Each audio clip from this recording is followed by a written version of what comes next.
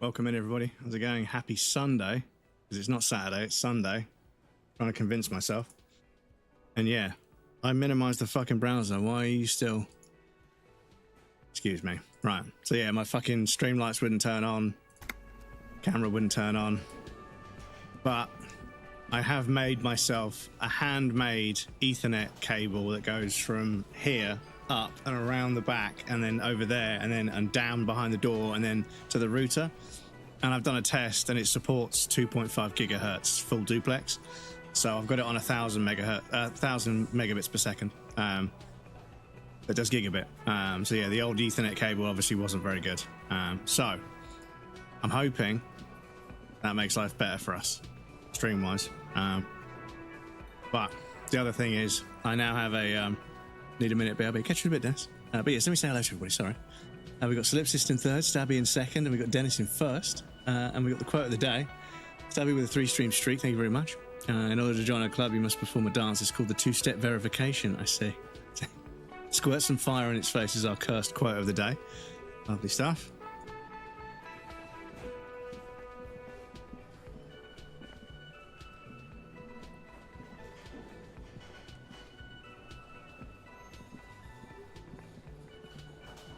Oh, hello, dear. There you are again. You know, to hell with. Of course, officers. Is there a Veldar, welcome in, dude. How's it going? you are interested in learning about? Croissant. That focus on the camera. And then back to my face. Bosh. Sony A6000 chat. It's the one. I've already taken a bite out of it, but yes. The gnome Got me coffee as well. of Jeroma. Nice chilled out Sunday stream.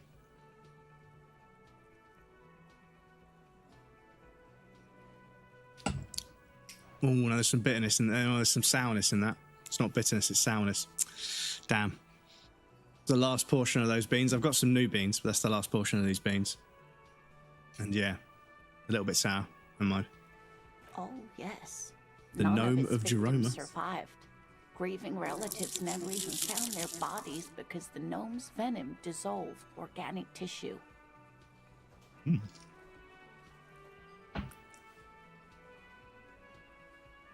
What did you get up to yesterday?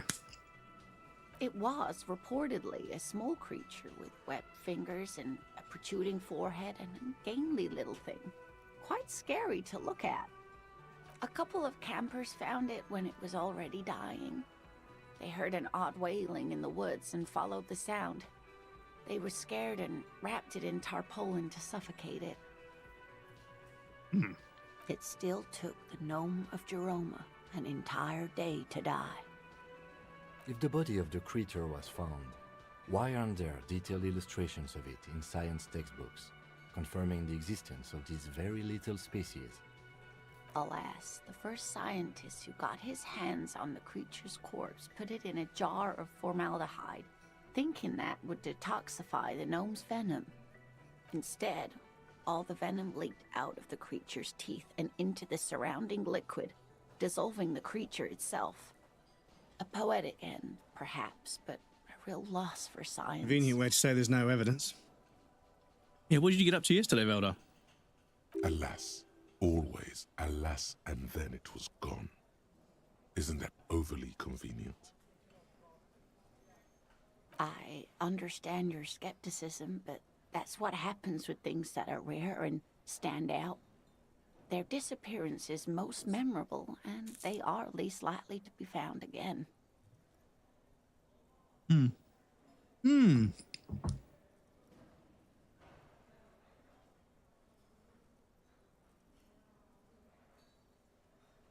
Yeah, I suppose if something disappears and you're never going to see it, or it's very unlikely you'll see it again, it does make a difference, yeah.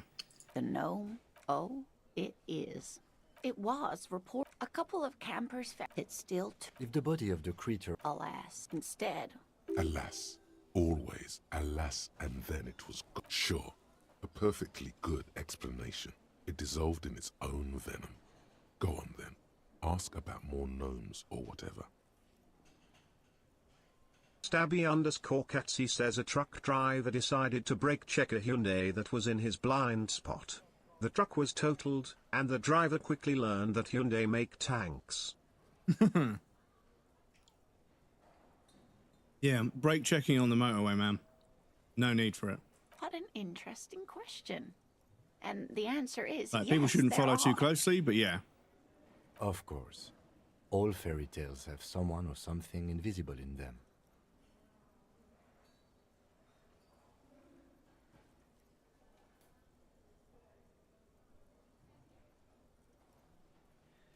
It's the Col de Mama d'Aqua. Its name means thin whisper of sound, and that's precisely what it is.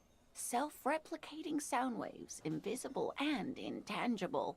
The Col de Mama is very afraid of us, which makes it incredibly difficult to track. Col de Mama d'Aqua can also be translated as a whisper light and low.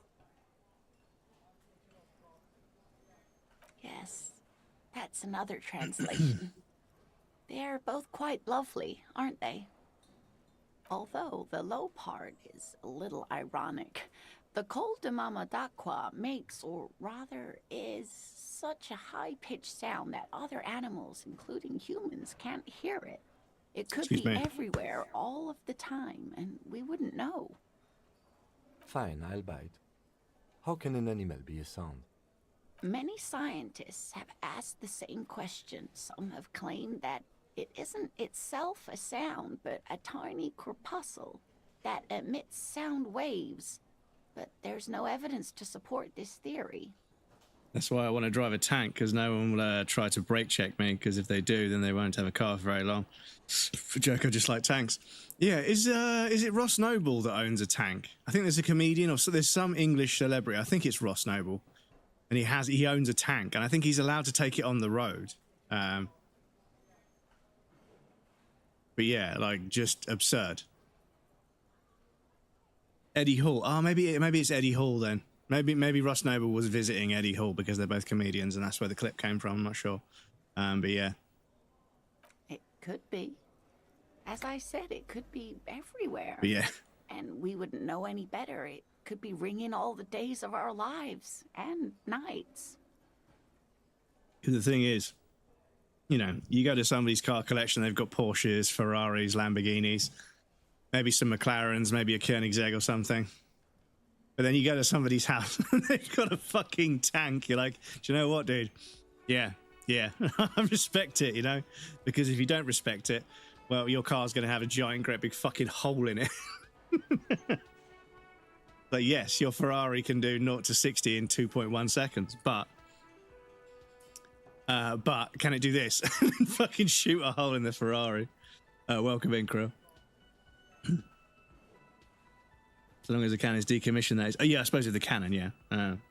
Legally, if you drive for long enough, you can get a category H, I think it's H, license that allows you to drive your drive and own tracked heavy vehicles, including tanks. Yeah, because my driving license, sister got. Oh, so you did respond. Sorry, I didn't see it. Sorry, your sister got married. Congratulations, Sid. I hope you guys had a nice time. Congratulations to her.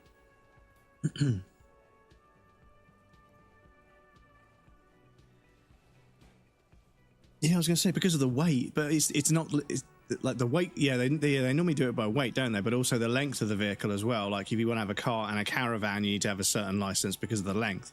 Because caravans are really light, but are obviously quite long. Plenty. It's the evidence that led to its discovery. I'll try to do insurance In the scams if they do, 20s, then the insurance won't be a problem. Areopagi ornithologists, that is, scientists who study birds, were trying out a new recording technology for capturing sounds outside the range of human hearing. But yeah, my driving license used to have all sorts of stuff on the back of it. I was allowed to drive all sorts of stuff, and then suddenly I got a new one year and it was all gone. So now I'm allowed to drive a car and a moped, I think that's it.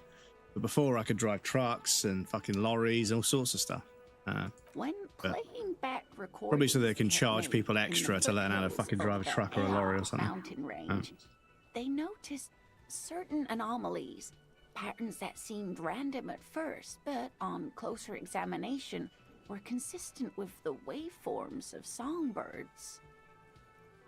The scientists soon discovered they could track and even predict what appeared to be feeding, mating, and migration patterns based on sound waves in a strictly delimited range of ultrasonic frequencies, even higher than those of the highest pitched bat calls.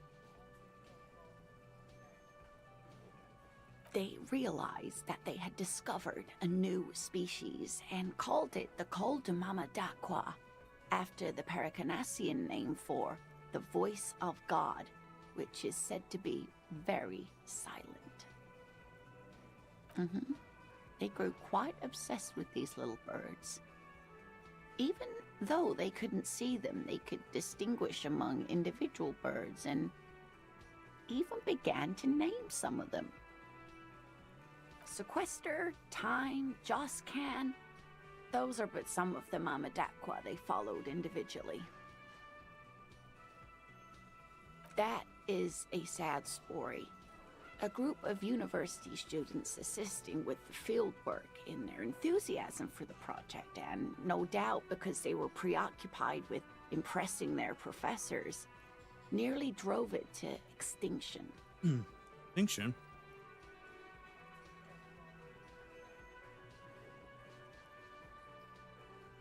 Also break multiple laws. My dad got a license. He got a car, motorcycle, boat, snowmobile, tractor, bus, and truck on the same license. Yeah, the UK used to be able to drive all sorts of stuff. But yeah, like I say, I got a new license and it's just blank. There's like only like 2 or 3 vehicles on there, unfortunately. Branded a hostile threat. They tried to communicate with it and had no other means but sound. So they started sending out sound waves at frequencies they thought might match the Mamadaqwas.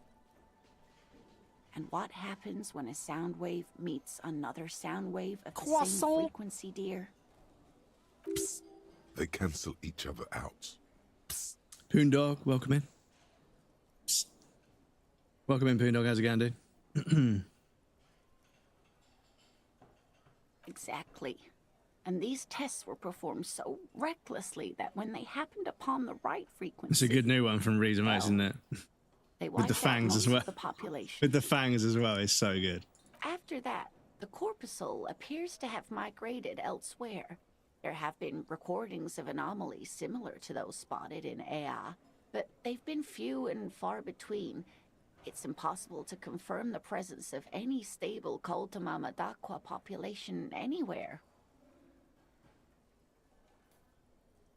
Of course. A common thread in these. Disappearance and unfalsifiability. I like the story, though, ma'am. I'm glad you did, dear. What about what? Of course, dear.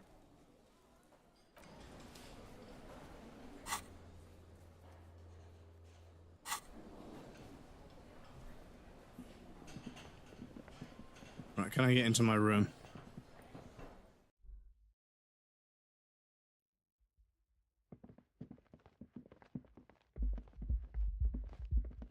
No.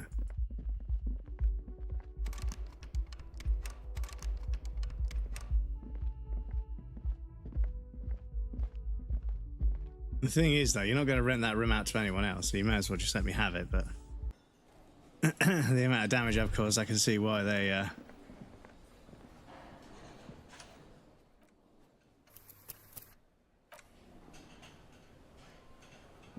Have I got the comically large check from,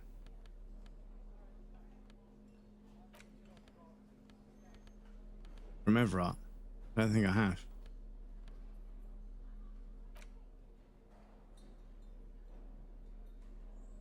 I suppose we need to go and get that so I can pay for my lodgings.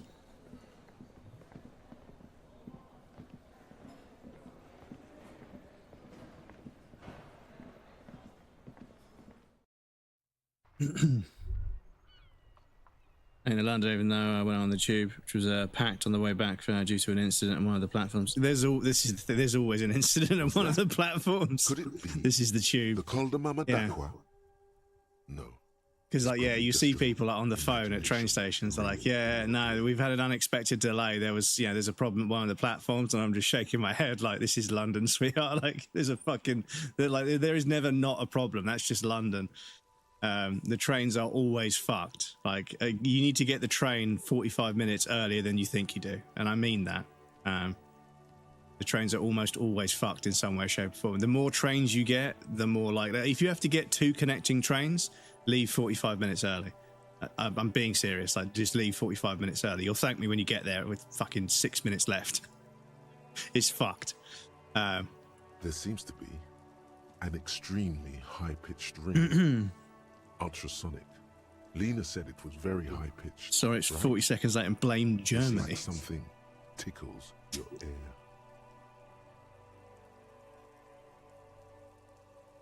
But yeah, like, it's pretty simple. Yeah, in Europe, the train shows up when it's supposed to show up, and then it leaves when it's supposed to leave. And funnily enough, that means they're always on time. Must just be a regular bird. The amount of times I've seen somebody like holding the tube door, and then the person on the platform's like, "Sir, please stop holding the door. Sir, stop holding. You're causing a delay. Stop holding the door." And then somebody who's like lived in London their whole life, who just doesn't care, will just fucking chin the guy and leave him on the fucking platform with his teeth out. And everyone's like, because it's just holding the train door with your foot. Honestly, bruv, like you're going to get isn't fucking hearing knocked the a fuck whole out. lot. The distant hum of the industrial harbour, the traffic. But, admittedly, there is a high-pitched noise somewhere there too.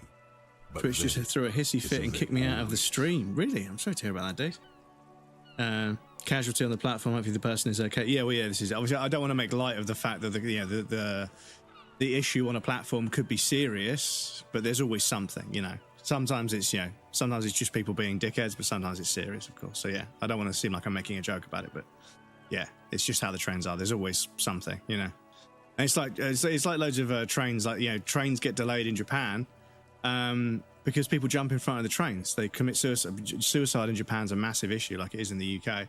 People jump in front of the trains, and the people on the train just don't say anything. It just stops. They all know what's happened, but nobody says anything because it happens so often. It's like, fuck, man. It's so sketchy. No, I don't hear the Coldomama d'Aqua, and neither do you. Of course he doesn't. He's deaf. There it is again. You're about to rediscover a long-lost species. Glad if the train comes into it. Yeah, well, you buy a ticket and then you find out that the train company that runs that specific train doesn't support that ticket, so you have to buy another ticket. Maybe, just maybe, it will come toward you. But because they're so fucking disorganized, you can bunk the train there really easily. Like, it might numerous times, got on a train without the right ticket and thought if they asked me, I'll just say, I don't know, I thought I had the right ticket, I'm just a tourist, and they just didn't even stop us, So we travelled around Italy a fair bit on the wrong ticket and nobody asked us. So, there is an advantage to the disorganisation sometimes. Oh no. The sound. It's moving away. Somewhere over there. Go after it. No. Too late. It's gone. There is no ringing anymore. Just the sound of the streets. Well, Italy has different. I mean, the UK. So in the UK, you can have, there's Southwestern, and then there's Great Western, and then there's Southeast, and then I think there's a few trains up north as well. But obviously, if you were traveling somewhere, they would sell you a ticket that would be okay for that journey, or they would say, we can't sell you a ticket from here. You'll have to buy a ticket when you get there or whatever. But yeah, there is some, but in Italy, you can buy like a travel saver, holiday saver, tourist travel ticket that you says you can get this train and go here and go here and go, this sounds great, €350, and you buy it. And you get there and they're like, no, this is not the right ticket for this train. And it's like, so what is the right ticket for this train? €180. It's like, fuck off. And then, you just fucking get on the train and say, if anyone stops us, we'll just say we thought we had the right ticket. We asked, but we'll pretend that we didn't ask because, they're not organised. This is the thing. They're trying to fucking scam us out of an extra €180, but they're not organised enough to fucking follow up on it. So, fuck them.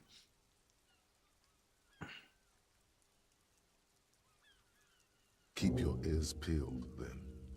If the species really has migrated to Martinez, you're sure to hear it again. So you got Trenitalia, and then you've got another company as well, and I think there's another one after. I think there's 3 companies. And I don't know quite how it's divided, because the UK is divided up into, like, you know, you've got the South, Midlands, and the North. So you have different train companies that kind of run, but the South has like 2 or 3. And there's, I think there's Southeast, and then there's Southwest trains as well. And I think there's Great Western trains, but then there's Gatwick Express. Gatwick Express runs between, I don't know if it goes all the way to Eastbourne, but I think the Gatwick Express might go from Brighton to London to Gatwick. You know, it just goes back and forth over and over again, and that train is just basically, you know. But obviously, everybody gets on a normal fucking train with their suitcases, taking up space at rush hour when there's a fucking Gatwick Express train, but they refuse to get it. So, you know, you give people a train that's specifically designed for taking people to the fucking train station, and they'd rather just fucking get on a normal train and just get in everyone's way. Getting on a rush hour train with fucking 2 or 3 massive suitcases. Oh, yeah, cheers. GG. It is a Sunday fun day, yes. Different day for me. Not usually streaming on a Sunday, but golf had to be played on Saturday this week. So I decided to move the stream until Sunday, because there's no Formula 1 race today. So I'm not going to miss a Formula 1 race. It's fucking 21:10. These guys are still out here. 1 app for all tickets, even if you switch from state train to private train. Yeah, well, this is it. It's, you know, everywhere else is more organised than the UK, or, you know, it's fucking crazy. And the amount, the English train system, right? I bought a fucking ticket to go to London for the day with my dad. Got to the fucking barrier and it wouldn't work. In the same train station. Got to the barrier at the same train station and it wouldn't work. And I was like, so I showed it to the guy, because we had a train to catch. I showed it to the guy. Get to London. Won't let me through the fucking barrier at the other end. I'm like, so I show it to the guy. They're like, yeah, sure. We go to a fucking information booth and say, hi there, we bought this ticket, you know, to travel up to London for the day. And then, yeah, and this woman, right, at the fucking kiosk, right, classic situation. She was more interested in arguing about why it wasn't her problem than actually solving the issue. Like, and after about 10-15 minutes, I was like, do you know what, don't fucking worry about it, whatever. And I basically just tapped in and tapped out on my phone. But yeah, it's just, the way England works is that so many things are a fucking problem and nobody wants to admit it, and you just end up, as the consumer, having to fucking deal with the fucking problem yourself. And it's, it wears you down to the point where, it wears you down to the point where you just stop fucking getting, like, you just stop giving it that much mind. It's stressful, it's annoying, but pleasure as always. You don't have to sit down this time, since you've already. I don't know what that means, Harry. Shady brew. There are so many moving parts. It just wears you down. I can't keep track of them all. You know what? Don't even tell me. Whatever it is, do it. Surprise me. Just one thing. Next stop, Walthamstow Station. Next stop, 72-minute delay with no delay repay. No idea what you were talking about, and he doesn't care either. My dear Harry, there are literally millions of containers in this harbour. I couldn't possibly remember what's in all of them. I rarely do, Harry. I have people for that. Now, you were saying? Yes, my best men are tracking it down. Some kids saw some other kids running away with it. Some folks said a paranoid schizophrenic might have it. Leads are being checked, Harry. What's that, Harry? You're getting a little pale. Is it the words paranoid schizophrenic and lost gun in one sentence? Don't worry, it's just a lead. It'll probably turn out to be nothing. Right, so we must have the comedy check, because he's not giving us the dialogue. I mean, maybe, unless we need to fucking talk to him about the hanging, but I don't want to actually talk about the actual case, because I want to have, like, negative case points. Can I help you? Got the 20 real? Then why are you wasting my time and yours? 500 CHF parking ticket earlier this week. That was a bummer. 500 CHF. What does that equate to in pounds? Because if it's like 20 or 30 quid, then like, yeah, you get a parking fine in the UK, it's like £90. But you can get it down to 45 if you pay it quickly. Yeah, cheers. Got the 20 real? Good. You got the room for the night, but remember, you'll need another 20 real. Oh no, shit, that was a task, wasn't it?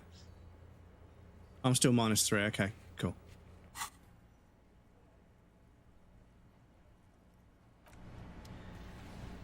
Okay, because once we can get to the island, there's a few things we can do for bad cop rating, and then once we've done the bad, then we can start playing the game and just doing whatever the fuck we want, because doesn't matter if we get tasks or not. £460. Fuck that. That's a lot. Yes? Oh, he's off. Only Oh, banal it failed. to strike you. One you should be ashamed of. Oh, for fuck's sake. It's no wonder the soft one doesn't want it back. Yeah, well, yeah, I suppose. Yeah, this is the thing.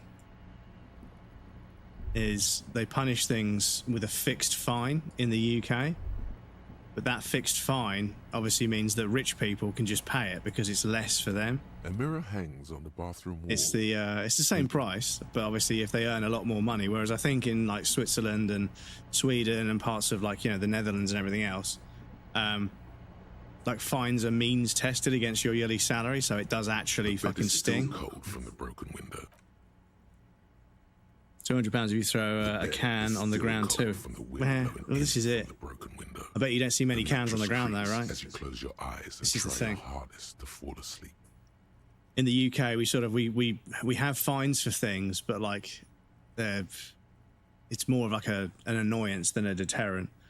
I don't like the way the police hand out fines to the working class for things that are really sort of minor, whereas like major offences go unpunished every day.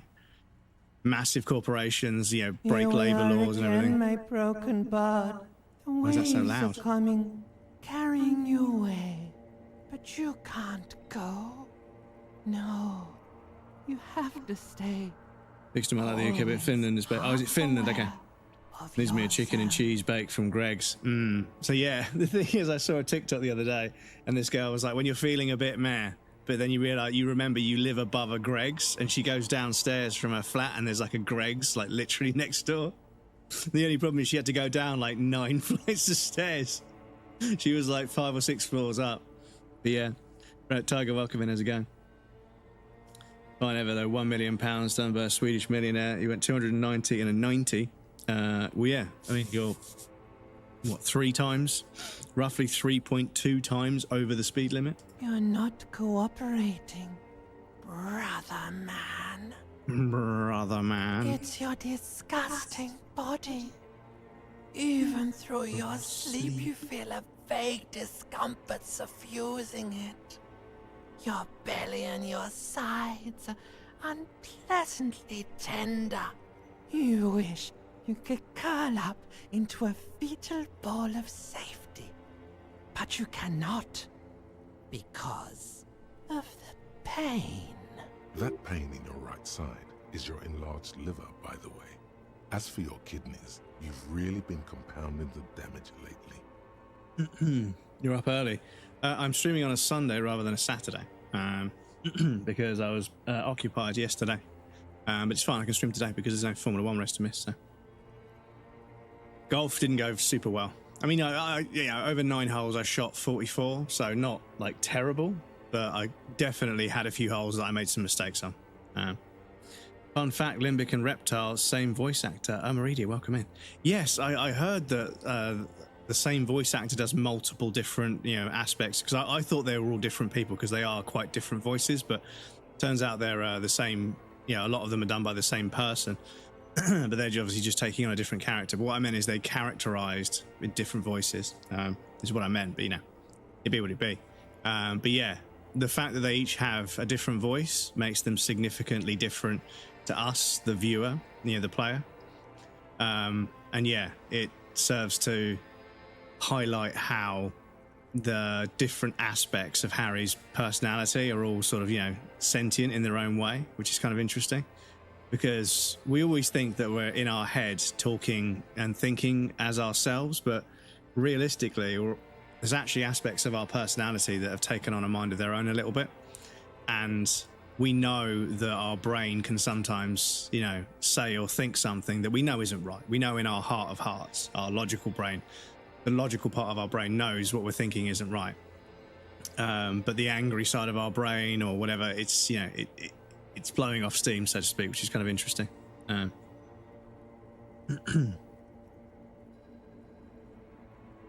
Straight to the bunker. Nah, no bunker shots. Just a lot of mistakes. Just a lot of mistakes. I had one hole. I had an 8, so I was like 3 or 4 over. But then I had 3 holes that I got in 3. So I wanged it down there, played on, and then putted, really sort of, up and down, good golf. But I had a couple of fucking terrible holes as well. So it's just how golf is. But the ground is so fucked. I don't want to make excuses, but it's literally fucking barren wasteland out there at the moment. The ground is like chalky and dusty and just solid, like rock hard concrete. So trying to play a ball is just, it's fucking rough.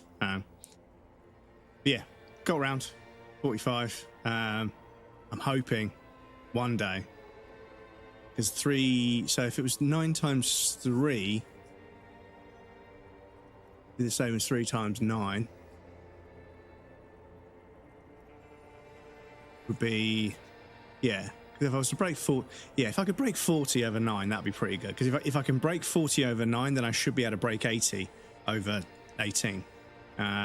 But that's obviously not how it works. The more holes you play, the more chances you have to make a mistake, and I do make mistakes. But yeah, I'd like to be able to comfortably just do 9 holes on a Sunday and break 40.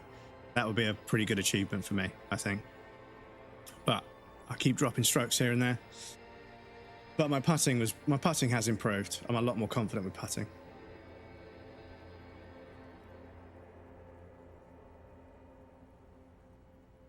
Oh yeah, baby. Oh yeah, baby. Frame your suffering as a masterpiece. Only one problem. No one's watching. It's boring, buddy. Boring as death. Bit of social commentary on my own stream right there. You're just stuck here. In the half-world. Could try looking at other people.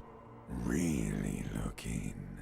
But why would you want to start doing that?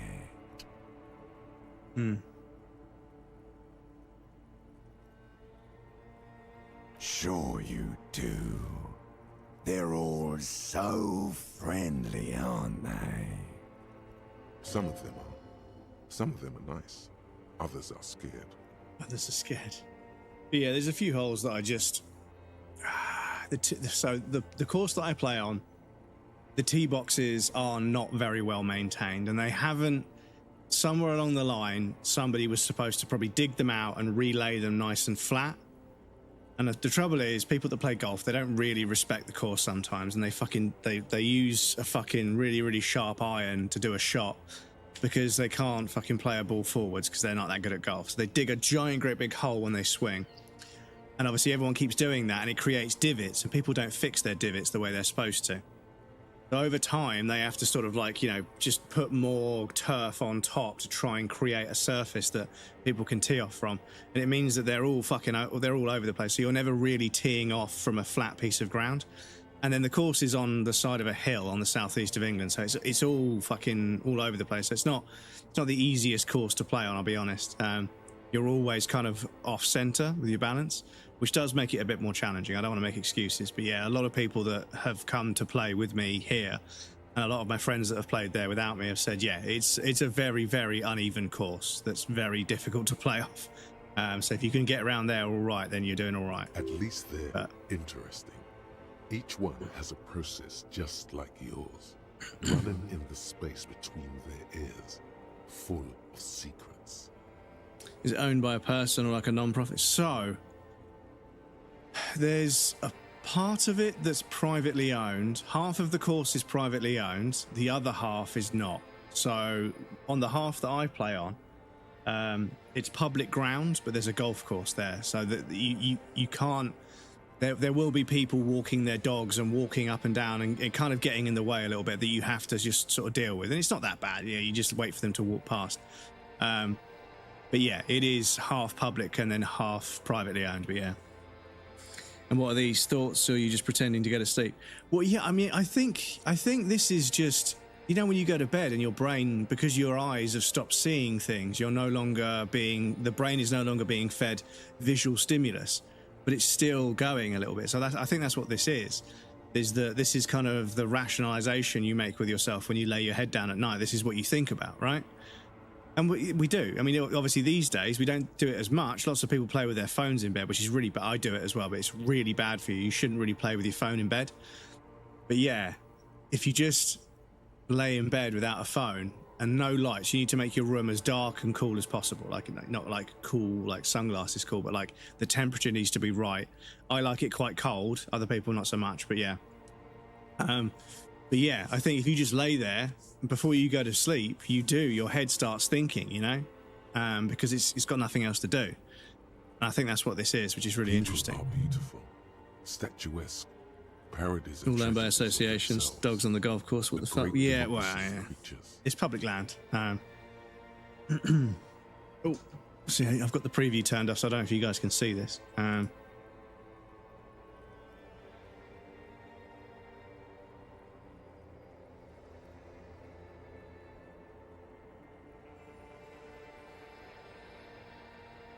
So, this road here, Paradise Drive. So, this half here, all of this is where I play, and this is public land, but this is private. Now, these holes here, these long bastard holes here that are fucking quite difficult, just because of the sheer length of them. But there aren't that many bunkers, to be honest. There's a few trees, but there aren't that many bunkers. But yeah, there's more bunkers. There's more bunkers here. But yeah, this one here, this is a monstrous hole. You guys can't see the cursor, but yeah, the one that's in the center now, that's got like the sort of kink downwards, and then this is a fucking long bastard of a hole. You tee off from the left, and yeah, it's a fucking long hole. But then this one here is dead short. It's like an 8-iron or a 9-iron. It's fine. But yeah, so it's half and half basically. So you have to make space for the tourists and everything, because the thing is, even though there's fucking like so many places to go hiking where I live, like there's so many places to go hiking, it's ridiculous, right? I mean, sorry, I'll just make a point. You get people hiking right across the golf course, right? But look how much green space there is for hiking, right? But no, they have to come and hike across the golf course when I'm playing, right? But look at this. Look at all of this coastline, all of this untouched countryside, all of these forests and everything, all of these little forests that you could go and just hike through, all of these places you could hike, right? But no, they choose to hike in between two built up areas, and it's fucking all of this forest here, all of this forest, they hike through it, and then they decide rather than going into the town, right, they would rather hike across to the other built up area, and then realise there's nothing to do until they get to fucking Auckland. And there's a nice little park here. It's so fucking stupid, chat. Sorry, just to show you guys the map. But yeah, we get hikers on the golf course, but it's literally like, it's built up all the way around with a forest behind it, right? So why you would want to go all the way into like the built up area to hike across it when there's fucking so much to hike elsewhere? We have like national heritage sites where they're like world famous hiking like routes and stuff. People come from all over the world to hike the Seven Sisters. People still want to hike across the fucking golf course. It's so stupid. But anyway. So yeah, it is close to the houses, yeah.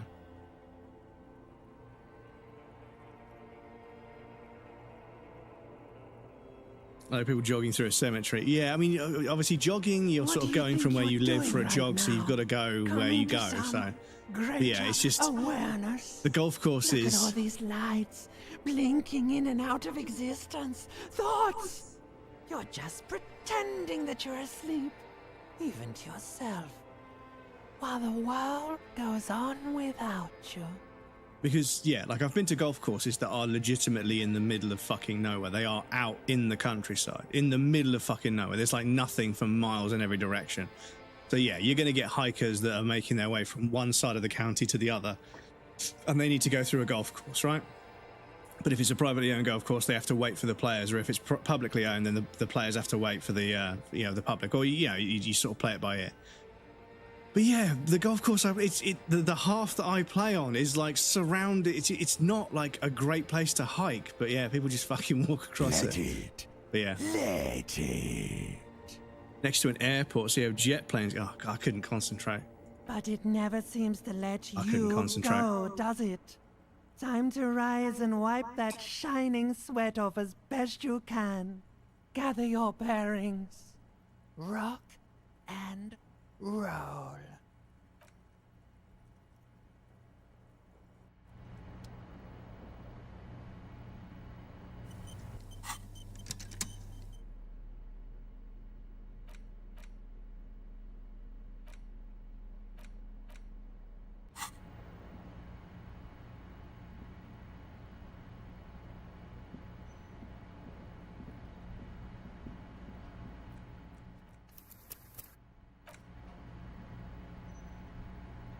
A mirror hangs on the bathroom wall. In it, your face, adorned with the expression. It's like something snaps in you, a nerve ending, a thought, a sadness. Your face in the mirror is suddenly clean of the layer that had distorted it for God knows how long.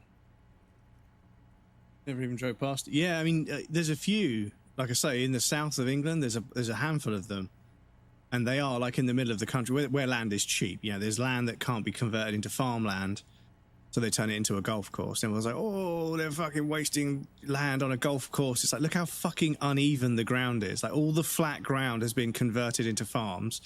Let people build golf courses on the bits that can't be used for anything, and let kids build dirt jumps in fucking unused bits of fucking like forest. The amount of times I've seen like 5 or 6 kids, 16, 17, 18, 19, 20 years old, spend 4 or 5 summers in a row digging and building their own dirt jumps in the middle of the fucking woods where nobody fucking goes. And then one fucking like idiot parent takes their idiot child down there, or they're fucking walking their dog in the middle of the fucking night with no fucking torch, and they fall into one of the fucking holes that's been dug, because they're not looking where they're fucking going. And because it was a hole that was dug by human hands, not just a hole in the forest or a log that was fucking on the floor, they fucking sue the council. The council then has to fucking pay out for this idiot. Then the council comes along and bulldozes the dirt jumps. And they're like, well, now the kids are riding their bikes doing tricks in the street. Like, all these fucking kids, they're doing tricks in the street. They're scratching up all the curbs and ledges and stuff. It's like, well, you fucking destroyed their dirt jumps. What do you fucking expect? You know, build them a fucking skate park then. Oh, we can't afford that. Oh, sure. And then the fucking an AI data center gets thrown up in the space of 6 months. It's fucking bullshit, dudes. The fucking councils refuse to build things for kids. It's like pretty good that, here. It's Where I live, it's pretty The good. running gag that There's a bunch of stuff for kids to do, but it is a tourist attraction. It is a tourist town. looks back at you. Any working town, you know, there's nothing. They refuse to build things for kids. And then they wonder why the kids don't go out and do anything. They're like, kids are just stay at home. They're just on the internet these days. They don't go out. It's like, well, it's too fucking expensive. It's too fucking expensive to do anything, and there's nothing to do, you know. The window stands broken in its front. So yeah, this is like, honestly, kids have such a fucking raw deal of it, you know. Don't get me wrong, I know they've got a lot of learning to do about life and everything, but at the same time, the world is fucked right now. You know, they can't become part of the workforce. They can't become part of the fucking homeowners, you know, club. They can't become, you know, they can't. Yes? They just can't. just all they can do is fucking, you know, try and make some money off the internet somehow, and just sign on to the dole, because there's no jobs. There's no entry-level jobs because of automation and AI. and all the part-time jobs fucking taken up by people that are working full-time jobs that can't afford to live. Was that? It's Could it be the Mama Dakwa? Did I not do this before? It's probably just your imagination ringing in your ear. There seems to be. I can enjoy no golf courses. Well, this is the thing. The thing is, ultrasonic. Lena said it was very high-pitched. it's because there's so much other. I just showed you guys on the map. There's so much other green space to hike in. This is what I don't get. There's so many other parts of where I live. So many other places to hike. Like I say, world famous hikes. Right now, if I had a fucking IRL stream set up where I could take my phone with me, I'd jump in the car, take you guys down to Seven Sisters and go for a walk, right? And you would see tourists from all over the world. Japanese, Russian, Spanish, Chinese, Korean, Australian, American, just from all over the world. Just so many tourists from different parts of the world have come to hike over there.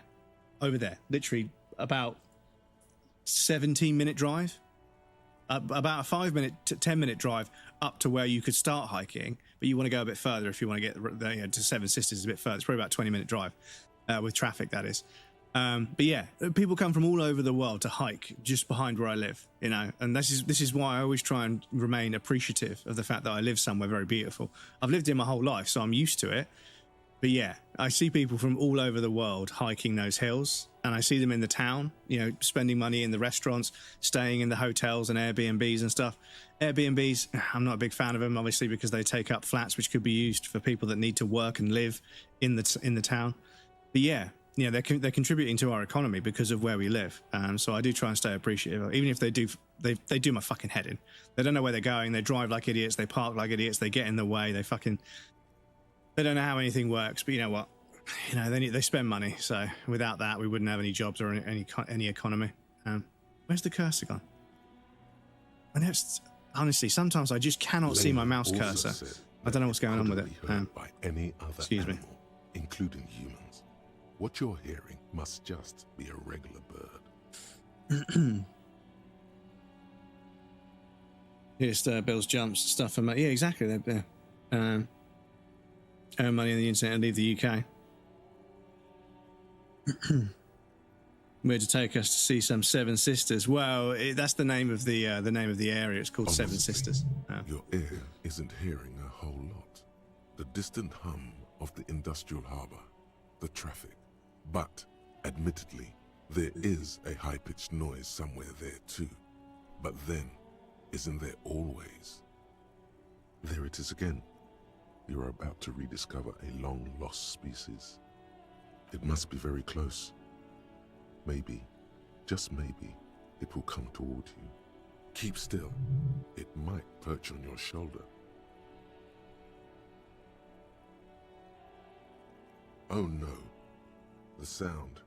It's moving away. Somewhere over there. Go after it. No. Too late. It's gone. There is no ringing anymore. Just the sound of the streets. So it does. It's gone. All that's left for you is the disco. Just checking where the bubba is.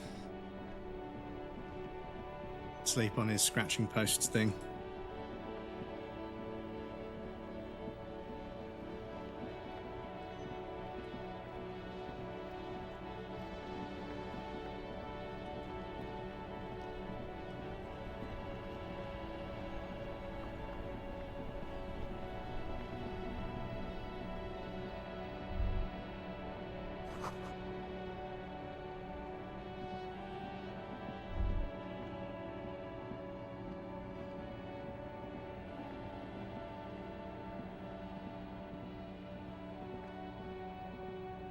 Morning. Oh, they're not fixed it yet. Or can I? Oh, I think I can do this now. Okay, right. So apologies, chat. We do have an ad break coming up. So I need to pop you guys over on the BRB screen. There'll be a raffle and some clips for you guys that want to hang out. But please feel free to get up and move around, grab a drink or a snack. You won't miss anything. I'm gonna take a break as well. And we also have anonymous follows on the BRB screen. So if you're lurking, you want to follow in secret without being called out, I understand. It's perfectly valid. BRB screen, there's no alerts for follows. There's alerts for everything else, but not for follows. So if you want to follow secretly, I understand. It's perfectly fine. Once we're over there, the bot will say so. But yes, I'll be back in just a moment, and then we'll carry on.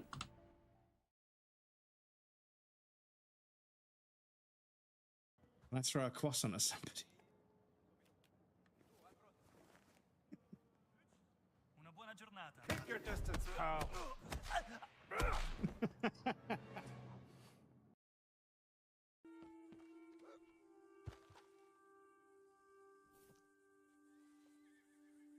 What? Am I stuck inside a box? Am I stuck inside a box? Rockstar, come on. Seriously. Yeah, I think...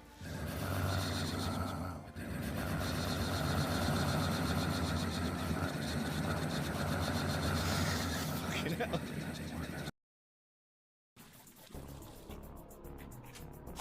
Okay, we can't get back, that's fine. Game! Oh my god, game! Fucking grab the fucking... Game! What is this? Oh my god, game, you fucking done me. You fucking done me! Fucking hell, dude. So there's a grapple point back there, but it just doesn't work. You can kind of climb anywhere. Or, well, either that or,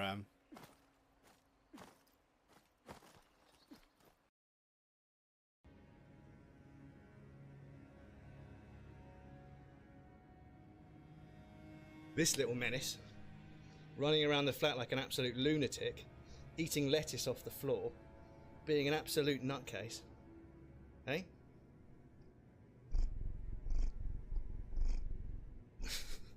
Look at him. Look at this boy. Hey? Ugh. Let me hold on to your feet. Look at this boy. Hey? Look at this boy. Hey? He's a happy boy. Go on, off you go.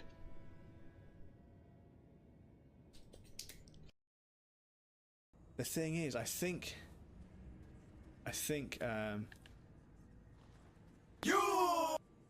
That's the best one we've done. The boss here. Oh, is it this fucking oh, it's Pumpkinhead, okay.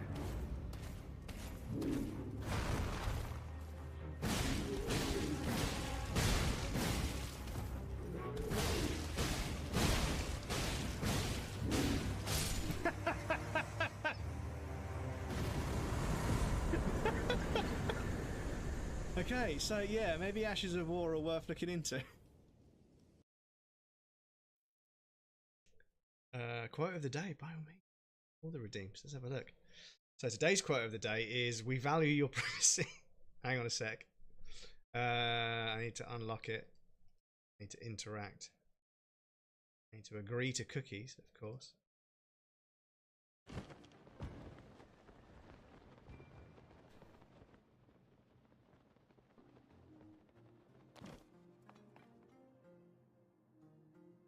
No, God! No, God, please, no! No! Stop it. Motherfucker. Fuck's sake. Okay, gonna have to time it a little bit better than that. Fuck's sake.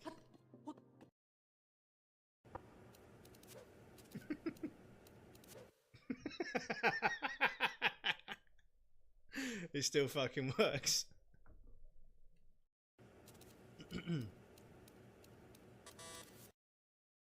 It's easier to move like this without being seen. He's blind. No. I walked into a pub that I used to frequent, and the barmaid, literally hands on hips, just stared at me. And I was like, "What?" And she was like, "You don't remember, do you?" And I was like, "Remember what?" Because you were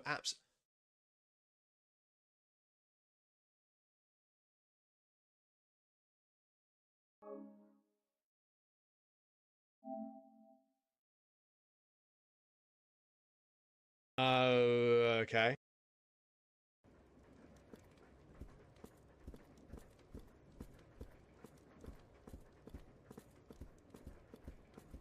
Best game. Right. from spoiling those who haven't played, are you going to do a different ending this playthrough? Yeah, I suppose, because I mean, I thought that if you gave them your heart, the very next day they'd throw it away. But no, I thought if you gave them your heart, that would just end the game, and you know that was an ending.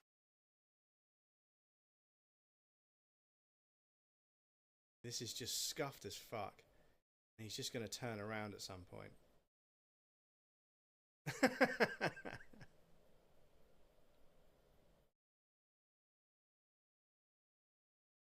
Oh my god, chat. Oh my god.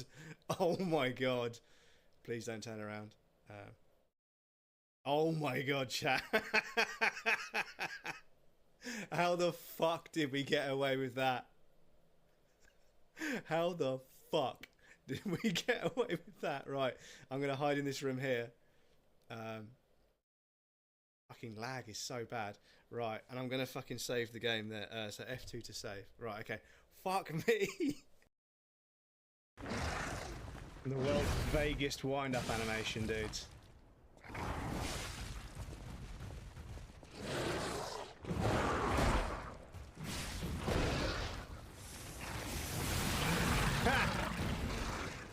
Get Gascoigned, bozo.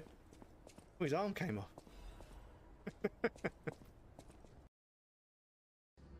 with everything in hand, the time has come to rise against the Erd Tree. Well, you say that. I've already set fire to it, mate. So yeah, I'm a couple of steps ahead of you.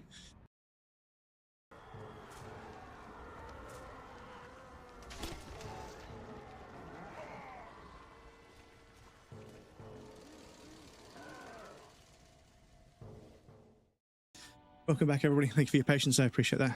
Apologies, I had a phone call to make. Somebody to explain something to. A rusting control panel with loose wires dangling out from the hole where an indicator light used to be, and a mechanical lever sitting in the middle. You grab the handle and pull the lever up. As soon as the metal connects against the contact pins, you hear a loud clunk. Then, the water lock starts moving.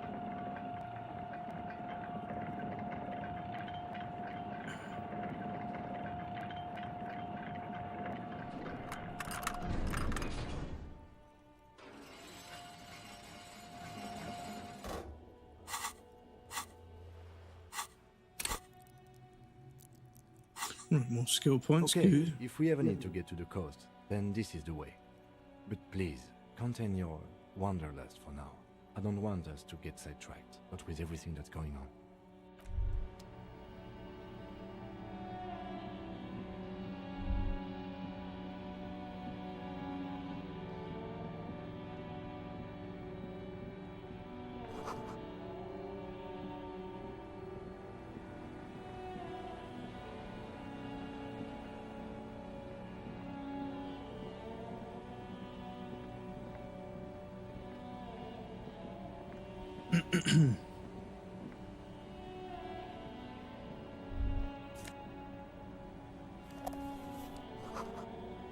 Directly beyond the gate, more abandoned motor lorries. Yeah, there's areas you can't get to that, because I mean some games have like this kind of like just it cuts off, and you obviously, but other games have like a limit, and then there's a bit more terrain. And I always want to get, because sometimes you get to that area, right? Sometimes you can get outside of the sort of limitations you see now, and you cut. And it's like in Dark Souls where you come back. Oh, this is here. Like, oh, this is here. This is a bit we couldn't get to before. But yeah, this game has a few places you can't go. No, it's obviously because, you know, with what happened with the studio being disbanded and the publishers being a bit fucking evil. I know that this is it. I know there's a very little chance of any DLC or, yeah, anything that's going to be from the original people that made this game. So it's kind of like, when I see areas you can't get to, I'm like, oh, what if I just keep playing? Maybe I'll get to there at some point. Yeah, maybe I'll find a way to get round there.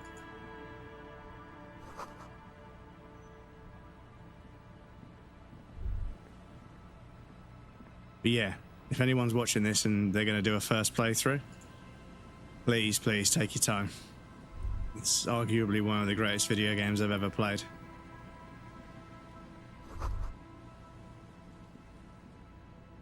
And yeah, you only get one first playthrough. Rust peels off the bent iron posts of the swing. The wind whistles through the skeleton of the small house behind you. There's desolation everywhere. In this yard? He's assessing the situation. How long ago was it abandoned? Someone thought they could have a summer house in a bloc obscur for cheap. It didn't work out. They abandoned it about a decade ago. A black bloc, a part of the city left unrenovated after the war, or one that has fallen to gang violence, or has become inhospitable in some other way. On aerial photos, block obscures look like dark squares, hence their name. Practically, it's not an official term in any way, but look around. No sewage, broken power lines, crime, drunks. Life is tough in the blocks. It's no place to build a summer house. To make more games with that publisher. They all splintered off into their different studios, unfortunately. But yeah, I think there's one called Red Letter Games. I think Rostov, so Kurvitz is the writer of this game. Mostly, obviously, yeah, they obviously had help writing. And Alexander Rostov is the artist. So, and those are the two components that, yeah, for me, symbolize this game. The art style is just absolutely impeccable. And the writing is fucking brilliant. So yeah, I'd be very interested to see what they're doing next. Like if Kurvitz was to write another book, I'd probably be interested in reading it, and I'd like to own some of Rostov's artwork, but I don't know what he charges for it, you know. After this game, probably a lot more than he used to, to be honest. But yeah, maybe one day I'll bump into them somewhere and be able to say thank you for making such a fucking brilliant video game. Yes. For you to scavenge like a post-apocalyptic scavenger who collects trash and errant magnesium blisters. It's not meant as nagging, just an observation. Yeah, I'm pretty sure his name's Alexander Rostov. I don't think we will solve the murder with forays into the urban hinterland, at least in this phase of the investigation. I'll double check.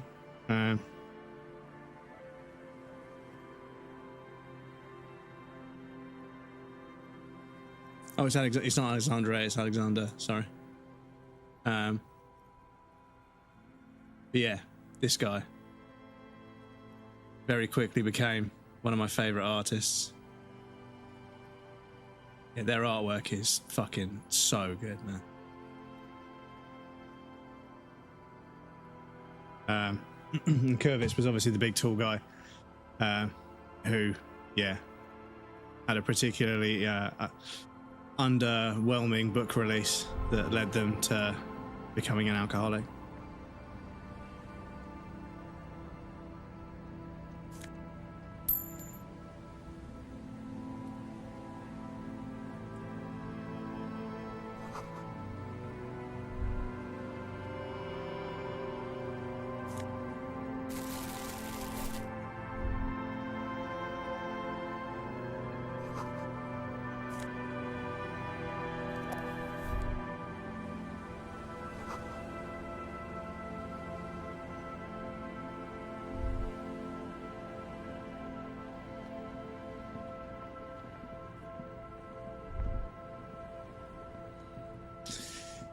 Yes, if we go and speak to the lady, I think we can use There's no way to listen to the tape without a working tape player or portal reel at hand.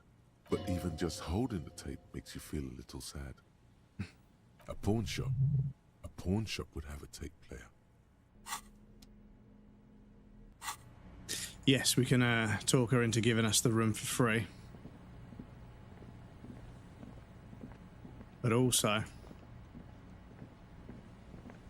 whilst I'm on the island, I need to... This one? I've got a list. Health and morale. Yes, so... Fishing village, day 3+. So, good cop, bad cop. Review your badge, putting my...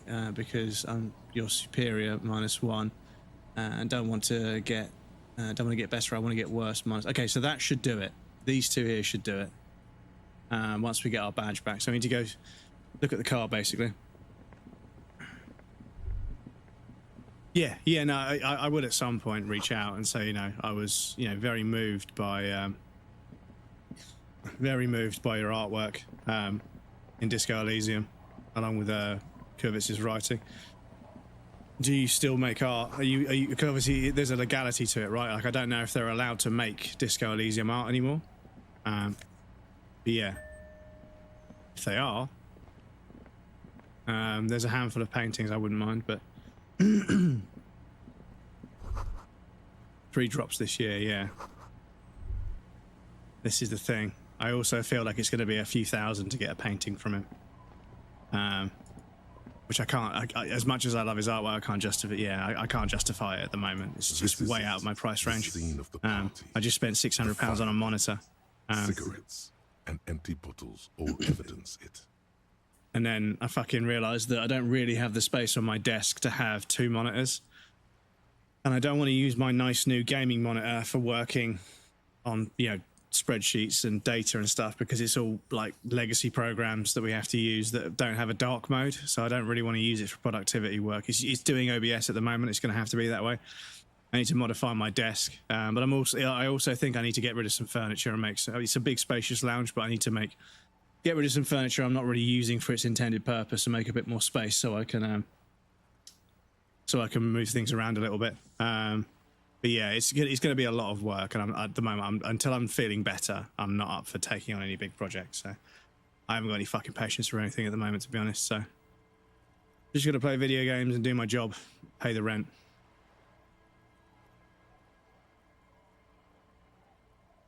Looks like they were here a while, judging from all the bottles. The sunken motor carriage provided them a focal point, like a goose ice sculpture or a chocolate fountain. Looks like it.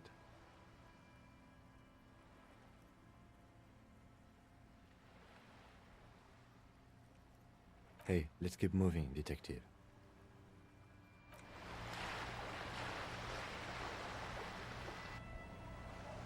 Fuck was that? Why the fuck did he just do that? Yeah. They've definitely been patching the game and not doing a very good job.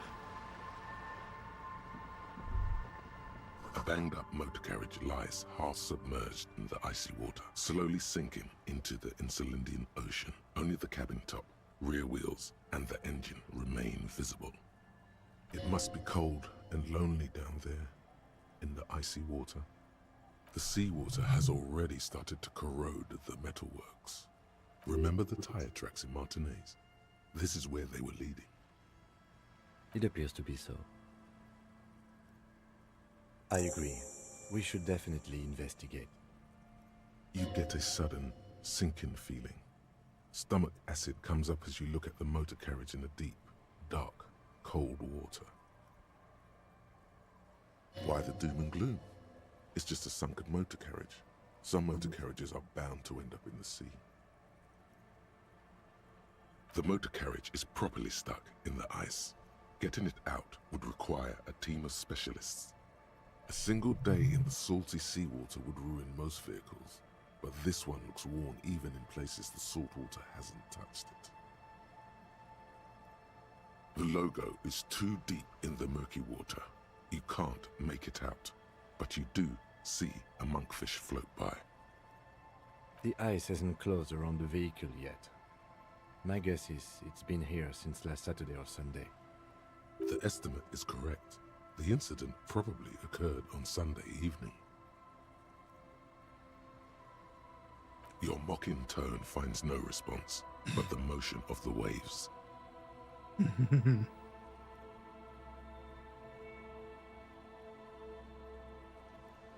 I did not. But I'd say it has been here since last Saturday or Sunday. Welcome back, Dennis. Your mocking tone finds... Yes. Clearly, this is a triumph. I'd say the vehicle has been here since last Saturday or Sunday. Your mocking tone finds no response, but the motion... Yes. crazy wreck. Let's wait for the low tide and see what's inside. Great idea. Then we can get the things inside. The Joyrider must have left something good inside. Guns, papers, maybe a cool jacket. A Joyrider jacket. I don't know. An hour or two, tops?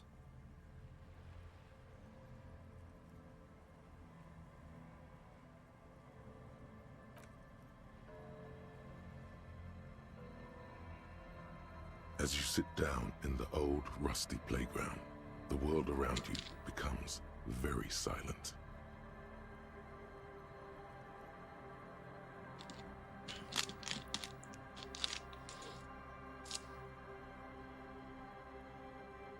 The hinges creak under your weight, dangerously so. Nothing but the sound of seagulls high above in the sky, echoing like distant laughter. Ice cracks around the blue motor carriage in the sea.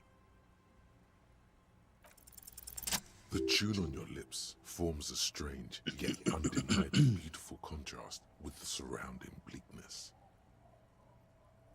The lieutenant gives you a quick glance, then, still looking straight ahead, he joins you with a higher pitched and slightly more melodic trill.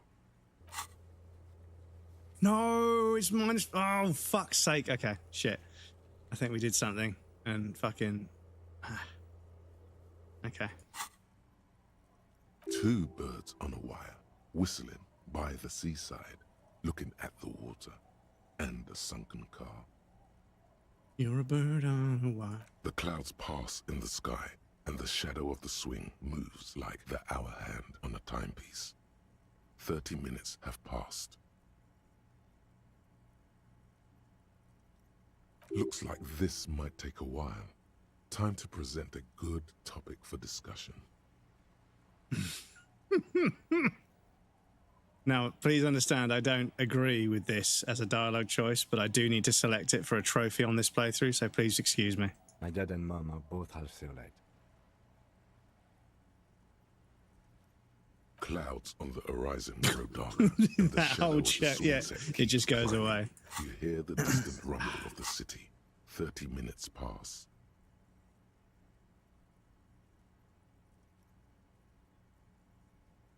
Once again, differences in skin color are the result of melanin production, liver functions, regional adaptation, and various other factors. Your voice echoes on the water, strange and out of place in the environment. 30 more minutes pass. Yes, 41. What do you think it stands for? It's as if he knows what it stands for, but wants you to say it. It's pedagogical. Does he know something about the driver of this vehicle?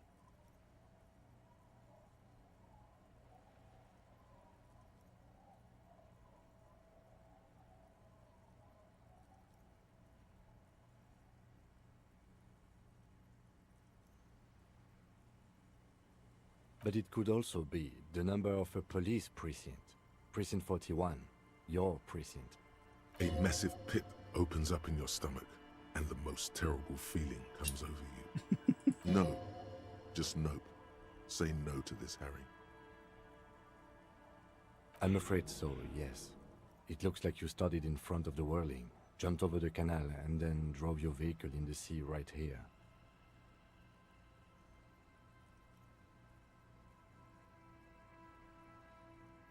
The lieutenant adjusts his glasses and doesn't say anything. How's the Sunday, friends? It's pretty good, dude, yeah. No, once again, I woke up and had like hours and hours to go for a walk and go and get some more coffee beans and stop at the shop and get some bits and pieces like my iron brew and my smoothie and everything. Got back with like over an hour to have a shower and get dressed and start the stream, and somehow time got away from me again before stream, and yeah, it was fucking like a minute to 12 and I was like, shit, so I got the stream started. But then everything, like my lights and everything, wouldn't turn on. And I was like, oh, for fuck's sake. There is also a fourth thing you've lost. More precious than the gun, the badge, and the motor carriage combined. Lost forever into the deepest of seas. People are more valuable than machines. training a police officer is even more costly. Detective, we don't. A rescue operation really isn't viable at this point. I'm afraid it will have to be there like that for many years. Look at it. Parts of it might be salvageable, but overall, this machine is a write-off. But yeah, it just feels like a Saturday stream to me. Yeah. Let's go take a look. Oh shit, was that a task as well? I was -3. This is the thing, I'm trying to fucking get to -5. So... But I get -2 for doing this, so... I'm just gonna save before we do this. Just in case.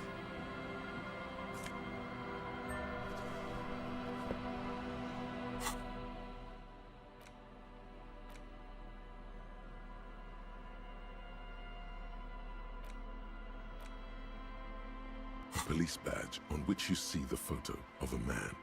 You. Some seaweed is stuck to the back. At least something good came out of all this. Shit. Okay, still -2. So Encased between two durable plastic yes, sheets here. is a bluish card with lines of information. I need to review your badge, shape putting of the up street with grid my of shit Flemish because I'm always. your superior -1, and I don't want to get better. I want to get worse. Okay, I've got to remember those two. You see a photo, a name, a rank, a document. Hope you number, get the hope date you get of your the 100% done, and like the game in and the diversity. lower right corner, Yeah. No, precinct. I didn't realize how complicated some of the trophies were. I thought I'll do a playthrough where I try and do every side quest as much as possible, just try and do as much as possible, and that should get me like maybe 70% of the trophies, and then there'll be a playthrough where I have to do things specific. But no, like you have to do so many trophies, have to be so specific. But we need to do a hardcore playthrough, and then after that, I can just do a stream or two where I just load up a save on a certain day, go and do a certain thing, follow a guide, and get the trophy. And I'm hoping we can do that and get most of the final trophies knocked out in one stream. Because yeah, I really want to 100% this game, because this game means a lot to me. It's a very significant piece of fiction in my life, for a number of reasons. I feel like the 100% is kind of a mark of respect, and the fact that the trophies are complicated also makes me feel as if a lot of people won't have bothered. So it'll be my way of saying, you know what, I didn't just play this game because people told me it was popular. I played it because I fucking loved it, you know, and I 100%ed it to prove it. Not that I need to sort of, you know, prove anything, but yeah, I kind of wanted an excuse to play the game again. I'm not gonna lie. The man keeps you know, winking at you with his green-grey eyes. The photo is old. Coffee needs donut, Boston cream donuts. Last game we did 100% was SW Outlaws. Was it Star Wars Outlaws? Yeah, and we were talking about this in George's stream the other day about how, like, some games, like, I feel as if some games are... How should I explain this? So I feel as if some games are fun to 100%. They're designed to be 100%, and they're fun to 100%. And then there's some games that they're fun to play through, but then the 100% is just like needlessly grindy and tedious. Like they just added a bunch of really long-winded, kind of like menial tasks that don't really align with what the game is about, what the mechanics are. But when you play a video game that has, you know, contextually, you know, meaningful trophies, like, oh yeah, you know, that little thing you can do with enemies, yeah, do that 10 times, you know. So it's not, you're not going to do it by accident, but you don't get fed up with doing it to get the trophy for it. And I think that's kind of the balance, is that you need to think of things that players are going to naturally be drawn to, and then you make that a trophy for doing it a lot. Whereas lots of Ubisoft mainstream games and lots of other sort of EA and big publisher mainstream AAA games, they just put like a bullshit Easter egg hunt in their game and call it a trophy, and they, you know, complete the game on extra hard and complete the game in a certain amount of time. And don't get me wrong, doing a game in under a certain amount of time, I'm not a speedrunner, but even just learning how to be optimal, going point to point and everything, and like a Resident Evil game, we did 100% on a Resident Evil Requiem.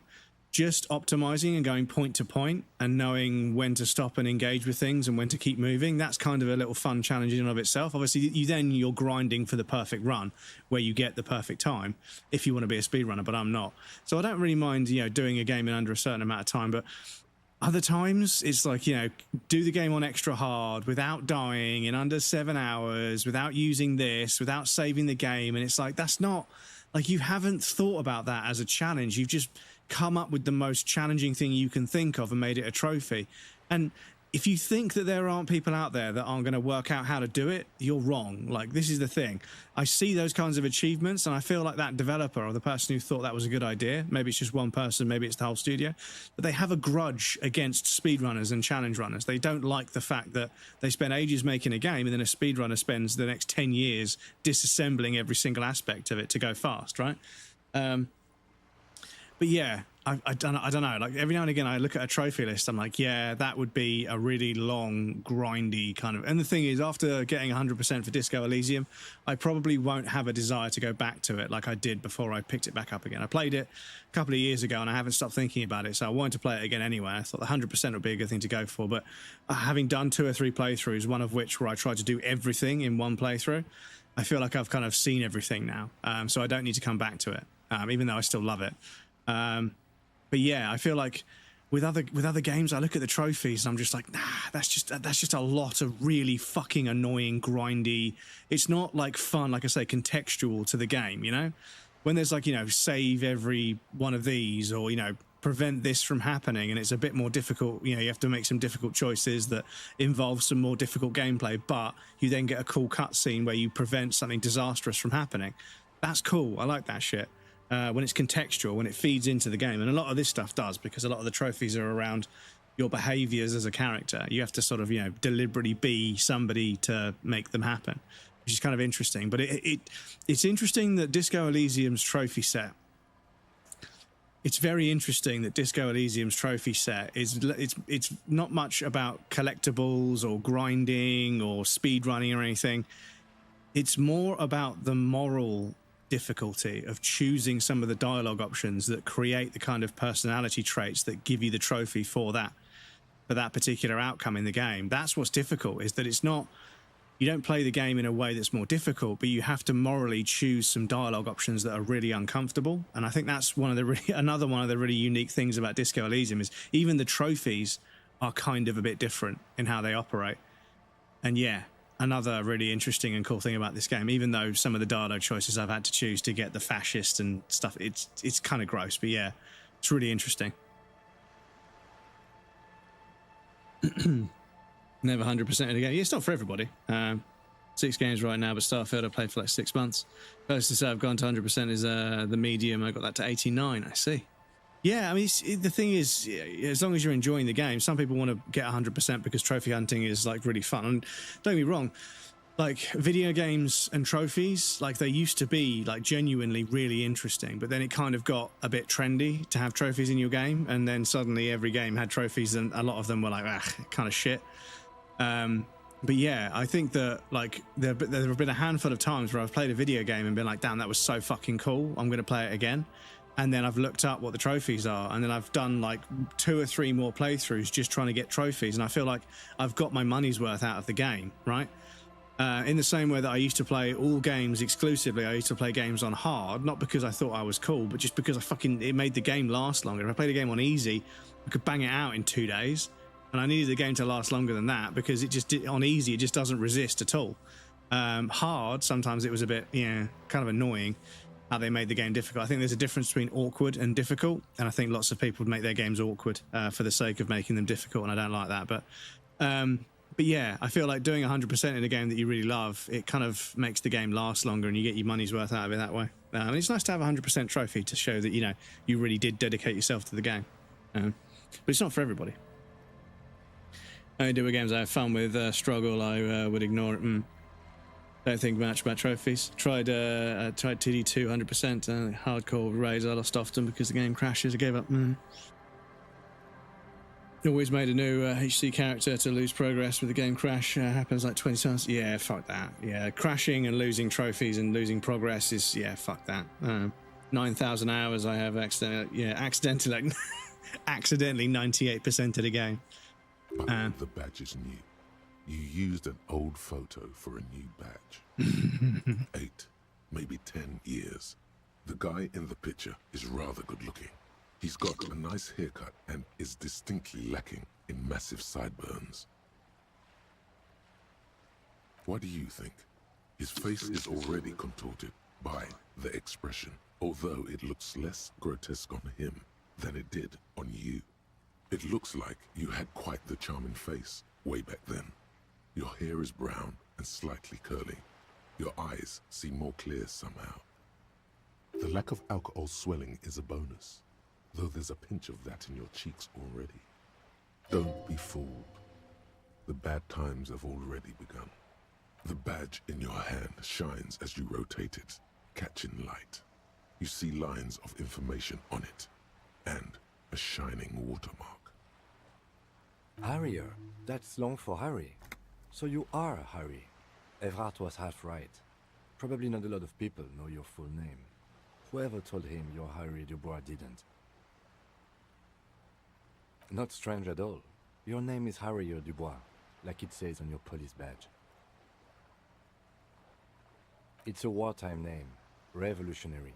The kind mothers give their sons during troubled times. Only about 500 hours in the game. Boxer, yeah, I'm not sure.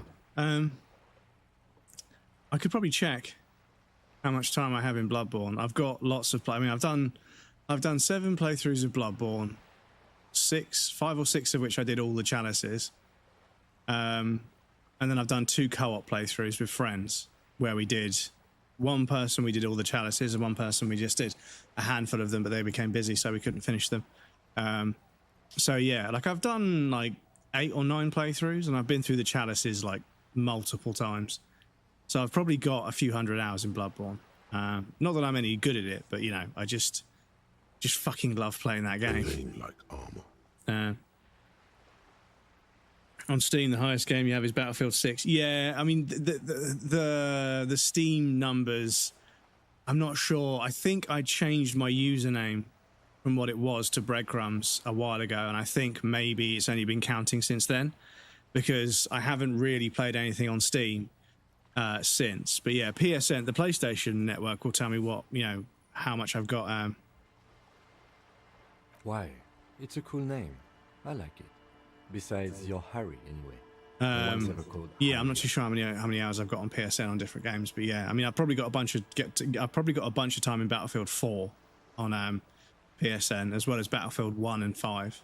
There's probably a bunch of time on there as well. Shines as you rotate it, catching light. You see lines of information.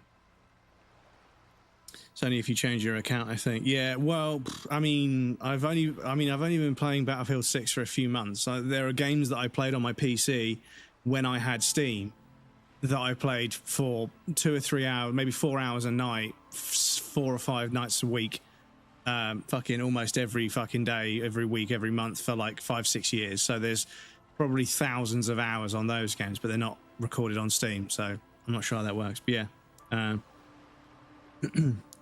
Who very like, oh, it was a non-fungible turtle. Welcome. I thought was that a fucking birthday thing? Welcome in, non-fungible turtle. 226 Windrose. When I like games, I play them. Yeah. Fallout 4,227 hours. Yeah, I mean, I don't know if there's a way if I can check my hours on PSN without turning the PlayStation on. I can't be asked to turn it on, to be honest. Lieutenant W. Freighter. The lieutenant is a rank above sergeant and below captain. It's the highest rank in the RCM that still does field work. I am a lieutenant. The title of Freighter is added to your rank when you decline a promotion to a higher rank. In your case, captain. You have declined twice, thus you're W. Freighter. There are many reasons one would do this. The rank above you in your precinct's décomptage might be taken, or sometimes promoted officers do not want to replace their superiors out of respect. And sometimes they just prefer the type of police work available to their current rank, in your case, lieutenant. Décomptage is the hierarchical system employed by the Revachol Citizens Militia. It means counting down to 2s. The countdown is modeled after the dual leadership system employed by the left. during the revolution, which So, in turn was please bear with me developed for a by second, last chat. century experimental Please, psychologists in the University of Königstein. I'm just going to briefly turn off the game capture, and there's a white screen behind it. It's going to be a bit of a flashbang. Please prepare yourselves, look the other way, because I want to check. The green screen's all crinkled, and I want to make sure there's no sort of like weird bits of like green screen not working. So bear with me for a moment. Yeah, it's fine. Yeah, if I create a shadow, it's there, but it's not. Excuse me, what? My eyes seared like tuna steaks. Oh man. Hang on a second.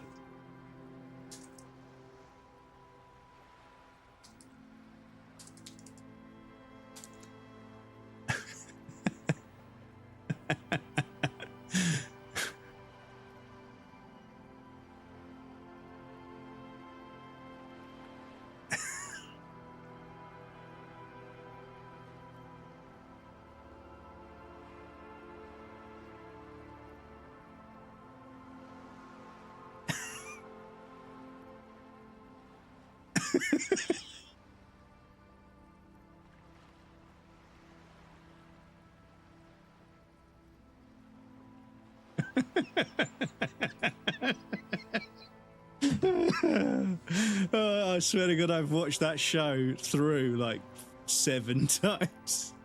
So many fucking quotes from that show, man. Oh man.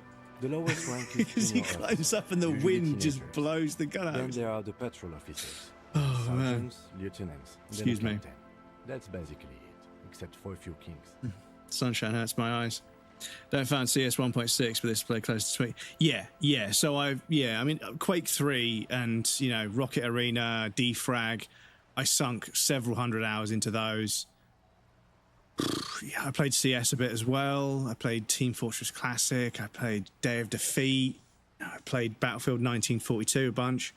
I played a bunch of games, but I suppose I played lots of different games. Some of these games I played all around about the same time, so I only played a couple of hundred hours each. But yeah, Quake 3, as a rough estimate, if I played it for 3-4 hours a night, 4 nights a week, for 6 years, I don't even know what the fucking number is, but yeah, it's a lot. I put a lot of time into Quake 3. But the thing about Quake 3 is you could just keep getting better. Everything about that game was so well balanced and so well designed that you could just keep getting better at one thing or the other. There was always something to learn, and it just never ran out of things to teach you, which is, yeah, all you want from a video game, basically.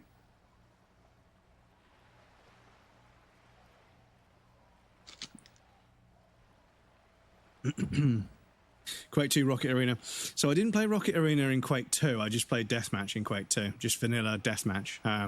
But I think there may have also been a CPMA for Quake 2 that I may have played a bit of, because I remember there being like a competition mode, but maybe it was just like a slightly modified version that wasn't a full-blown mod. It was just tweaked a bit, but yeah. You are given the title of Satellite Officer if your partner is quickly promoted through the ranks and you rise with him. You don't seem to be a satellite. No, I've been putting up with you because despite an unconventional approach, you are doing good police work. Yep, -3, okay. It matters more than driving your motor carriage into the sea. And now we've even found your badge. Still, he doesn't trust you completely. No, he doesn't, does he? So, I don't want to get better, I want to get worse. Okay. Yes, apparently you've had a rather successful career in the past, and this leads me to believe maybe your current No situation stats, like is on rocket jump and railgun in the air was my special kill. Yeah, man, yeah. Like, there was that map with the big round... There was a big round room with like a spiral staircase going around the outside. And I remember, because it was a big open space, some of the railgun shots and some of the rocket shots I saw. Because I wasn't, you know, I didn't hit that many shots. In Quake 1 and Quake 2, I was okay. You know, I could play multiplayer and I could shoot people. It wasn't until I started playing Quake 3 that I really started to grind. And, like, I would say to myself, right, every single match, fucking plasma gun only. Plasma gun every single match until you can hold your own and not get mugged off, until you can get like a 50-50 kill death ratio, 1 KD, with just that gun against anything. You're not allowed to use a different weapon. So I would just use that weapon, and then I would just use the railgun, and I would just use the lightning gun, and just use the rocket launcher. And the rocket launcher, I would normally do pretty well. I was pretty good with the rocket launcher. I had like a 70 to 80% hit rate sometimes, and I was like, yeah, it's not bad, it's not bad. But my railgun, yeah, I was never that good with railgun. I don't really know how to respond to that, Lieutenant W. Freighter. Right, we're -4, so we need one more. Shit, yeah. Such a small yet precious thing. Expensive paper caught between thick plastic, like a fly in amber. It reads. That's just the serial number. I have a Need one more thing. Precinct 41, with some numbers thrown in there for good measure. Fail to make Isabel sign Everart's contract and then threaten her. Find the catch in Everart's contract after getting the genuine signatures and say, fuck these people. Listen to the Idiot Doom Spiral's Tequila Sunset story. Ask Rosemary about his business. Say you're already hooking for Kuno. Yeah, okay, so most of these should do it. Most of these should do it. We should get -5 at some point. There for good measure. But yeah. They have an administrative purpose. When I started gaming, I killed a lot unfortunately been of the SK and the MTV guys on Half-Life Deathmatch. Small community, everyone knowing each other. Yeah, Half-Life Deathmatch was because the Gauss gun, you could do like rocket jumps with the Gauss gun, and yeah, like Half-Life and all the multiplayer mods that it spawned. It really is like it's not like, the sole game responsible for online multiplayer, but I think that a lot of the popularity, a significant amount of the popularity in the early days of online multiplayer came from the fact that a group of kids could make a mod that was kind of good, and that mod could then be online because the Half-Life engine supported it. It was a bit complicated to make an online sort of game with just worldcraft and a few bits of code. But yeah, I remember making custom maps, and occasionally, very rarely, but occasionally I'd see one of my maps on a playlist somewhere and I'd favorite that server, even if I had fucking horrendous ping. But I'd favorite that server. And yeah, seeing people playing a map, and I'm not special. There were like fucking thousands and thousands and thousands of custom maps. I'm not special, but yeah, every now and again I'd see one that somebody I knew had made, or one that I'd made. I was like, oh shit, that fucking weird map where you just fucking snipe each other from 2 bunkers across like a giant valley. That's being on a playlist. I was like, damn. And there was like 7 people playing it. I was like, yeah, fuck yeah, man. I made that map ages ago. And yeah, I would make maps, and then some of them I never even uploaded to the websites or anything. I just used to sort of send them to my friends, and we would play them, on a private server. But then they invented a thing where you could download the map as part of connecting to the server. This was really cool.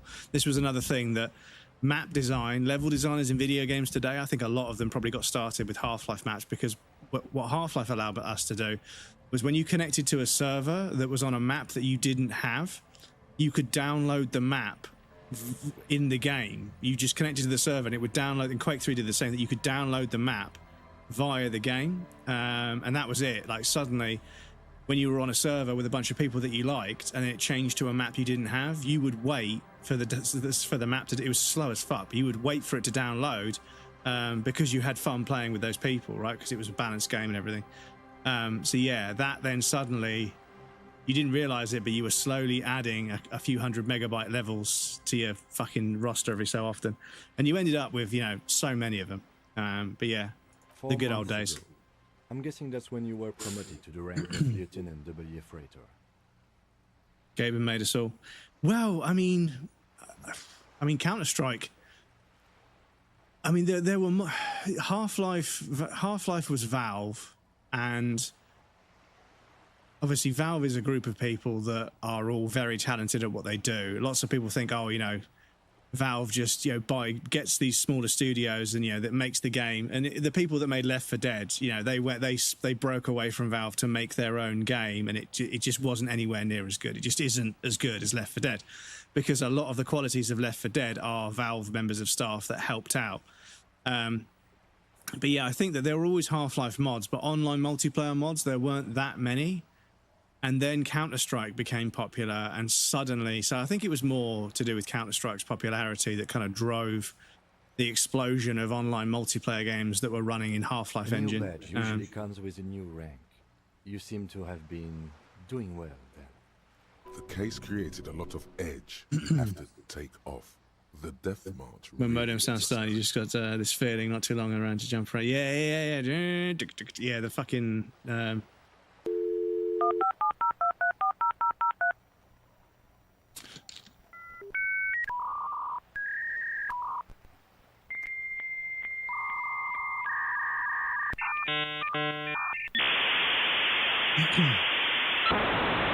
So if you put that into a spectro analyzer, it shows you all the various different like frequencies and data lines it's actually doing. It shows that it's like checking the distance in between each pulse and like each different line's, you know, attenuation or whatever it is. It's really interesting. But yeah, that was you know, the internet back in the day. But better. Steam is Valve too. Yeah, I mean Half-Life was before Steam. I can't remember when Steam was released, but Half-Life and all the mods for Half-Life, that all happened before Steam. I remember Steam coming out. I remember when Steam was green, not blue. That's how long it's been. But yeah, I can't remember how long after Steam. But yeah, Valve and Half-Life and everything was well before Steam. Yeah, I think Half-Life was 99, I think. 98. Yeah, so it was what, 5 years? Yeah, 5 years before Steam. We had Half-Life, and then we had like, I can't remember when was Counter-Strike actually. When was Counter-Strike, like the first Counter-Strike actually released?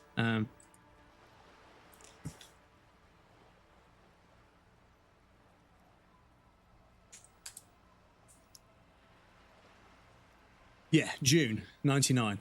So yeah, it was the year afterwards. So yeah, we had Counter-Strike and we had Counter-Strike and Half-Life and Day of Defeat and a bunch of others well before Steam. And then Steam came out, and it was kind of like an online marketplace where you could buy games, but most people were still buying physical. But then, you know, it became so convenient to buy games off of Steam that it just, yeah, it took over. And there are people out there that argue. I remember back in the day, but even to this day, people argue that Steam isn't actually as good for gaming as people think it is. And the thing is, all the while, someone like Gaben is in charge, who is ruthlessly moral and upright and looking after the gamer. Steam is fine because of Gabe. As soon as Gabe is gone, especially in winter, I'm going to be super worried. Super worried about what Steam's going to be like. That you are sure. Sierra as a publisher, yeah. 22 years is my account. My first Half-Life game, I had an account too. I had to change it to a European account in 2004. Yeah, this is it. Is that, you know, like I've had a Steam account for however long, but I was playing video games long before Steam. Games that came on floppy disks and shit, you know. And I remember going to the shop and buying a box, big cardboard box. They were like the size of a book because they were supposed to go on bookcases, along with files and, you know, all those binders and everything. And yeah, they were like two halves of a box, and then you had the CD and the manual and everything in there. And that's what a game was. But then over time, the box got smaller and smaller, and now there is no box. You know, it's barely even a game these days. 41, like mine says 57. The 57th is mostly industrial harbor. A lot of impact in gaming in general. I mean, yeah, that's why Gaben said he will plan not to die. Same had his C60, Commodore 64 and an Amiga 500. Yeah, I mean, I didn't have computers like Commodores and stuff, but we had a family computer, but it was like Windows 90. No, I think we had a computer that I didn't use, but I think by the time I was using the computer, it was Windows 95. I think I would have been.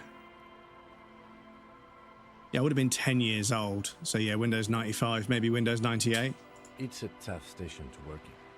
You have all of Jamrock to cover. That district should have 3 precincts. But early 2000, everyone still had VHS. But then again, it's a legendary district and a hell of a station too. It must be an honor and a curse to work with people like Price, McCoy, Berdiayeva. Roberts, Feuerbach, Dimitri. Suddenly, names from your decomptage flash in your forebrain. The badge in your hand shines as you rotate it, catching light. You see lines of information on it, and a shining watermark. Cool. Right, so we are now -4. So we need one more thing to make us -5, and then we get the trophy. And then we can relax and we can do tasks and stuff like that to progress time, and we can get through the days. But we haven't investigated the corpse.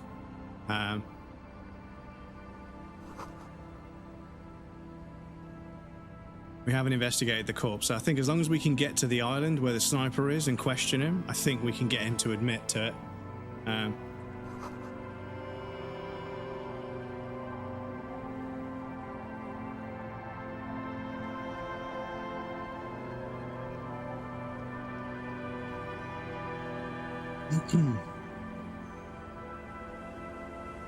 West, East Germany would be worse.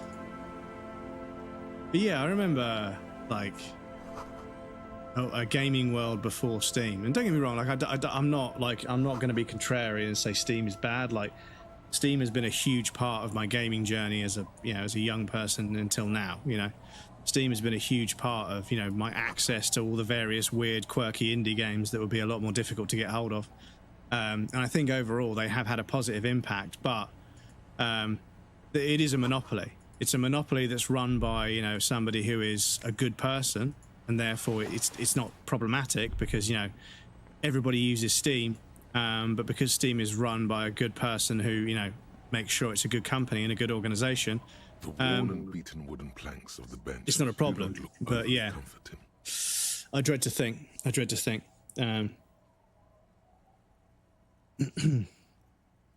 These German game consoles are cool though. Only game outside Steam pre-2010-ish.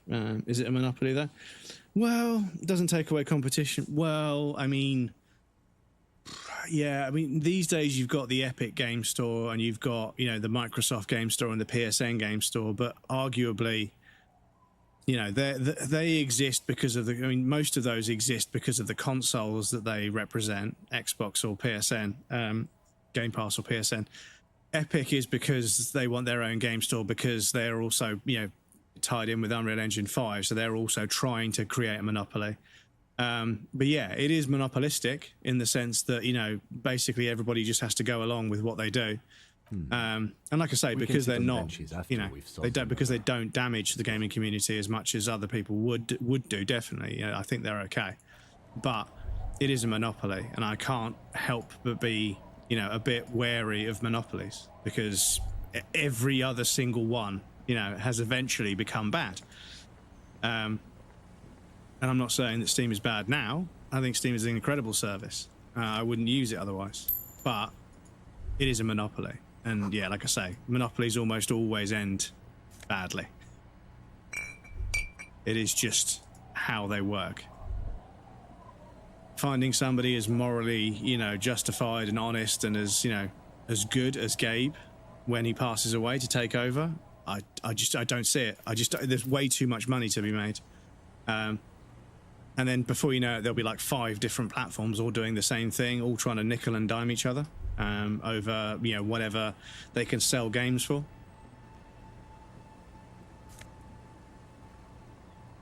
Have a high market share, I wouldn't say monopoly, not like Microsoft. Well, I mean, I would argue that, pretty much like almost it's got to be a significant majority of games purchased online for PC are purchased through Steam. It's got to be. The other options just aren't anywhere near what Steam is. Game Pass, if you take away the console side of it, where they have a monopoly, their PC sales, people that are buying PC games via Game Pass, I'm not sure it's that many. Obviously, I have to be careful. I forget to check. I buy a game on Steam because it's on sale, then I realise it was free on Game Pass, and I'm like, for fuck's sake. Could have got it for free, And there have been times where I've paid full price for a game, and it's been fucking like, free to play on Xbox Game Pass for 6 months, and I could have just played it on Game Pass. I forget because I'm so used to checking Steam and getting notifications from Steam that my wish list has an item for sale. But yeah, high market share doesn't equal monopoly. Dude, I'm not going to fucking argue about this. I'm sorry. Like,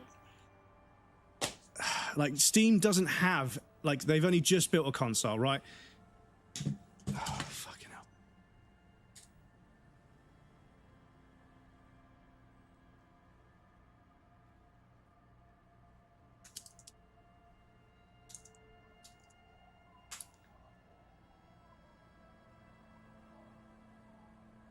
How do I fucking look up the term? 75%! 75%! I'm sorry. 75%. 75%. Sorry, if three-quarters doesn't constitute a monopoly, then I don't know what does. I'm sorry. I don't know what does. Anyway, we have got an ad break playing. I'm going to pop you guys on the BRB screen. I'll be right back in just a minute. So, where to? Remember? Neither Katya nor Crest have ever met them. Women are temporary. Radio is forever. Doing just fine even without them. It's like a middle Radios before hoes, am I right? Stop it. People like I can't believe they had it worse. Fucking hell. About his lies, nonsense, and Oh, fucking hell. sacrifices. Excuse me. Gotta move.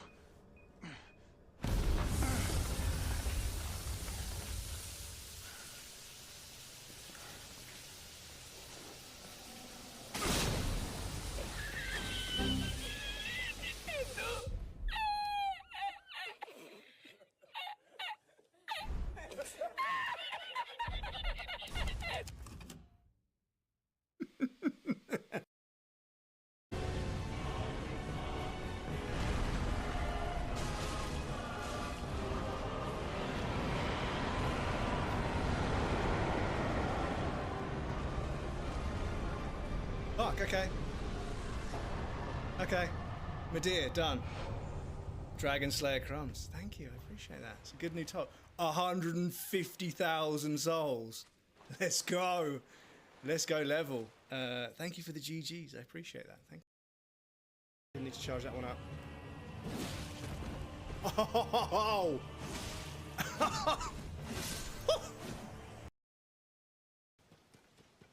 Spend ages making something or getting all the materials to make something, and then one loading screen just disappears. It's so annoying because it kind of makes it pointless. Shut the fuck up. It kind of makes it pointless to build things because you know they're just going to get taken from you at some point. Fuck's sake. Here's. Okay. So, can I Sekiro it?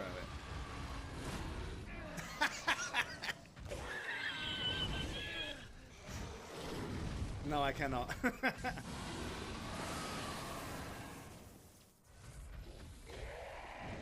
Ah, my fucking roll timing. Fucking hell, terrible. Fucking atrocious. Let me give you a sneaky shout out whilst you're here. Hope the rest of the stream was good, dude. I think you were getting towards the end of Martha is Dead at South. I wonder what clip it will give us. Oi, fuck off, dickhead! Oi, get out of the... Oh, there's so many cunts in the fucking... If you ever needed a taste of South...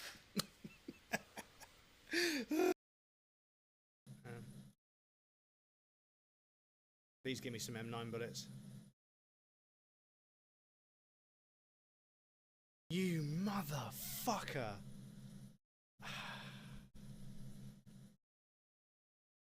But, oh, hello, mate. Oof.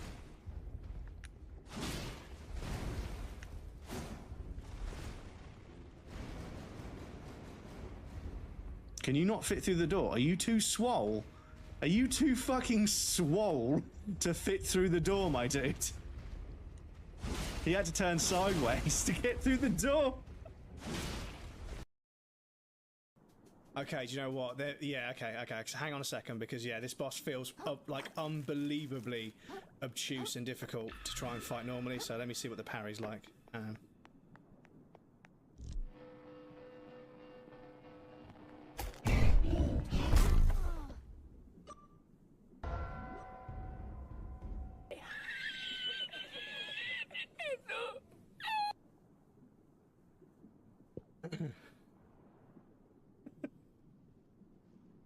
Fuck you, game.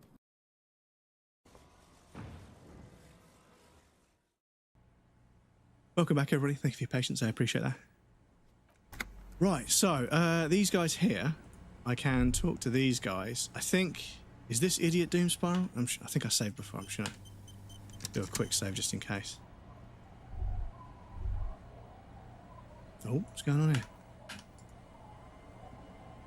Couldn't click on anything. Excuse me. Hey, Tequila! Good to see you.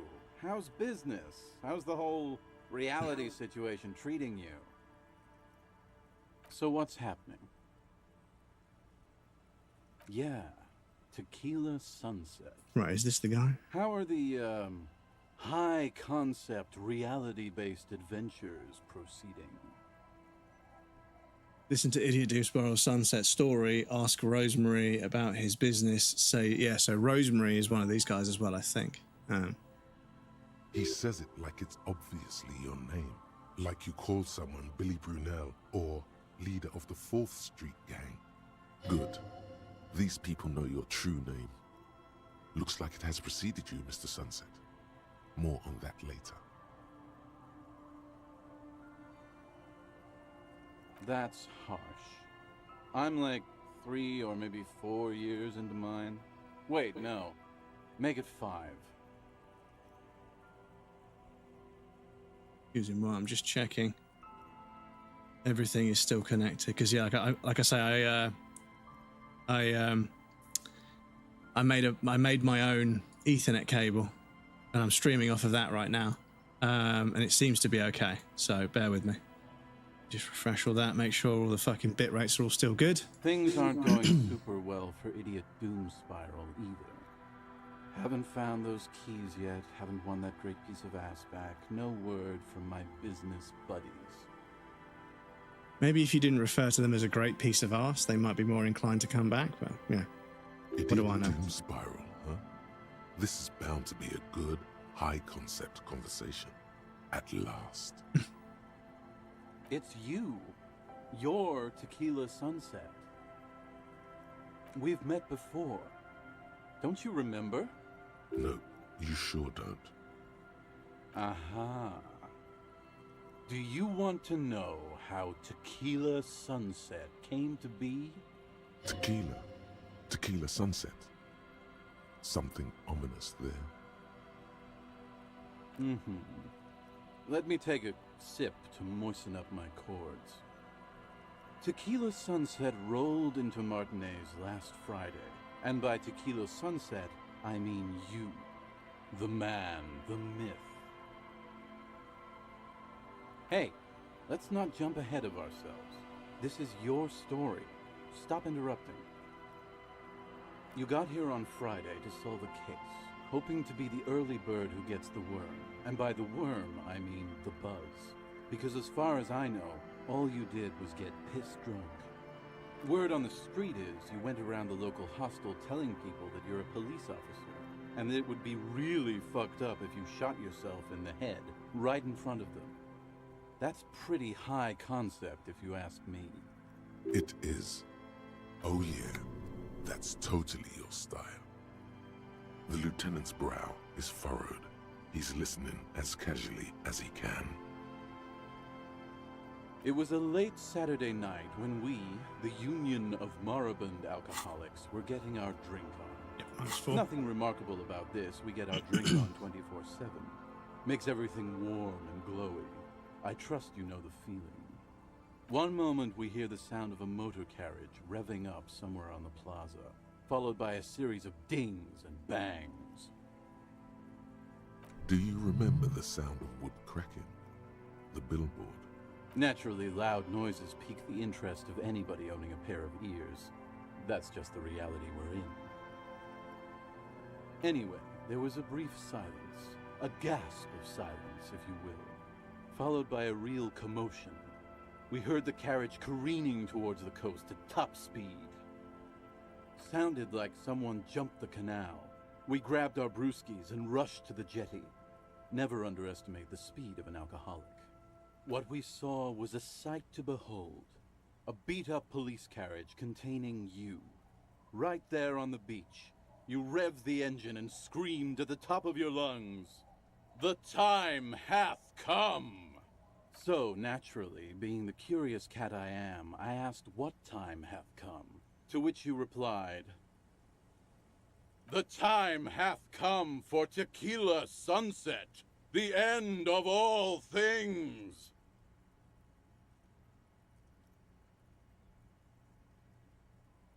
Yeah, looms. Why not? Then you jammed the pedal and plowed right off the jetty and through the ice. We ran towards the ice whilst you crawled your way out, miraculously unhurt, covered in seaweed and shit, like some kind of sea monster. When we finally got there, you were sitting on the beach crying. You said that your badge and uniform were in the car. It was too late to get in there, though. The carriage had sunk too deep.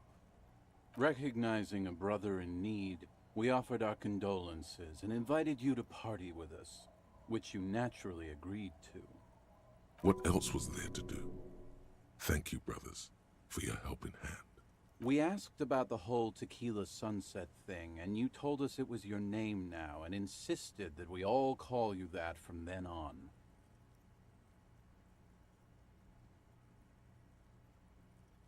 Nah, that name sucks. You're Tequila Sunset. Just embrace it, brother. Ours. It was an all-night drink-a-thon. Then, at some point, I think it was Sunday morning, you got belligerent and wanted to talk about Revacholian women. How they're beautiful and also whores and so on. How one of them fucked you real bad. After a short while, you crossed the event horizon, looked sullen, got up, and left without saying anything. Wow, that's quite a story. Baddest of bad cops, that's it? Yeah, okay, cool. So we got the trophy. Right, so we have the trophy, which means now we don't have to worry about not doing any tasks and raising that up. I don't know if we've got goodest of good cops, though. That's the problem. So... we got all of these, but warn them of the coming end 8 times. See beyond the veil 6 times. Baddest Brown. Force Kim to reveal his secrets. I don't know. Avowed Inframentalist. Don't call it a book club. Yeah, we got to reload up the save when we were in the communist meeting, and then don't call it a book club. I think is you just have to avoid saying that. And then what else? Finish the game on hardcore is what we're doing now.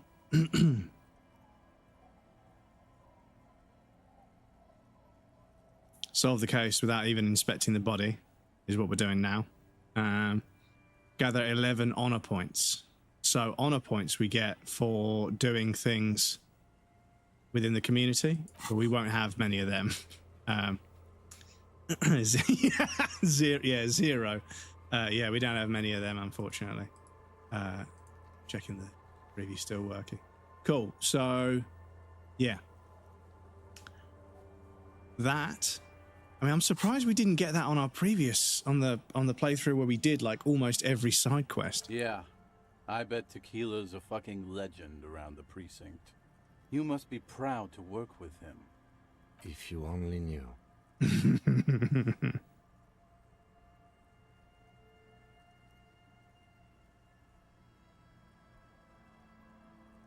You kept telling us that in your work you've seen a lot of blood, but that it's nothing compared to the great bloodletting to come. I believe you mentioned something about the ground cracking open to swallow cities and dreams alike. Yeah, I remember that simile, or whatever the fuck they are. You were pretty vague about it, but you kept saying you got fucked real hard, and that we've all been fucked too. Please, don't open that door. No one's fucked me. I do the fucking around here.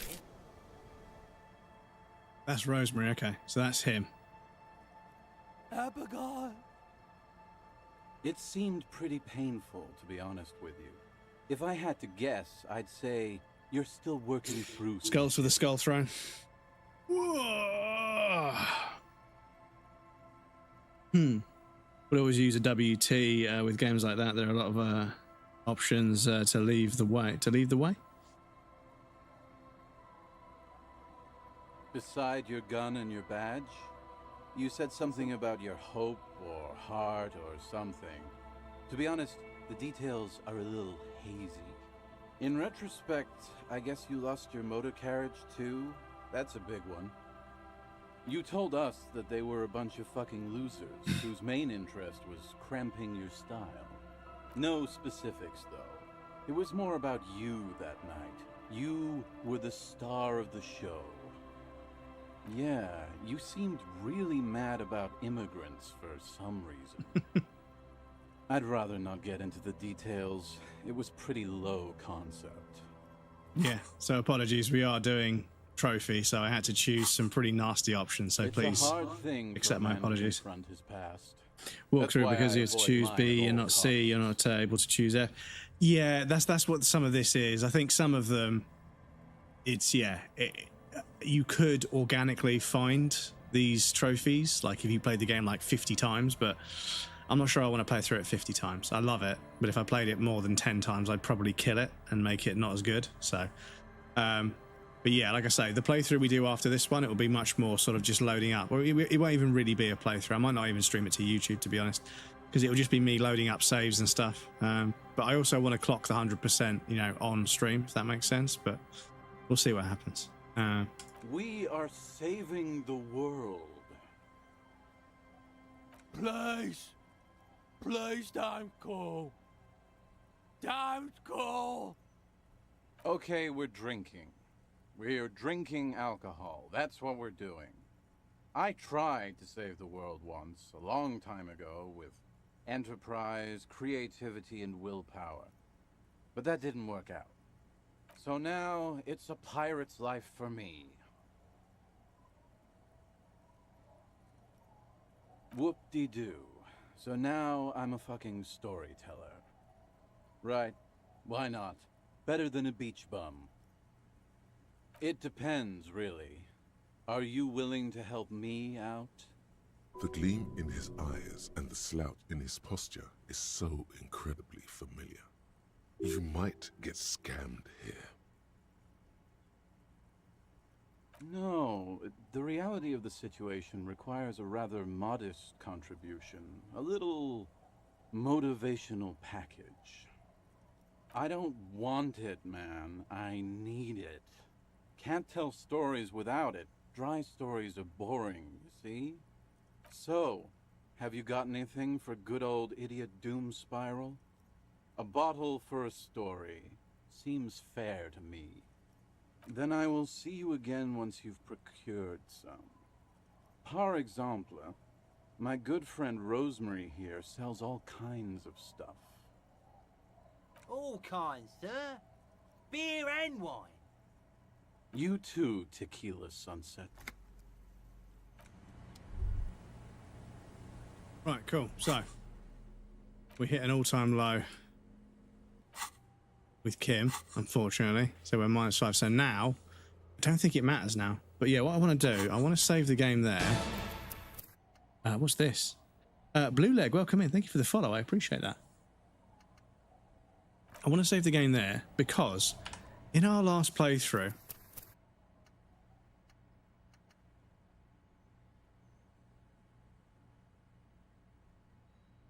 which was, I can't remember when we finished.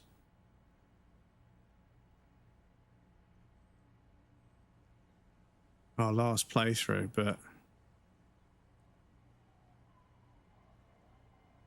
2024.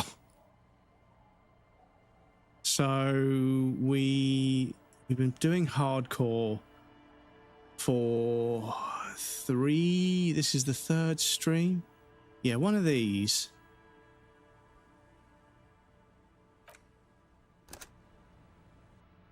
This is our medium playthrough, right? Yeah. We're 10 honor 5. We did so many tasks in this playthrough.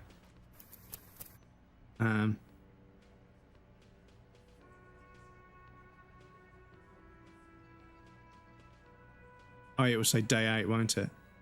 Where is the last time? It was day 7. Yeah, day 8. Yeah. So in this playthrough here, where I did almost every fucking side quest, we only had 5 honor. And we need 11 honor points? I think. Please bear with chat, I'm just checking what the fuck's going on.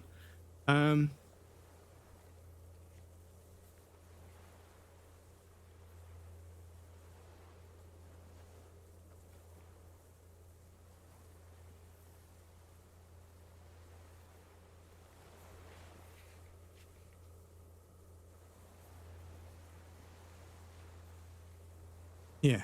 Most honourable cop in the land. How have we not got that already? That's what I can't work out.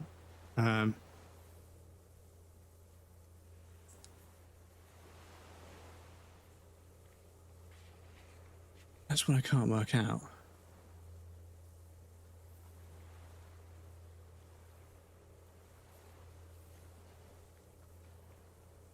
So, honour points are something you get when you perform an honourable action. It can be identified as you find yourself saying the line with the words, "It's my honour, it's an honourable thing to do, it's a dishonourable not to do it." You can check how many honour points you have in the task menu when you recover your ledger from the trash container behind the Whirling of Rags Motel. You need 11 points to unlock this trophy. Video highlights where you can gather 11 throughout your playthrough. Yeah, shit, okay. Some of the additional scenarios where you can earn honour points aside from the ones mentioned in the video. When you're talking to the hanged man while attempting to get him off the tree, keep trying without using ammonia, and Kim will talk about honour. Okay. For money, when he throws you, catch it. Throws you the catch, let it fall, and do not pick. Oh, don't pick them up. Accept help from Lena and Morel with enthusiasm, and tell Kim you are honour bound to complete the task. Okay. Well, we didn't do that, did we? When you get Renee's medal, return it. This replaces the point you got when giving it away to the pigs. Talk to the deserter at the end of the game. Pick an honourable sentence when you ask him to surrender. When you first talk to Andre in the tent, agree to help him set up the nightclub. He throws you a key for the church. Don't catch it. It hits you, and it hits you in the eye. Freak out and begin threatening him. When he offers you money, however, refuse it for an. Oh, okay. So you've got to have a problem with him, and then okay. So yeah, that'll be one that we might have to do. I don't want to do a whole playthrough for it, but yeah.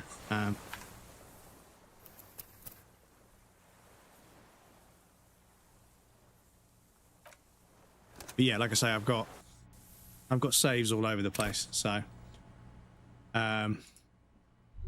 it might be a case of. Yes. Oh shit! Excuse me. Might be a case of loading up where the earliest point to get honor is, and then going from that part of the game. But don't have to worry about doing anything to this lady here. I can just talk her into giving me a room, and I've got somewhere to sleep. And then all we've got to do is waste time until we can get to the island. Once we can get to the island, we can go speak to the guy, and then finish the game. Without. You're not sure about the melody, but it might be South Samaran. Possibly. Yeah, that'll be how we complete the game on hardcore without examining the body, which would be a cool way to get 2 trophies. Welcome to the fishing village. Please lean in closer. I have cataracts.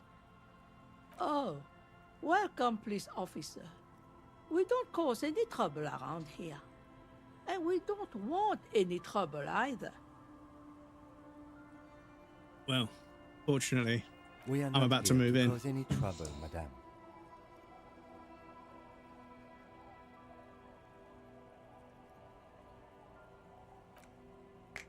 No, you're not. I've seen you around here before. 12 years ago. You didn't raise any hell. You were quite helpful, actually. But still, in Martinez, you're considered an ill omen.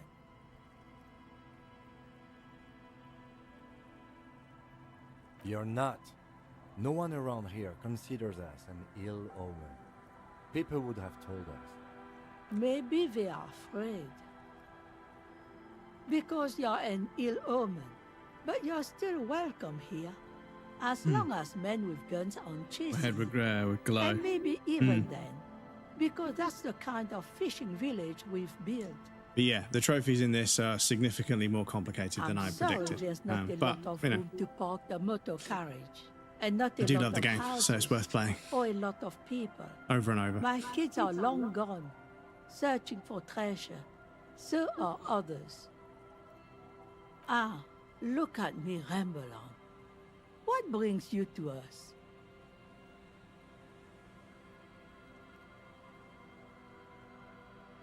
Stay? Most people here are trying to leave. That said, if lodgings is what you're looking for, I've got a free room in the shop. I won't charge you for it. Take it as a gesture of goodwill from the village to the RCM.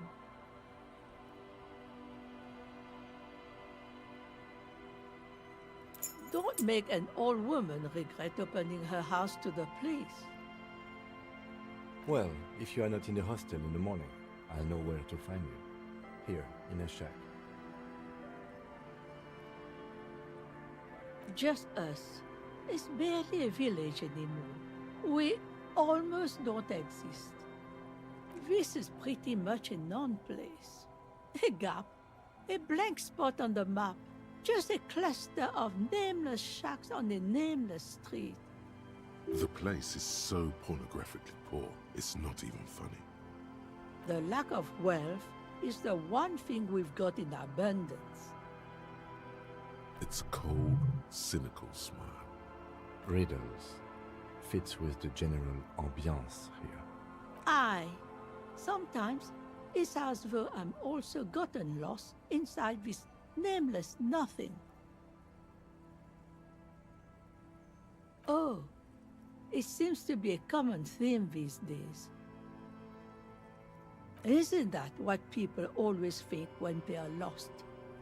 Something I can do for you to find your way, officer?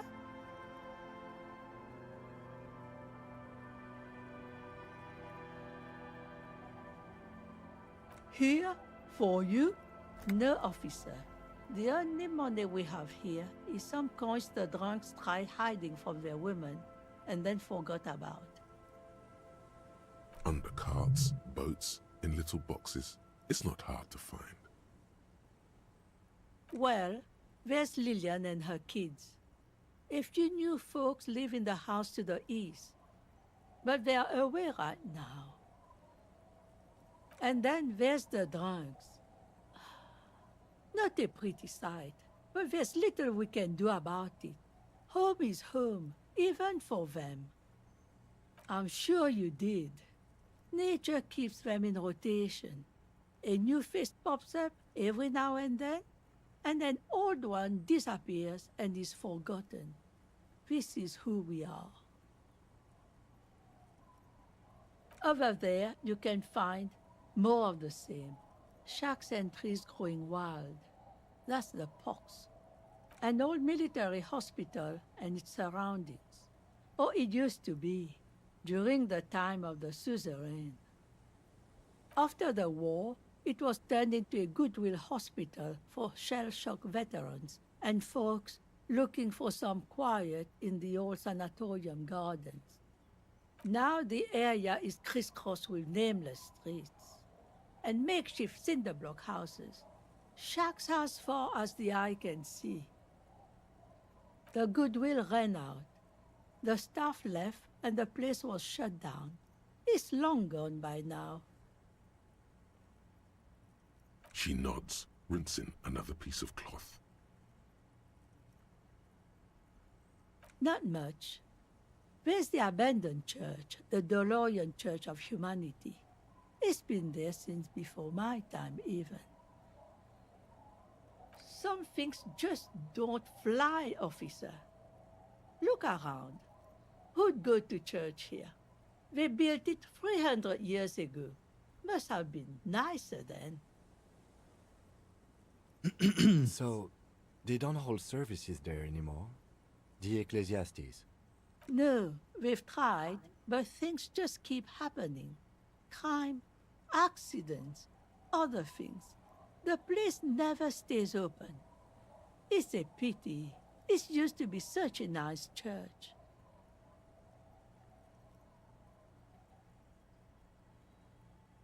Before you get to the church, there's some ruins, an apartment complex, or some kind of electrical plant. Run-down bunch of houses, empty. I don't know exactly. A pre-war place. It used to be something. Before the war. I wasn't here then, you know. Was born in Samara. Of note, the old fish market up on the boardwalk. But it's closed. No one. That's why it's closed.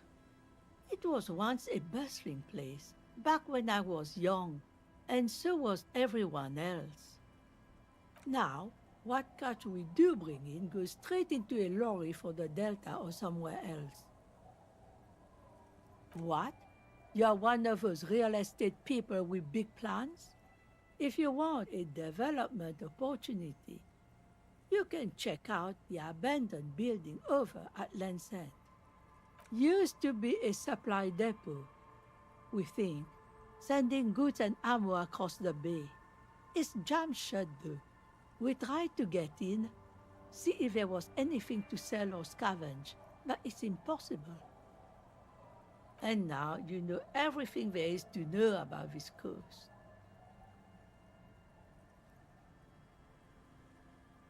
Me? No one. Just an old washerwoman. Mother called me Isabel, if that's what you're asking.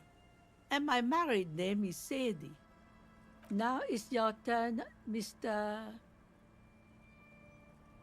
Your parents must have had big plans for you.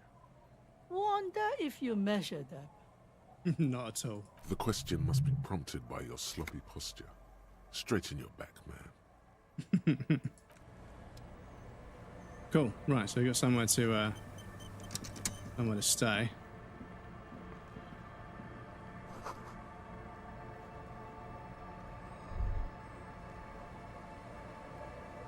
The door has seen better days. The layer of paint has started to peel off due to the salt and wind from the sea. Even the lock looks slightly rusted. I'll wait outside to give you some time and privacy to check out your new living arrangement. But just so you know, after we are done with the day, I'll still be staying in the whirling in rags for the night. Hey, Brad, chat, Spoody Bubbles, welcome in, dude. How's it going? Good to see you. The key turns with a satisfying click. You can enter the shack now.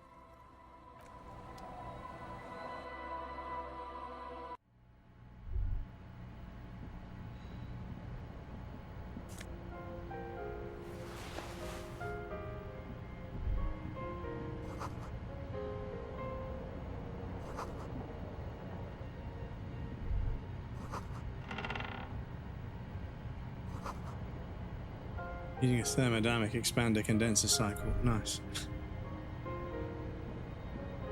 Another mirror hangs on the wall. Oh, look. See the reflection of your face in it. That's already Such as it is, without the expression. So that carries over from the other mirror. Theory. That carries over from the other mirror because that's already been chosen as a dialogue option, even though I haven't been in this room yet, in this playthrough.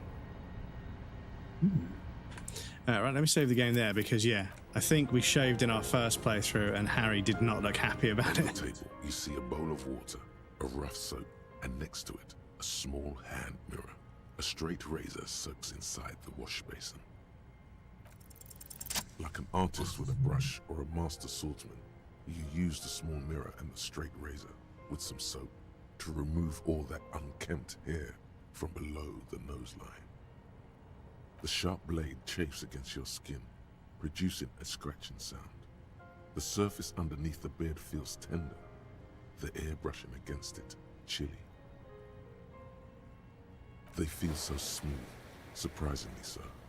A feeling of freshness overcomes you, as if you just came from a cold bath. The water reflects back a vague image of your clean-shaven face. Despite the bulbous nose, unkempt hair, and persistent swelling, you look a little younger, maybe. You almost look like a professional.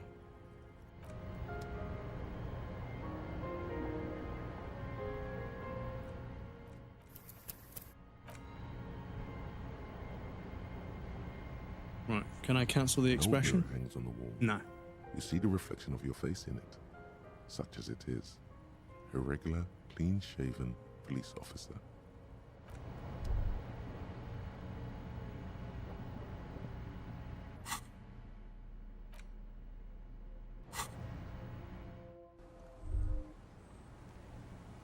Nice that somebody waited until Sunday to start using an angle grinder on something. Honestly, dudes. When I hear somebody on a Sunday using an angle grinder at like fucking 8:30 for like 20 minutes and then they stop, it's like you couldn't have waited until like later in the day. You had to do that at fucking 8:30 in the morning, yeah? Don't get me wrong, like if you've got to like do a lot of work all day long and you've got to get an early start to get that, fair enough. But like, yeah, when you do like a bunch of noisy, annoying work really early in the morning and then just stop, you clearly didn't need to make that noise, you know?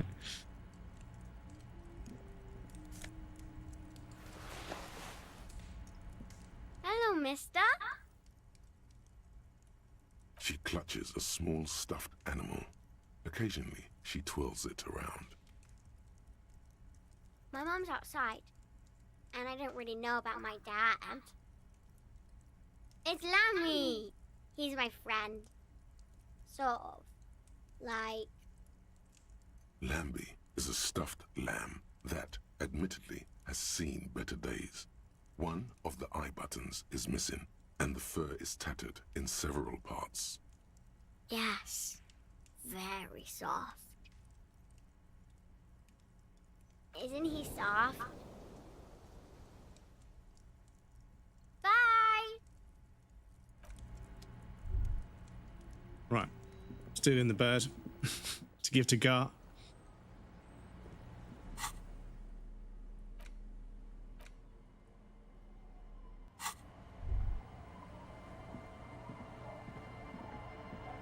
Oh yeah, they tell us about the man on the island, don't they? The scruffy-haired little boy kicks a stone. He can't be more than 5 years old. The other one looks indistinguishable from him. He watches his brother kick the stone with his tongue lolling out of his mouth.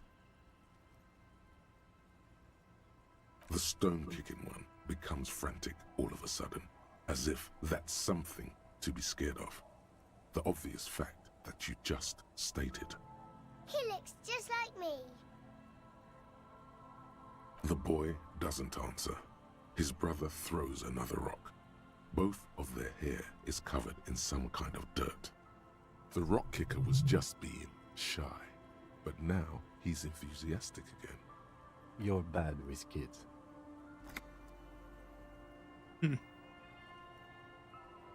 Maybe I am.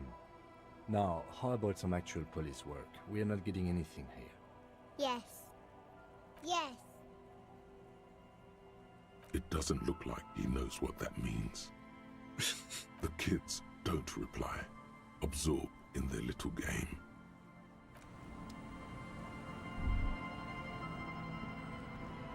Yeah, because I can't remember if you talk to this one. Is it different? The scruffy-haired little boy. No.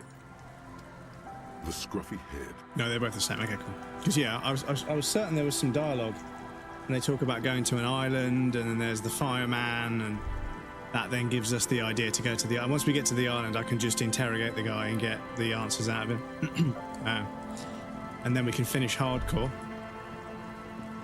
which would be kind of cool.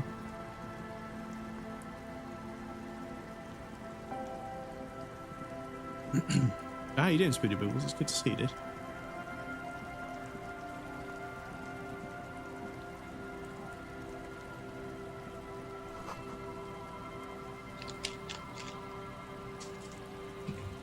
Despite everything, it's still you.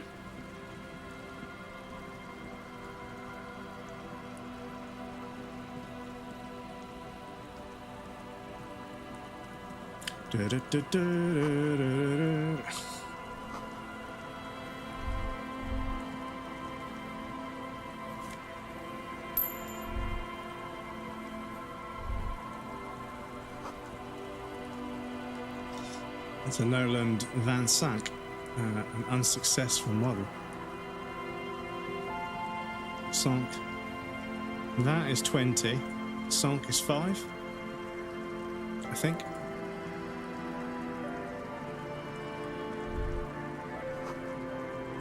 Kick drum pulse. Music is coming from somewhere on the ice.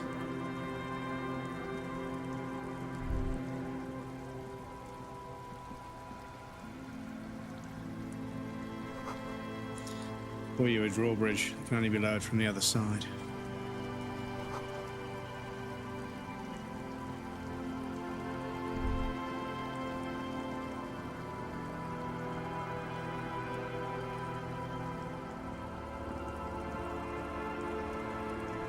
Oh, no.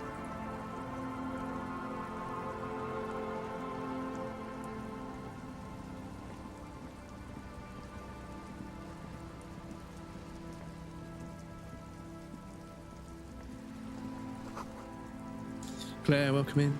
And avoiding spoilers. Yes, please avoid spoilers. But welcome. It's lovely to see you, Claire. I hope you're all right. You're all good. Hope Seffi's enjoying the heat, falling asleep. My little guy is he gone? Bye-bye. He might be asleep somewhere.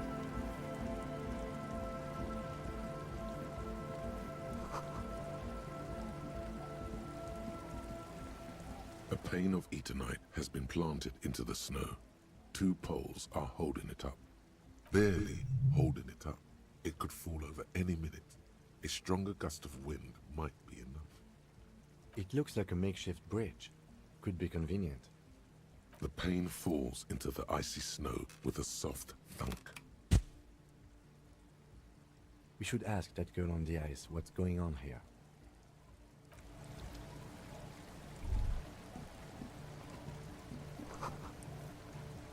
Someone's home away from home, just like yours.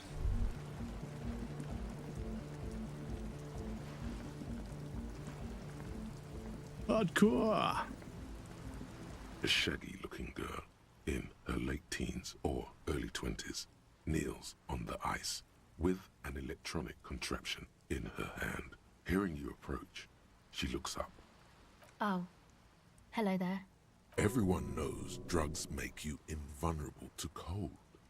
You bet this one likes to party. What?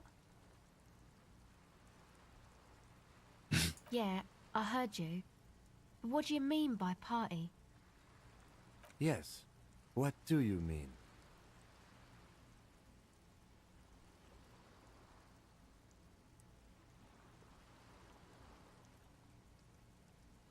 You know, that sounds kinda nice. No, it doesn't. Yeah, welcome in, dude. How's it going? You. If you were intending to use an unorthodox questioning technique for this branch of the investigation, which by the way is tangential at best, you should have let me in on it. Using what? Just double checking. But yeah, so far it doesn't seem like we've dropped a single frame. Well, barely any. 81 frames. In terms of encoding, yeah, doesn't look like we've dropped any frames. 14 megabits a second, it's fairly steady. Everything seems to be all good, so I think the Ethernet cable may have fixed the problem. As it stands, I'm going to have I had to one before, thwart but it was your obviously plan not by a good explaining Ethernet to cable. that we are police officers. Oh, of course. She's waiting. It's my little girl's 7th birthday, and that means I'm exhausted. Really, have you done most of the stuff you're going to do today, or have you got more stuff to do? Because yeah, I know that birthdays these days, you know, you get people that are like, not your daughter, but you see people like, oh, it's my birthday week, and it's like, okay, and it's like, we're going out here on Monday, we're going out here on Tuesday, we're going here on Wednesday, we're going here on Thursday. I'm like, what day's your actual birthday? Because I'd love to see you for your birthday, but I'm not going out 5 times in 1 week. But yeah, there's more stuff to come. Okay, well, my thoughts are with you, brother. Stay strong. A cell. Her hair is dyed blonde, with dark roots showing. There's a coarseness to her features, some masculinity below that timidness.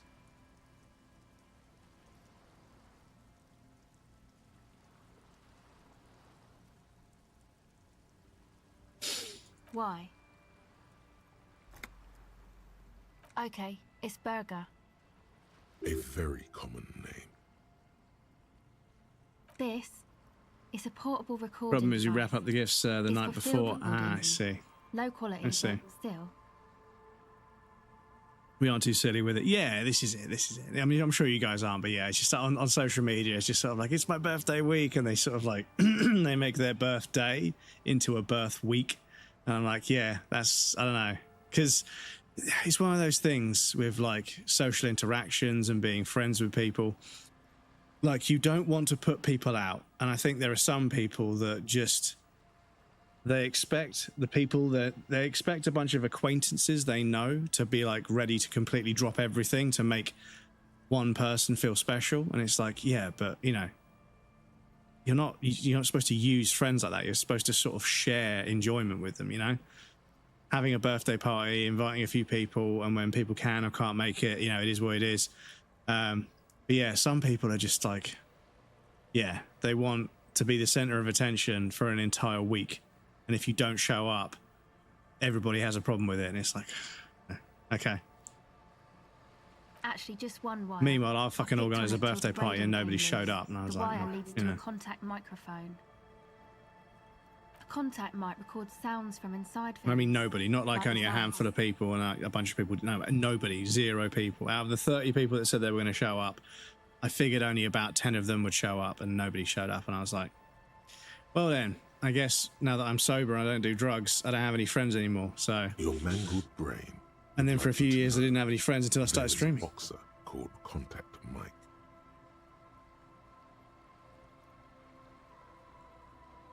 No. You're welcome. Birthdays are good for your health. Studies have shown that people with more birthdays live long. Stop it. If we did things like half birthdays, I would tell you. Not a fan of this week thing. So bring unluck to wish happy birthday. Early happy birthday. Yeah, exactly. Fuck them friends. Yeah, well, you know, they had stuff going on and everything. It's just, it was like, it started off, this was like the 7th year I'd done it, right? But it started off with me on my birthday. I was like, do you know what? My friend opened up a burger restaurant, or somebody I used to know. I wasn't saying friends with him, but somebody I used to know. A friend of a friend acquaintance. So they've opened up a burger restaurant. I'd like to support them. They're a local guy, and you know they want to make really good burgers. So I went to this burger restaurant, and 2 friends came along, and I had a burger with them and everything. And then, you know, they told some friends, and then next year they're, oh, you're going to go out for a burger to that place, you know, for your birthday. I was like, yeah, sure. And then like 6 or 7 people were like, yeah, can we come along? And I was like, yeah, of course. You know, you guys can come if you want. And yeah, like 11 people showed up, and I was like, okay. And then the next year it was like 20 people, and I was like, why is this a thing? It's just my birthday. But then, yeah, like I say, like 30 people agreed to, you know, RSVP to the event. And then, like, you know, probably 3 or 4 people are going to flake out. 5 or 6 people, maybe 7 or 8 people aren't going to show up. They're just going to, you know, they're going to have something on they don't want to talk about. And then a few people won't be able to make it on the day because of, you know, something coming up. So there'll probably only be about, you know, 10 of us. But nobody showed up at all. And I was like, okay, you know. And then, like, you know, only a handful of people text me the next day and said, yeah, I'm really sorry, I was busy. And I was like, okay, cool, I just won't bother doing that again. And I haven't. Now I stream on my birthday and I have way more fun, you know. So yeah, I record stuff with it. No, this is a contact microphone. It's for recording inside solid objects. Contact mic just beats people up. An entire litany spews forth.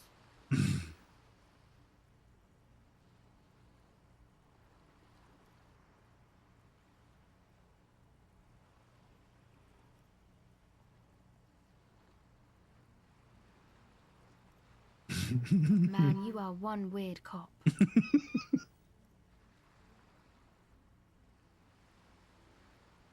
What is it with you and this Mike guy? Okay, if it floats your boat, I'll be more like Contact Mike and less like me.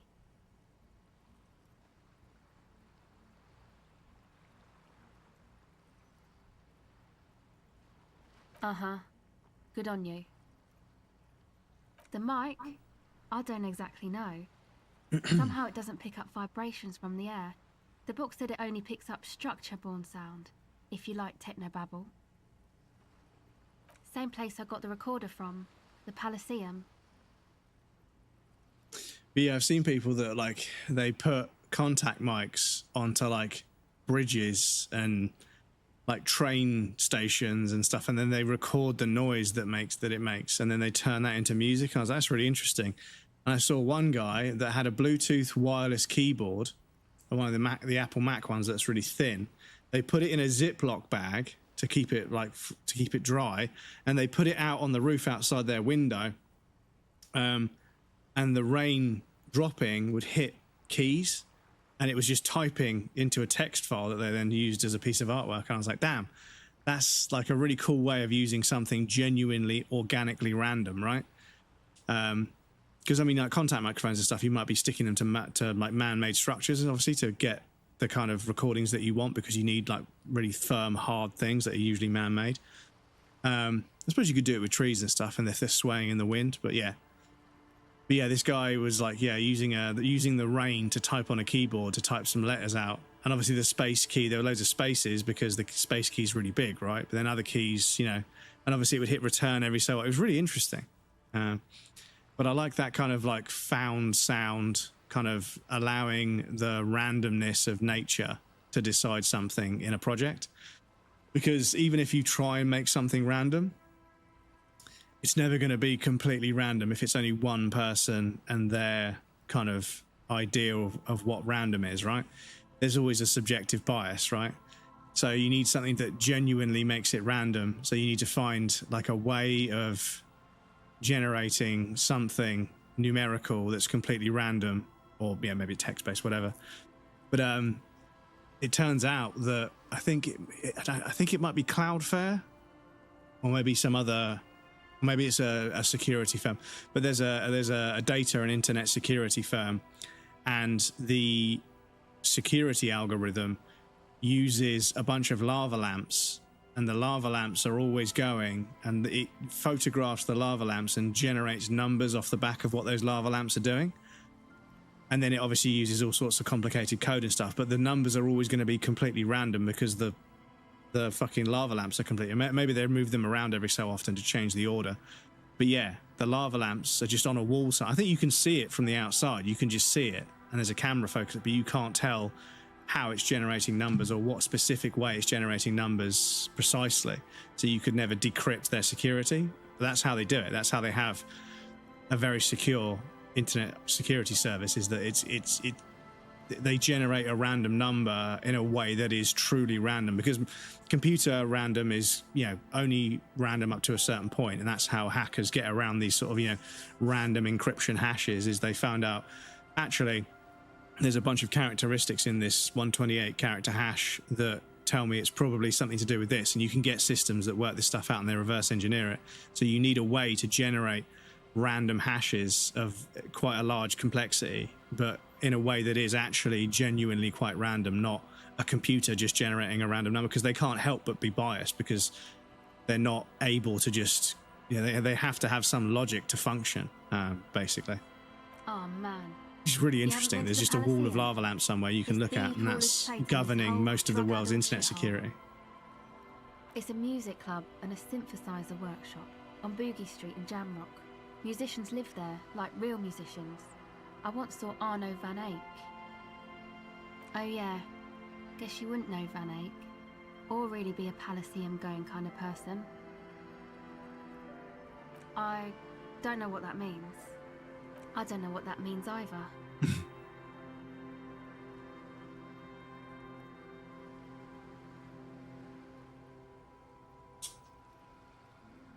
That's cool.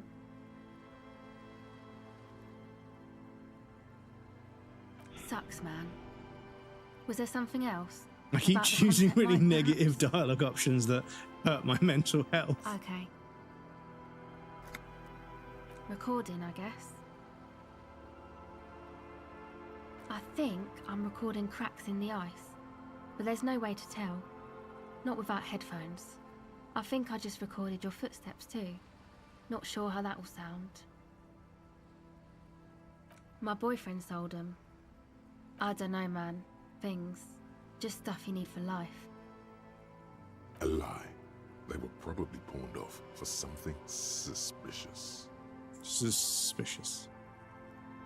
The musicians in the Palaceum used them for making music. They looped the stuff, cutting the tapes together. They make music out of cracks in the ice and keys jangling. Crazy sounds like that. It's hard to explain. Anyway, I thought I'd make some too. It's supposed to be, like, a music place anyway. I don't really know what I'm doing. They use synthesizers too. I don't have a synthesizer. The sharp drop in endorphins is almost visible, like a warm blanket has fallen off her shoulders. The wave of chill, the quivering jaw, indications of a drug high. Take this, you're cold. No man, fuck that, I'm cool. I'm sorry I said that. I'm sorry about the fuck. It's okay.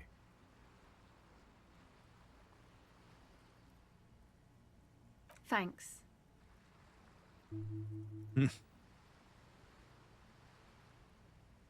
That? The boys think it could be a place, like the Palaceum or something. Stupid.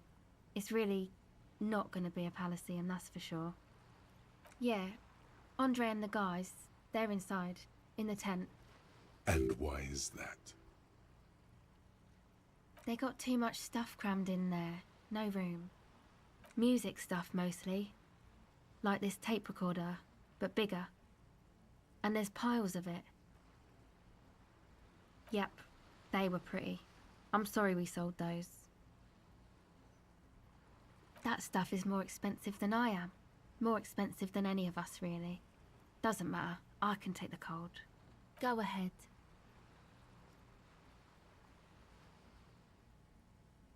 It's supposed to become, like, a club for anodic dance music, like that new style of synthesizer stuff they play at the Palaceum. Except that, yeah.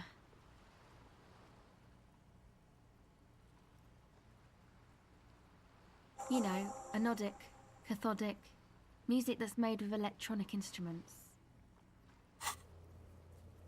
Oh, we're fucking -6 now. Shit. Fucking hell.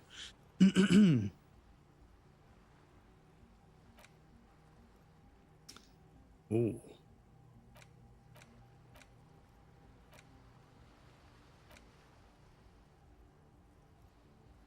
Yeah, I also thought that unlocking all of these would be a challenge, but I don't think we've. It's only going to take 15 minutes.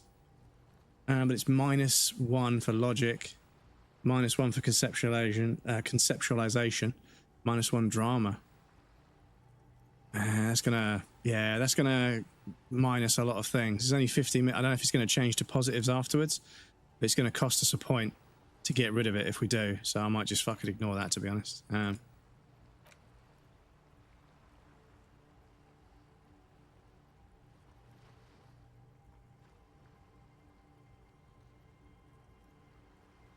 takes 9 hours. Fuck. Oh, okay. Yeah, I'm not too sure what to internalize anymore. Excuse me, chat. Sorry, my throat is still... Even with this medication I'm taking, I'm still having problems with my throat.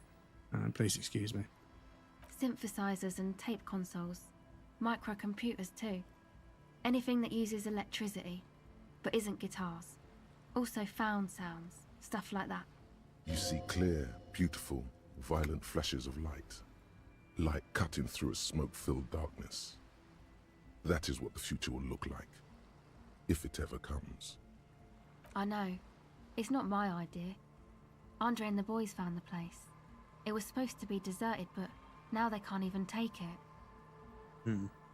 Yes, speaking of which, I'm probably going to go make a drink on the break. We do have an ad break coming up. I need to pop you guys over on the BRB screen. There'll be a raffle and some clips for you guys that want to hang out. Please feel free to get up and move around, grab a drink or a snack, however you won't miss anything. I'm going to take a break as well. I'm going to do a quick stretch from my back and probably make a lem sip with some honey in it to see if I can sort my throat out. But yes, I'll be back in a moment and then we'll carry on.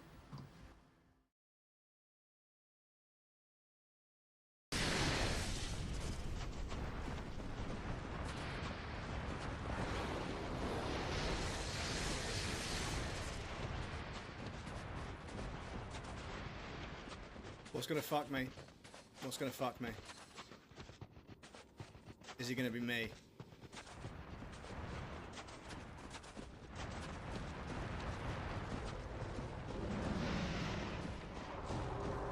boss run.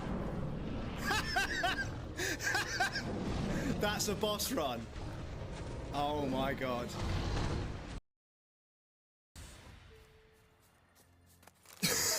Yes, I do hope that... Are you done? Oh. Are you done? Are you done? Oh.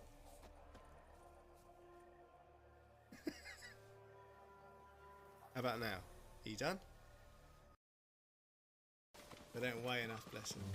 Because they're only made of bones. Oh, dude, give it a rest. You really don't need to be chasing me. Dude, you don't need to be chasing me, honestly. Your head will go in that pit, I swear to God. You really want this, don't you? Right. Now this is happening.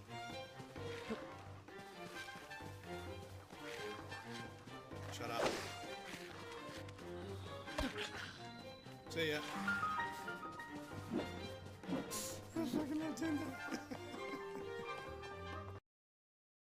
I think you could maybe, you know, like, you know, maybe make some space for me, maybe, you know, maybe, ooh woo, maybe. Can I just sit on your lap, please? Ooh woo. Do you want to know the most embarrassing thing? We're only getting 90 FPS.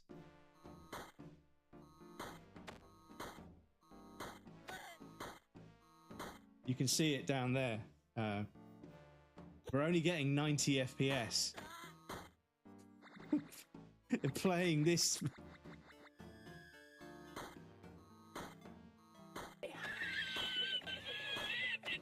Fuck's sake, dude. To be to get hit, so.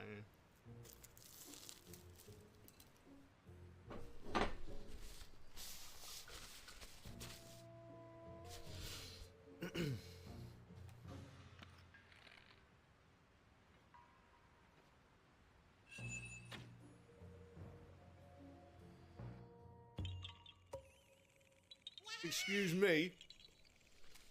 Excuse me.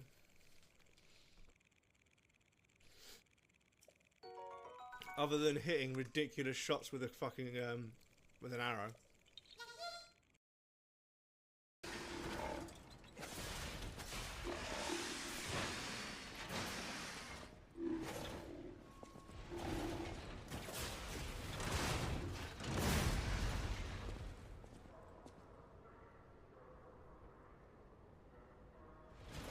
I broke it. Fucking.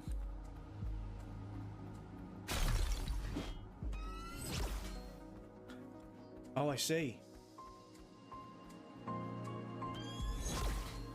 Ah.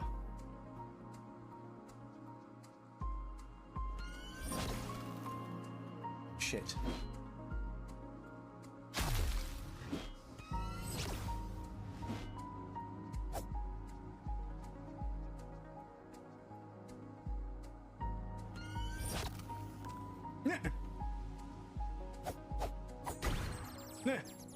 What?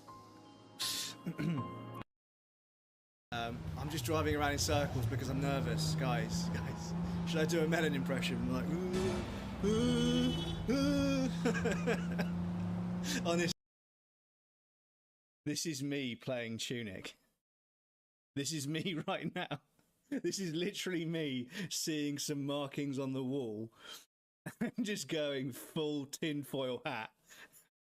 And like punching in button combinations and like adjusting camera angles and shit. This is literally me right now. This is literally what I'm doing. Going full conspiracy theory on it.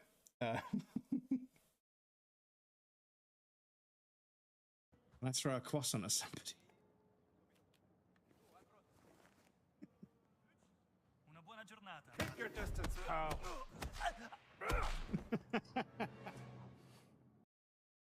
Time to do our bit for humanity, Mr. Marston.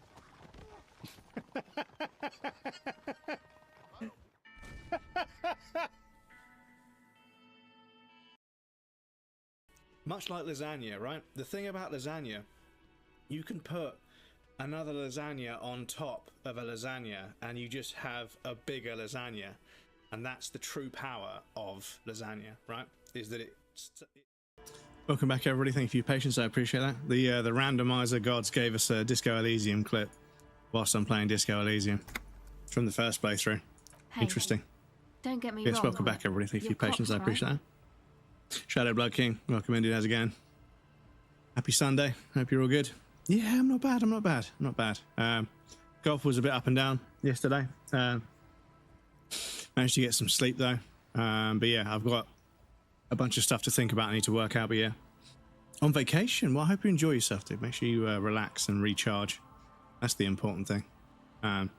Nothing worse than going away on holiday and being just as stressed. I'm looking at you, Italy.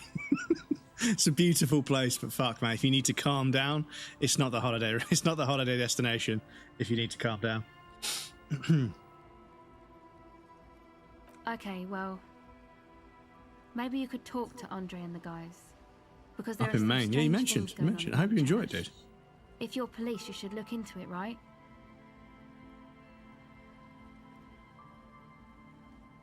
They're inside that thing there. Would be cool if you did. Was there something else? I am glad to hear it, dude. Go ahead.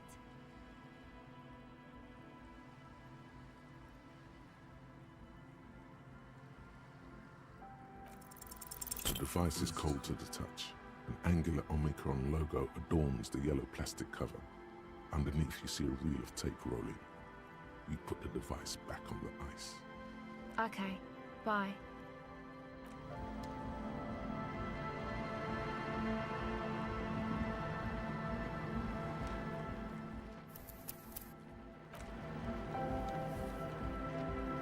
The tent is just tarpaulin fabric covering a pile of stuff. The flap is open.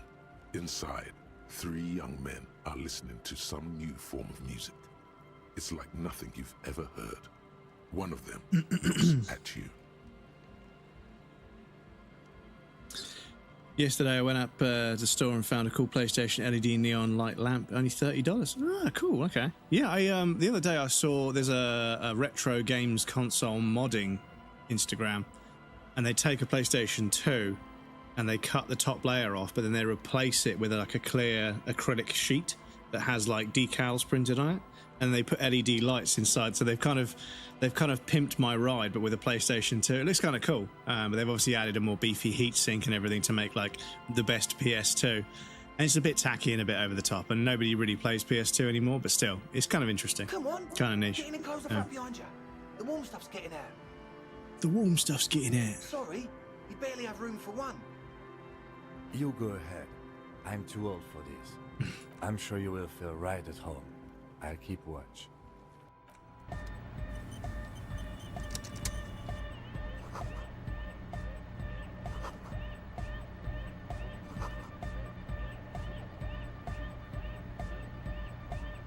Yeah, interesting stuff. A young man with peroxide blonde hair holds up a Harman Welshi tape player, nodding along to the music. He looks at you with a knowing smile and says, "Hardcore!" As though you're supposed to be sharing some tremendous evangelical secrets. Hardcore! It's hardcore! Skibbity, skibberdanger. I am the rearranger. Could there have been a right way out of this garden of forking paths, you think? You see a youngish man bleaching the tips of his hair with a toothbrush. He puts the toothbrush down and extends his hand in greeting. Hello, I'm Andre. It's a pleasure to meet you. His grip is strong, sweaty, and warm. He's trying to project and inspire confidence. This is my posse, Noid. The young man with earrings looks at you suspiciously. And Egghead. Egg! Egg! Together with a Settle Burger, who's out there right now, doing some seriously progressive sonic experimentation, we like to think of ourselves as music venue organisers. We have many in the pipeline, officer. You see, we've been all over Jamrock North, prospecting for real estate to establish a new venue in. Also for talent. Yeah, thank you, Egghead. And while there is no shortage of raw, unfettered talent spinning tapes in Jamrock, we've had rotten luck with the real estate part. place is a shithole. I apologise for my friend Noid's potty mouth. I realise this is not how you speak to a police officer. He has authority issues. Which brings me to the problem of occupied ecclesiastical property. I bet you've noticed the derelict hive of narcomania on the coast. I'm talking about the church, and I'm not exaggerating. Even a place of spiritual refuge can become a magnet for all sorts of dopeheads and burnouts if left unattended.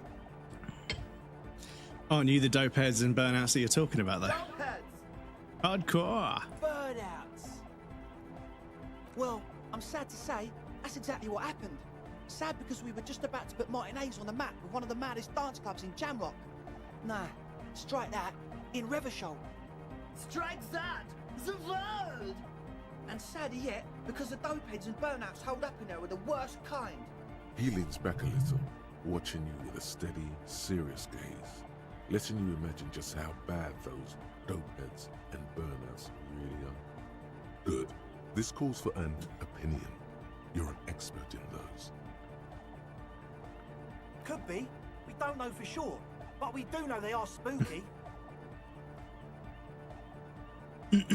Yeah, I can't think of where I'd like to go on holiday next. The difficulty is, first and foremost, I acknowledge the fact that I'm lucky enough to go on holiday. You know, my family takes me on holiday, and occasionally I go on holiday with my friends and everything. But yeah, the trouble is that over time you visit all the places that are like within 2 or 3 hours flight of where you live. And you have to start thinking about how far out you can go. Because yeah, it does. I mean, these days with my Switch and my phone and, you know, all sorts of other stuff, like long journeys aren't anywhere near as bad. Hardcore.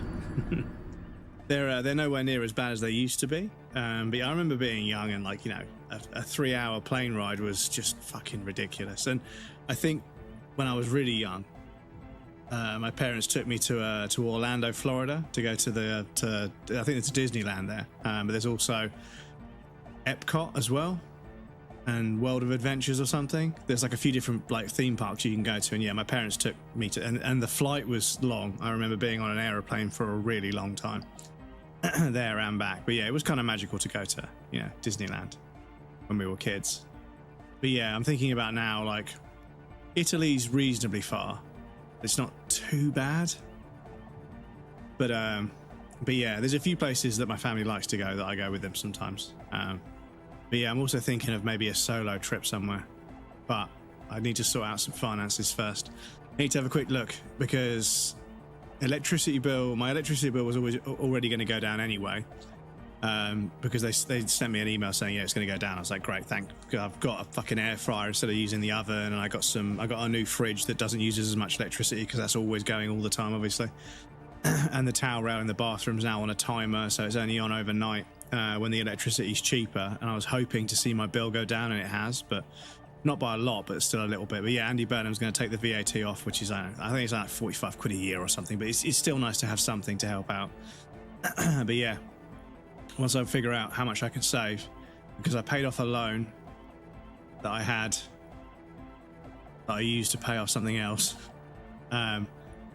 So I finished paying that off, and now I don't have that other loan either, so that's all gone, which means I now need to think of what I'm going to do with that 80 quid a month that I was using to pay it off, because otherwise I'll just fucking spend it. So I need to get a savings account and start putting 80-90 quid in there a month, and then every couple of years I'll have, you know, a bit to go on a day trip somewhere maybe. I was hoping you would be the judge of that, officer. All I can say is their spookiness is the kind that keeps us from restoring this church into a community centre and a place of spiritual refuge. Also, they don't eat or clean the building. Shit's gonna collapse. People just want to spin tapes without them spooking it up. Place has bad signs. No one can dance like that. Thank you, Egghead. So you're gonna look into it, right? It should be a police matter. Getting them out.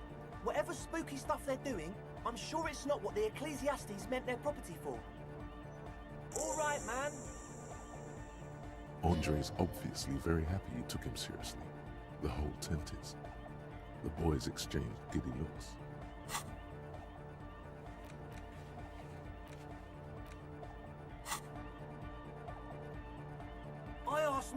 to install a measure against more drifters wandering in. A padlock. It's a temporary fix. Just something to contain the situation. I had to do it in a hurry.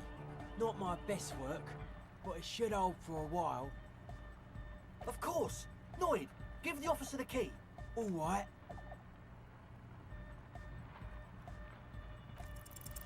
It's as if time has frozen somehow. You think you can sense the key moving in the air. Yeah, this is going to be way cool. Blam! Straight in the eye. Straight in the old eye orb. In the looking ball. A stabbing pain. Tears stream uncontrollably from your right eye. Man, I'm super sorry. That was totally my bad. I got overexcited. Threw him too hard. I'm sorry. I really am sorry, man. Just take this, okay? Well, looks like there's quite a lot there. I hope that settles it. Or wait. The key? He is shifting in his spot, uncomfortably. Yeah, in another playthrough we need to refuse to take that, but in this playthrough we've got so few honor points that I don't think by the end of the game I don't think we'll get. We've got 0 honor points right now, and we need 11. And I just don't think there's enough time left in the game. I don't think there's enough time left in the game.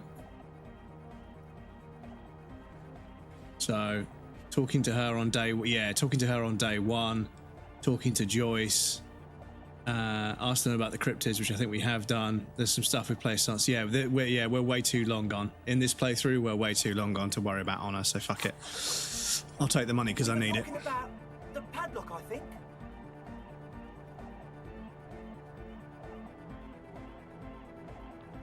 Not long, like a week maybe. I'm super sure they're alive. I mean, come on. I'm at least 90%, maybe 85% sure they're still alive. Somewhere in the ruinous past that led you here, there was something called exams. You may have learned the term involuntary manslaughter there. Yes, I do. I listen to Channel 8 all the time. I know about crime stuff, and I assure you, officer, this is not what's happening here. I'm at least 80% sure they're alive. I mean, come on. Most people aren't ever that alive in their entire lives. I knew you'd get it. You're one smart cop. He nods attentively, ready to answer the questions of one smart cop. Sure, man. Tell us what you want to know. Let's do it. Truth is, I don't really know. None of us do. I don't even know how many there are. All we've seen are glimpses.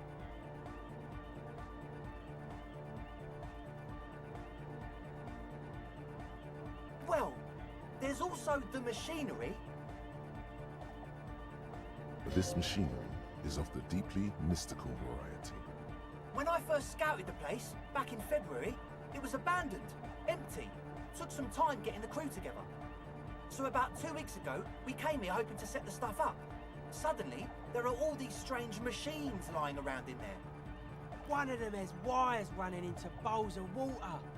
Wires into water. Never seen anything like it. A bottle of water. Andre, tell him about the feeling. Oh, and it felt like there was something in there with us, watching us from the dark. No, the other one. Which other one? I'm not as in tune with my emotions as you are, Egg. Felt like silence. Awful silence. Not exactly. We've just seen someone who we think is a woman go in and out of the church. A couple of times.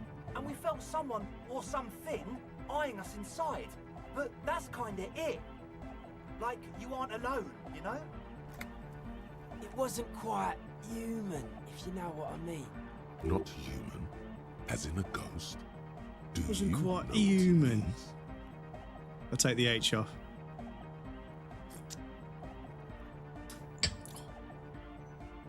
It was this dark shape climbing upside down along the ceiling, like some kind of crab man. Yeah, you know, the way it was climbing up and around the ceiling, like a crab.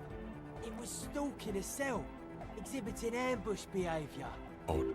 Crabs are usually marine creatures.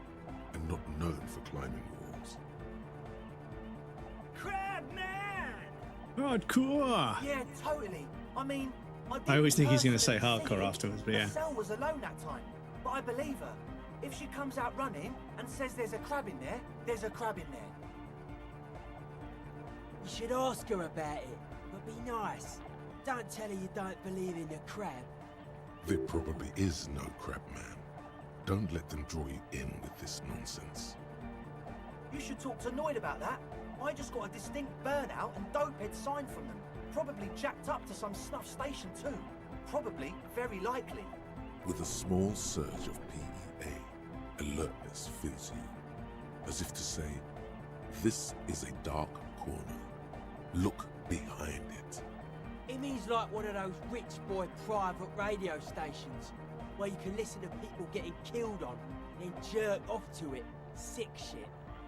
Not that we would know anything about that. Noid just likes to relay stuff. He appears sincere enough, sire. You could of course be wrong. We're getting derailed here. In short, you can tell to Noid about the machines. He'll tell you more. Well, honestly, I can't, but I am. This is a below feeble attempt at avoidance. Basically, he is attempting to weaponize idiocy.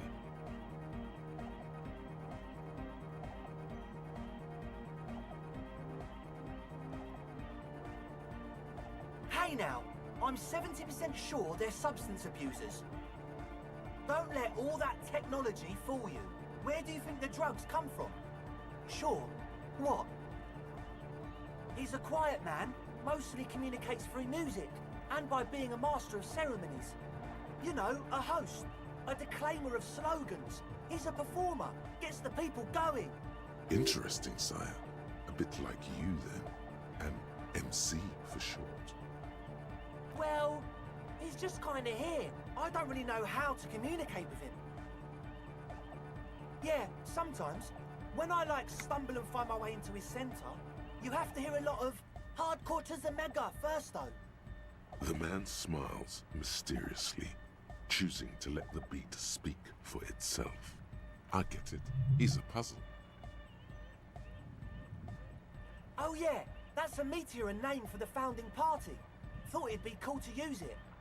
If you don't know what the founding party is, there might be a way to mask it with minor demagoguery. Minor demagoguery? You know, of Meteo, concerning Meteo. Meteo, a country on Muindi, on the Muindi Isla. One of the poorest of the first world nations today, but once a great ancient civilization. Capital, Tilakos by Percentic.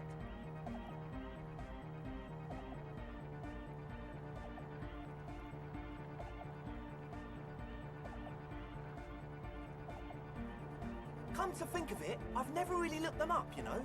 I can't give you a precise definition, but they're a very powerful religious organization.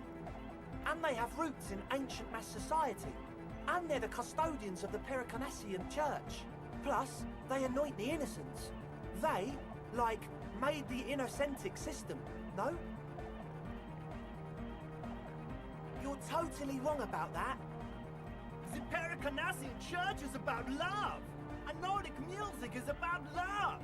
I got love for my Pericarnassian posse. Love is the relay out of death. We dance.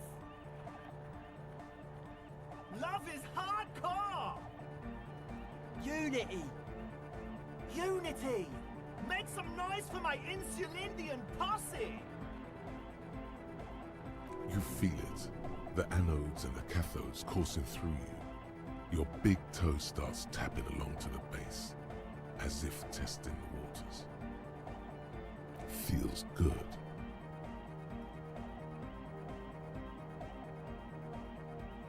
Oh yeah, it can! He's coming around!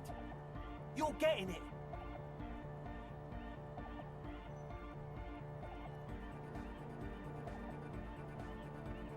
Yeah!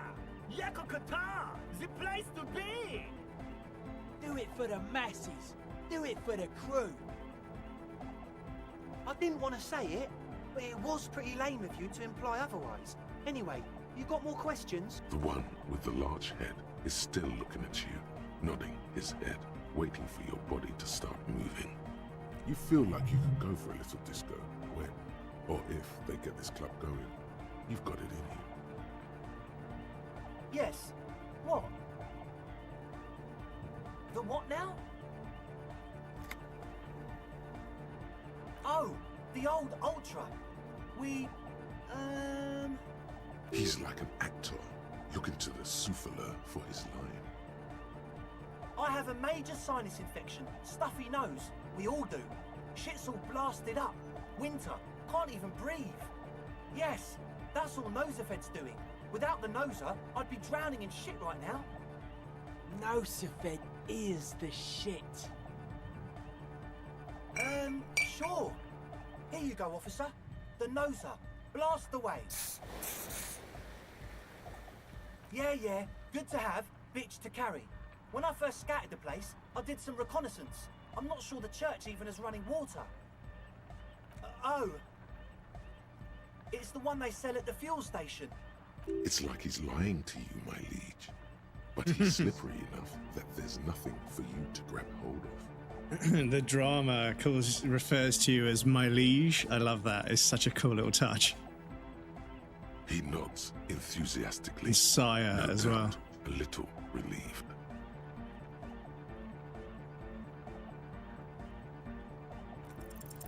Well, first of all, you're a smart cop, and a smart cop like you would understand if something wasn't quite right. So this should be easy. The gist of it is, they want to turn the church into a club, but a suspicious element has overtaken the building. It's very important to understand what the gist of things is. Always consult the gist before making up your mind. Like having the gun here for great reveal segment. Yeah, we haven't gone to the... Yeah, I can't remember how we trigger...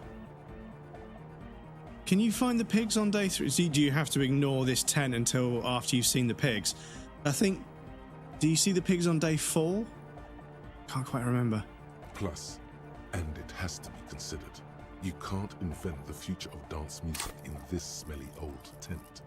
Imagine if you had the church. That settles it. Analysis complete. Their story checks out. As always, we'll be right here, waiting patiently for the news. Yeah! You can go find out when about the... You can choose when you find out about their drug op. Ah, yeah, because they're selling drugs to get money together to start the club. So they are breaking the law, but it's for the sake of starting the club, which is kind of a cool idea. Because we did ask questions about the Nosafed, and I think on a different playthrough we did actually get them to admit that they were selling drugs or whatever.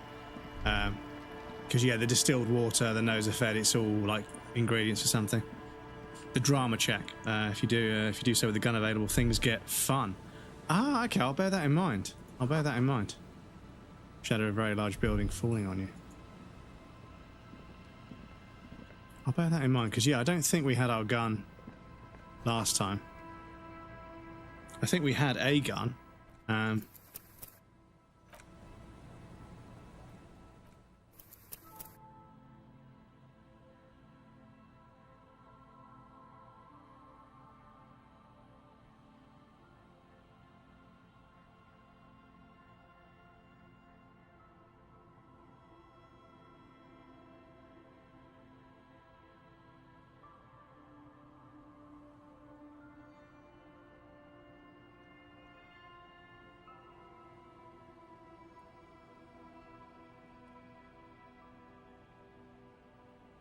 Yeah, so here, I think...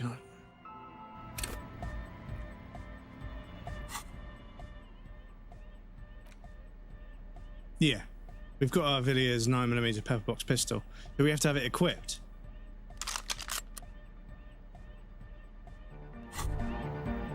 Holding the gun feels natural and satisfying.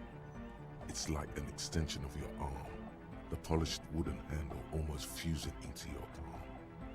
It reminds you of the day you first held it, with fear and respect, hoping you don't have to use it in vain. The sun was out in Jamrock. It was so long ago. A Villiers 9mm pistol where Insulindian steel meets Revachol craftsmanship. With it, thou wilt protect the fair people of thine homeland and keep the visitors at check. Hi again. So, how are things going? Okay, so the Speed Freaks want to start a club for dance music. That much checks out. Youths like music. You feel as though you might have liked music more when you were young, too. But you digress. Indeed. So one of the plus, all in all, you really can't tell what that mean programmer grandma was talking about. Goodbye, officer. Yeah, so I have got a save on. Oh fucking hell! I've got a save on day 4 in the tent. I think maybe this is all day 3. Yeah, I've got a save there, so I can go back and look at that at some point. Cool. But yeah, there's so many sort of like other bits of dialogue and conversation trees and stuff you only get under certain conditions that I'm like, yeah, there are multiple playthroughs to be had. But yeah, I think after doing the hardcore playthrough, I'll be loading the game up to certain days. And obviously the honor points, I might have to do one more playthrough high honor. But obviously I'll be doing, I won't be doing every side quest. I'll just fucking blitz through the game like I have done this time.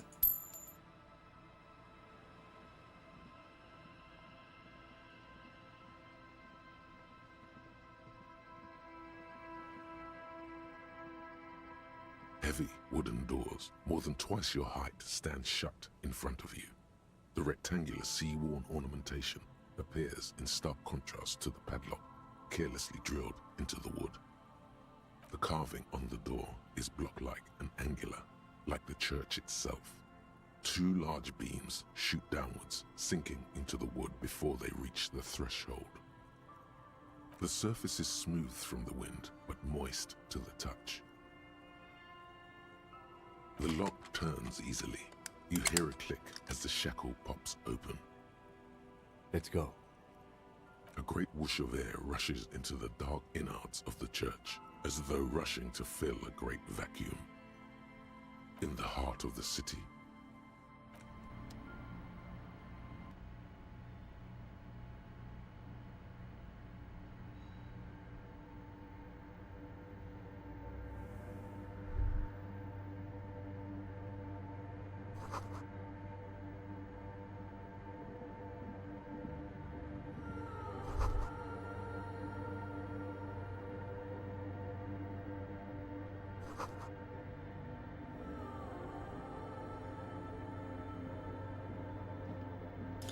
Did you do the intercom segment? Yes. Yeah, in both playthroughs we've done since.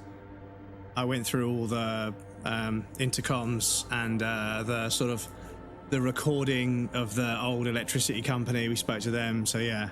So I did that on both playthroughs, so I think it should be all right. That's an interesting question. So who do we speak to? So, because we speak to, in the Doom commercial area, there's loads and loads of them that don't answer. And then there's one of them that's obviously the dice maker, which doesn't answer. And then one of them's a recording that keeps saying the same thing over and over again. And that's related to these kids starting up the club. Tricentennial Electrics, yeah. Did you get the invitation to the ball? No, I don't think I did. Maybe I fucked it up.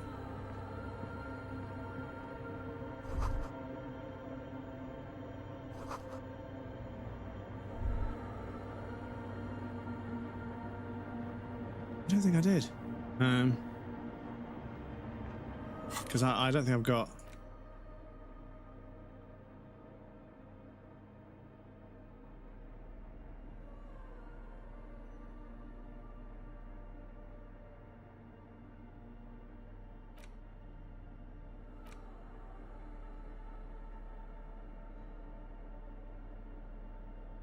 No, I don't think I do.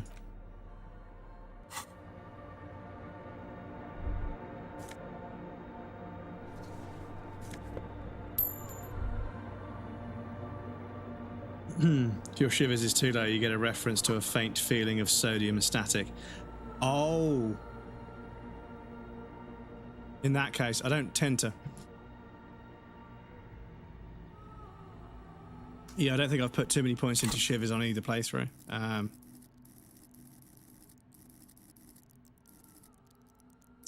Yeah, so it's only 3 on this playthrough.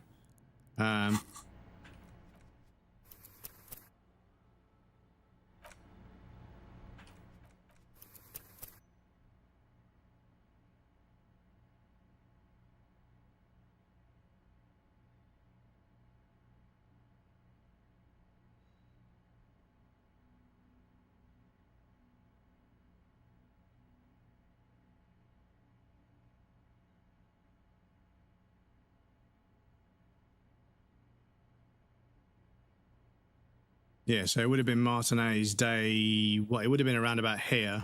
And in this playthrough, I think we did physical. So, oh no, our shivers was 5. So it wasn't nothing. Because, yeah, we did physical, yeah. We had 5. So, yeah.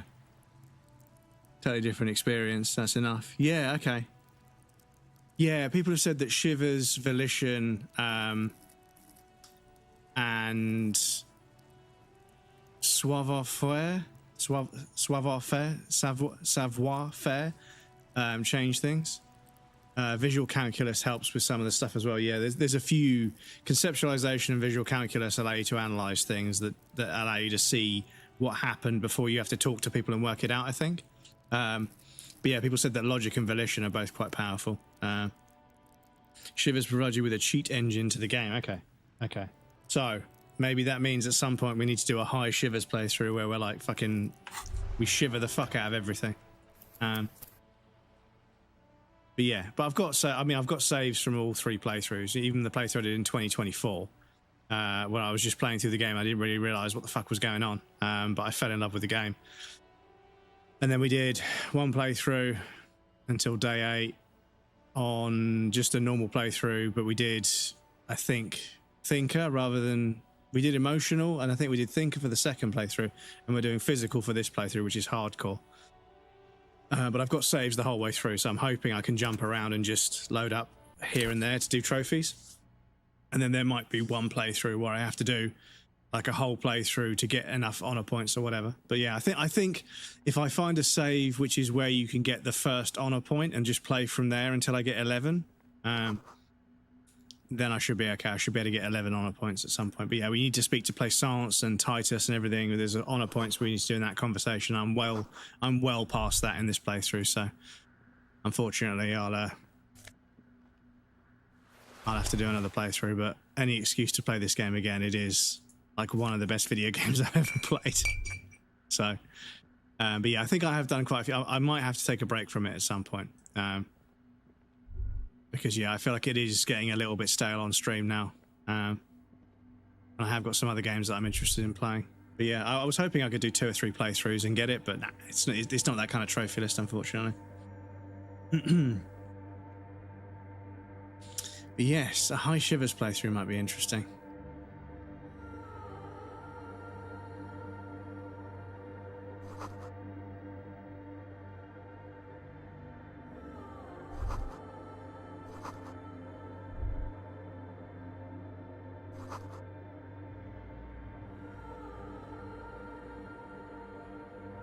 A machine stands in the corner, watched over by the figures on the stained glass window. It's turned on and quivering with soft electricity. Another radio computer. And this time it's already turned on. We should leave. I doubt this place bears any connection to the case.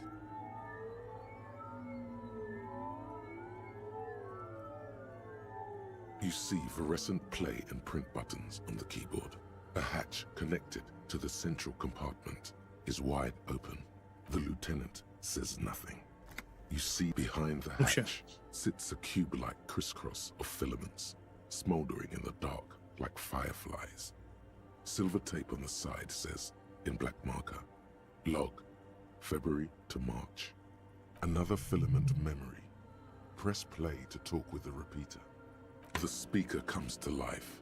Static seeps through the machine's planar magnetic driver. An old lady greets you. Her voice sounds 100 years old. Good afternoon. Fortress accident on Saint-Brune. This is the East Insulindian Repeater Station 1. Please repeat. Is this the personal log? It's the same old woman you spoke with through the radio computer in the doomed commercial area. Good, thank you. Please repeat. Is this the personal log? Good. Please repeat the password. Let's look around. There's no use trying to guess the answer. I am contractually obliged to protect the privacy of the filament holder Fortress accident. Without filing a warrant with Lintel, I cannot give you access to this filament. I'm afraid we are not doing that. Unless we want to wait for a month. Now, can you please repeat the password? Received. I will register this login attempt. Fortress accident. Is there anything else I can do for you today? I have two machines registered to this company name in Martinez. One on Saint-Brune, the other on Rue de Saint-Ghislaine. Saint-Brune, that's the church. And Rue de Saint-Ghislaine? That's the doomed commercial area. Anything else I can help you with? Goodbye, Fortress accident. The machine's keyboard is still illuminated, revealing fluorescent play and print buttons. Nothing happens. Right, and that's another task added to the list, I suppose.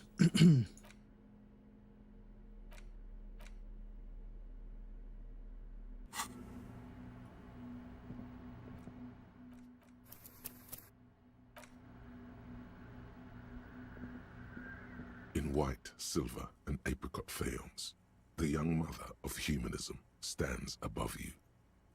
A crack runs across her body. She is impossibly tall, oval-faced and sad, a dark and radiant majesty.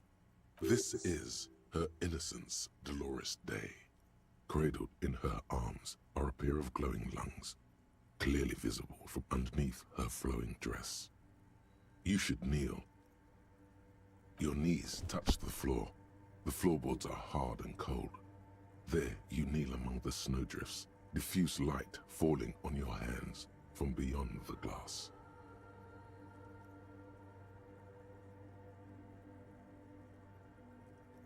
Excuse me while I just bang a screenshot. The world is silent, but for the creaks and cracks of the massive wooden structure behind you, it covers you from the wind outside. In the darkness, you sense her eyes on you, inspecting you with their multicolored glass, as if you're a bug under a microscope. The woman looks down at you kneeling. She towers among her followers, architects, laymen, courtiers. There is a sad smile on her lips, and a glint in her green-blue eye of what? Compassion? Remorse? She acknowledges the passing of someone who is still alive. As that terrible word passes through your mind, the lieutenant draws an X-shaped cross from shoulder to shoulder. Your fingertips touch your chest 4 times. Then you rise from your knees into the apricot-colored light of the window. Above you, the woman still smiles her distant smile, sundered by the crack in the glass. It's a mystery sprinkled with self-pity and regret. For some reason, unknown to your mind, looking at her delicate eyes makes you feel like you're ready for drowning. All you know is, this is the young mother of humanity, and that you should go. Do something else. Escape her sad, worry-worn look. The old woman in the village was right.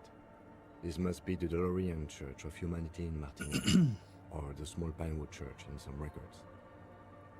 It's a minor landmark, not easy to find. Most maps misplace it. It was built not long after Revachol's founding, 300 or so years ago by first-generation settlers. It's quite an impressive structure for first-generation settlers. On the coast of an uninhabited this is it. archipelago where only animals had roamed before, in the wild reeds. When you take away the internet and television, human beings are remarkably productive. It's crazy.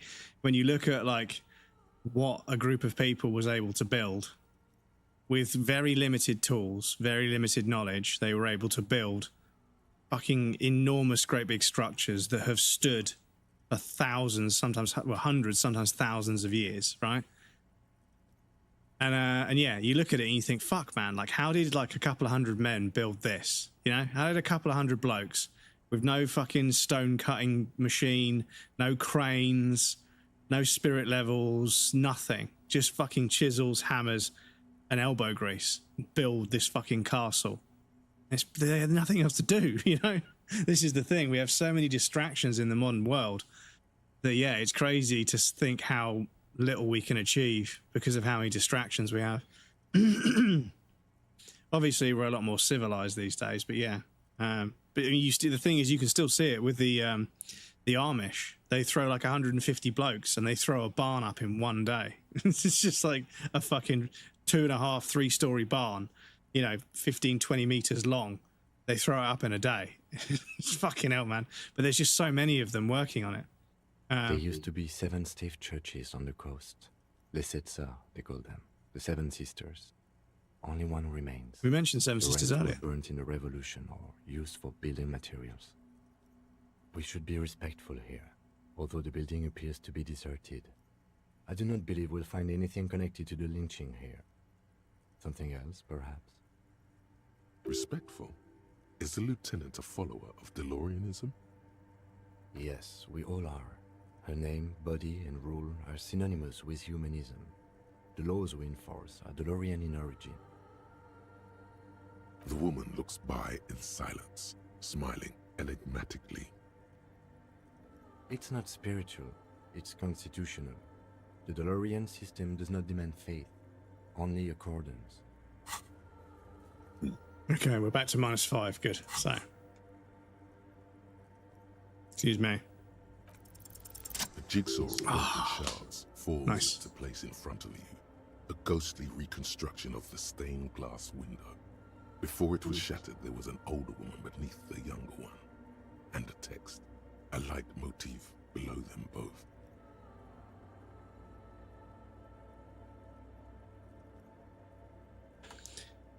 Oops. Yeah, another. Oh, I can't save the game during these sequences. Okay. Unknown.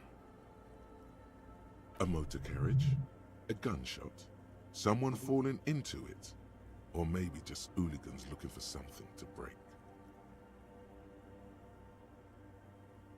Oh. There was a lot of honey in that last glug. That was quite sweet, excuse me. The escutcheon on her throne says, Irene the Navigator. She is depicted as an older woman GPS. wearing thick-rimmed eyeglasses, holding a golden rights apfel in one hand and a scepter in the other. This is the queen her innocence day advised. Above, she herself is whole. Small figures of wise men, common men, worshippers walk up the stairs to stand at her feet. Secret servicemen, 30 years, stand in a row guarding her. It must have taken years to produce this work in all its dizzying detail. Below both women, in luminous black letters, Après la vie, mort. Après la mort, la vie de nouveau. After the life, death. After the death, the life anew. Then, along the left side, après le monde, la gré. Après le gré, le monde de nouveau. After life, death. After death, life again. After the world, the pale. After the pale, the world again. This is the great leitmotif of humanism, a summary of the effect of the discovery of this. Grabs you absolute can of soup. Duel, welcome in. What flavour? Chat. Tremendous sea change. Chat. A akin to finding life after death. If you were going to be converted into a can of soup, if you were a can of soup, what flavor of soup would you be? Let's do some shameless engagement farming.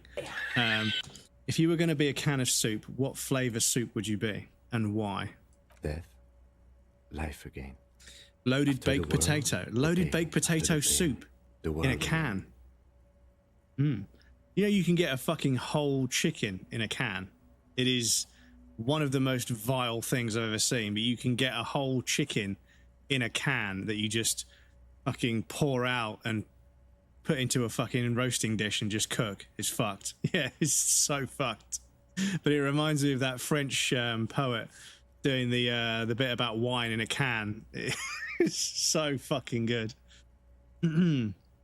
This exaltation is common in So it could be Dorian fucked capitalism. to become In the wine early years, in a it was can. even incorporated as Just the RCM cannot. slogan. You cannot No fathom more, it.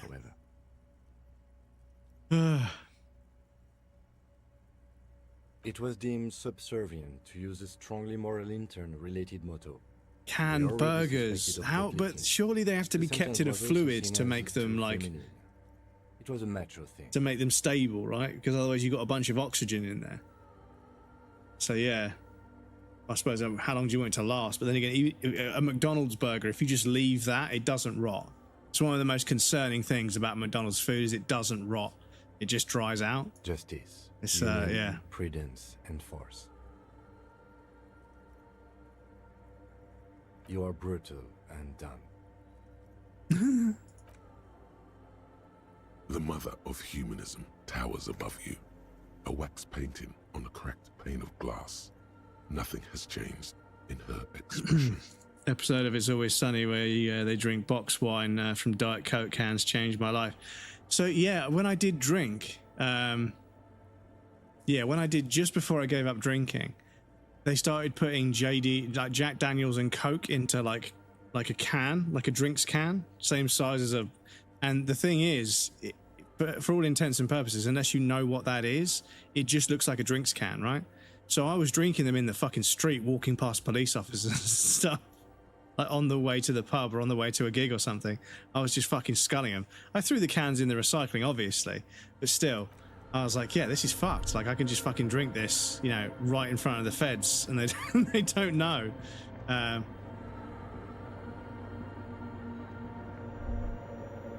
The silence in this part of the church, it's almost palpable. All the shifting matter and shuffling of living things is gone. Nothing seems to exist beyond the church anymore.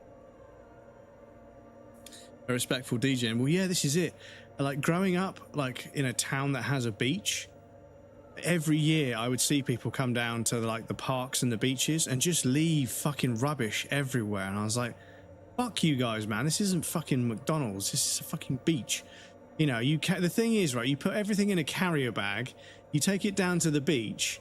It's really not that difficult or illogical to just put the rubbish in the carrier bag, and then, you know, people would leave the carrier bag on the beach. And it's like, well, like, guys, just at least leave it next to a fucking bin, because believe it or not, I pay council tax because I live here, and the council then puts a bin every so often. And the same on the Seaside Road, the actual, we have a road called Seaside Road, which is behind the road that's on the seaside. Don't quite know why. But yeah, the road that actually goes along the seafront, people just fucking cross in the middle of the fucking road, and they just run out, and you can't fucking see them until the last second.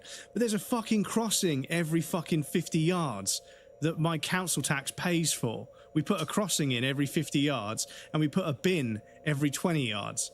And my council tax pays for all that, and people don't use it. I'm like, for fuck's sake, man.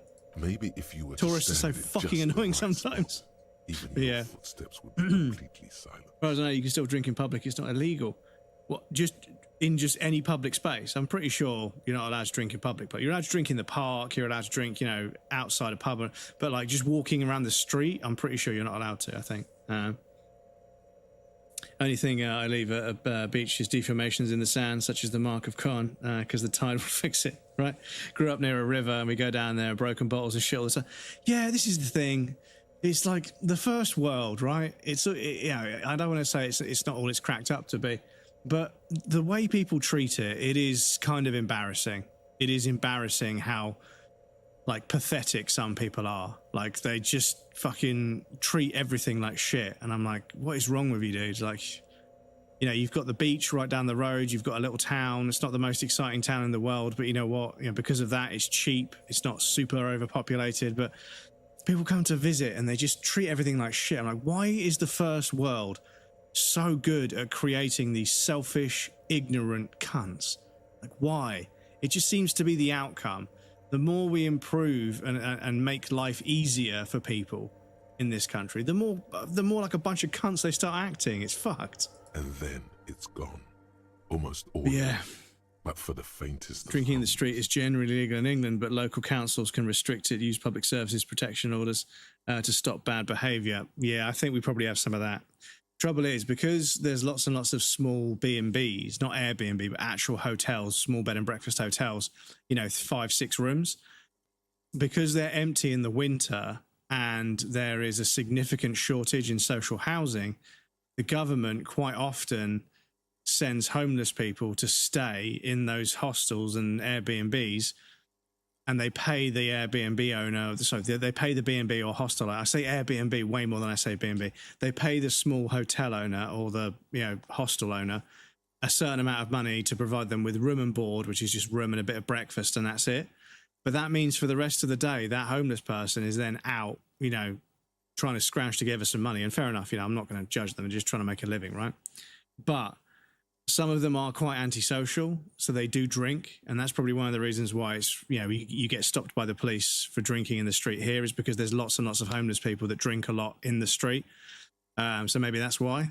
But yeah, like I say, I don't want to judge them too hard, but at the same time, like some of them have declined, you know, jobs and declined housing, and they just go out and drink every day. And it's like, you're not really helping yourself, dude. I can't really give you that much sympathy.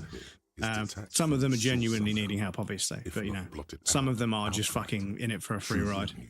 Unfortunately, not all of them, of course. Yeah, only some of them. You can but, yeah, hardly hear your own breathing. I see a few people, and they're sort of, you know, staying in one of these hotels, and then, you know, you see them working in a bar or a restaurant or a kitchen somewhere. You're like, oh, that's good. They got themselves a job.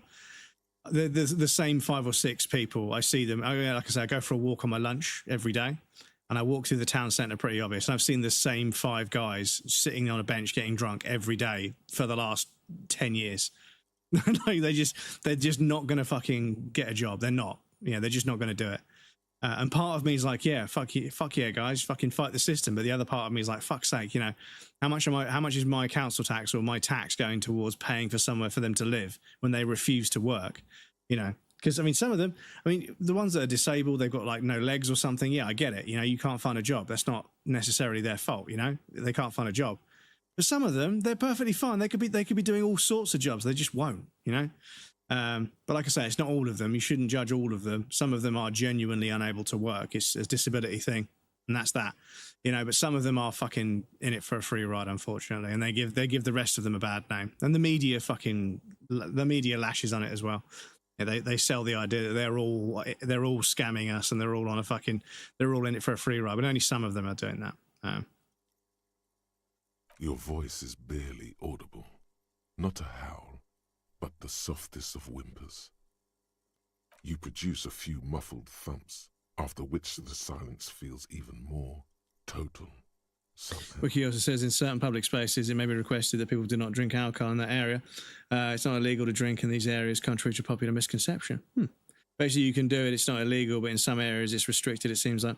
Yeah, like, I think that, like you say, some local authorities will, because lots of teenagers drink in the street as well. There is a bit of drink about. I'm starting to put this together now, but yeah, maybe that's why. Because yeah, it gives them a reason to stop kids drinking in the street because they end up doing something stupid. Or maybe it's just because they're anti-homeless, you know, like I say. But we do get a lot of homeless people shipped in, rather than just the local homeless population. People are moved from other places to the seaside towns that have small B&Bs or hotels that aren't doing too well, that need the money, and then they can use them as a housing for homeless people. But obviously, if those homeless people are then problematic, as I say, not all homeless people are, a bunch of them aren't, but some people are problematic who happen to also be homeless. They're the ones that then end up causing trouble in the town.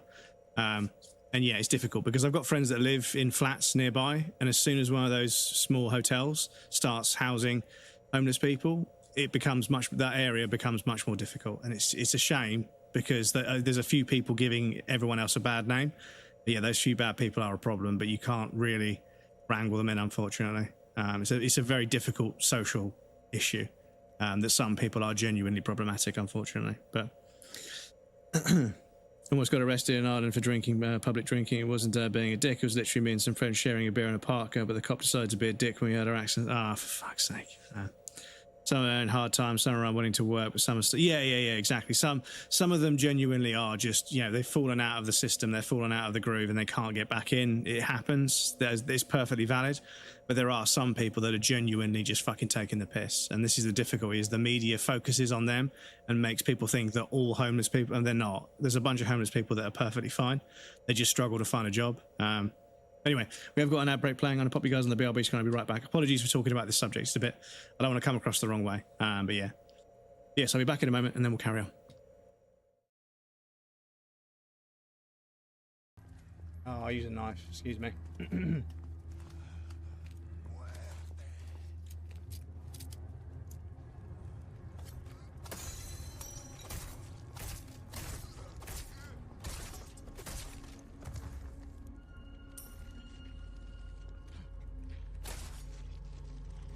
Get out of my tower.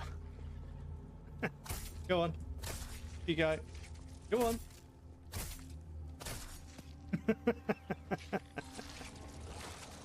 What?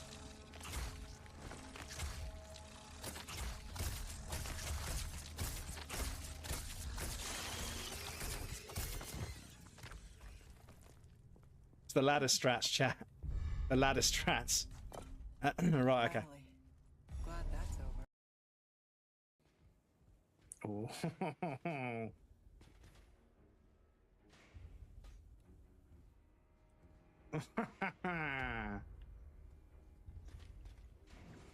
No.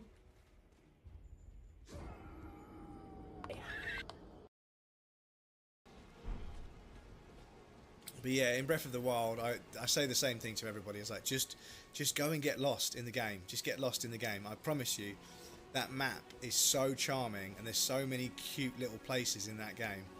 Just wander around it and enjoy the view and take it in and get lost. Don't worry about where you're going. Just get lost, and you will find something. Be it an enemy to attack or a little valley with a little side quest, you will find something. So yeah, just go with the flow and get lost and see where you end up. Because I think that if you just subconsciously just move through the game and just, don't really have any sense of real direction that you're heading for a long-term goal, you enjoy the moment-to-moment gameplay so much more, because you're not treating everything as a building block to a goal you've been assigned. Everything has its own significance in the given moment. I'm here in my official capacity as a talent scout, man. Oh, so what kind of talent are you scouting for exactly? I see hidden talents in many places, man. Apart from your barber, fucking hell. Seen this guy's haircut. First for one of the papers. Old soldier. Go long, go deep, go unconventional. Fucking hell, okay. The game is over here, but look. Look at this little boy. Look at him. Look at him all curled up.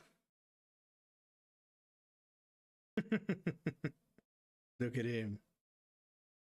Curled up in a little ball, bless him. Little ball of floof, indeed. Indeed. Bless him. Back in the day when the phone camera actually worked. Welcome back, everybody. Thank you for your patience. I appreciate that. But yes, to clarify, like I say, the homeless population is made up of many people that have just fallen on hard times and had some bad luck and some bad shits happen to them.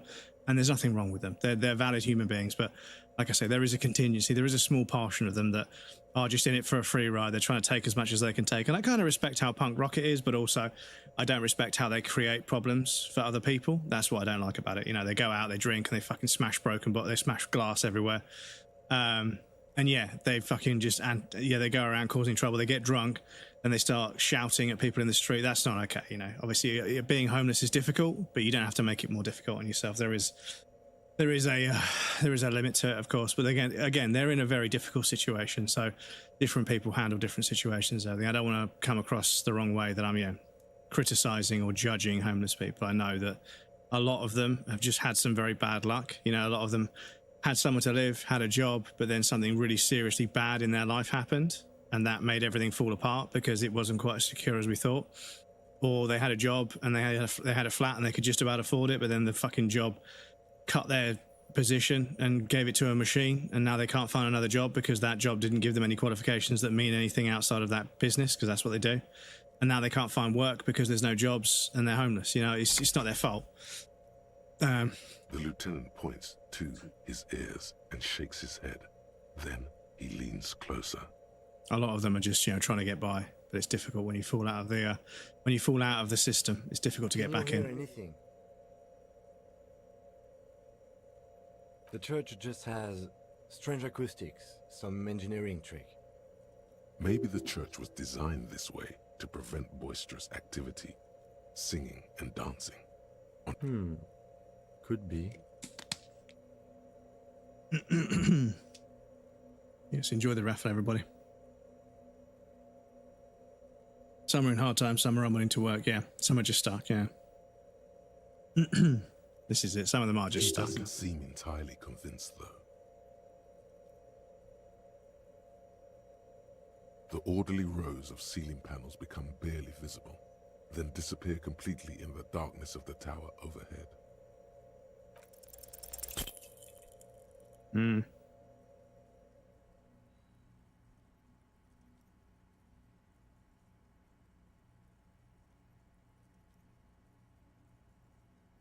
Just darkness without end. It makes your head spin. Filled with vague shapes of woodwork, the sense of a great height. There's nothing. You're dizzy and disoriented as you see dark and more dark rising. Officer, what are you looking at?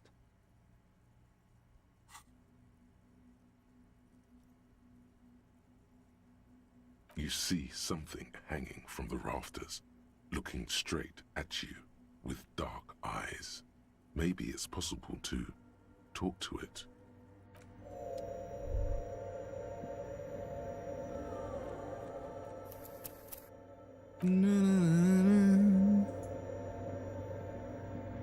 Is that a man? Looks more like part of the carpentry of the building came alive and is now studying you intently. The Crab Man. The man leaned forward a little, fixing you with a steady, unreadable gaze, then speaks. Habitual alcohol use has made you into a scared little pussy, Holmes. But don't worry, everything's gonna be alright. You come to the right place. That accent is Villalobos, a peninsula in Mesk and a district in Jamrock. There's a sizable contingent of Villalobos-speaking Mesks in Rivershaw. Here you can receive the mother's love. And when you're ready, she will take your hand and lift you out of the despair at the bottom of that bottle.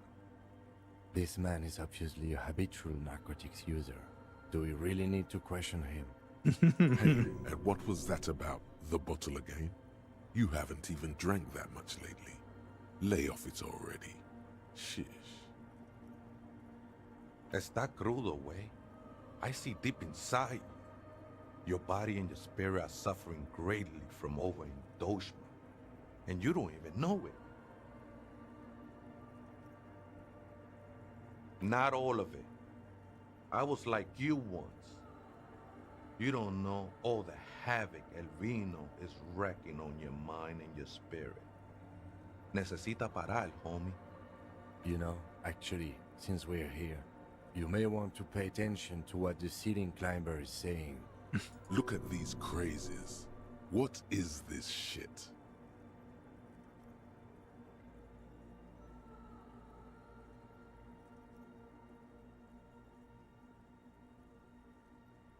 The grave's coming for your little identity sooner than you think, Holmes.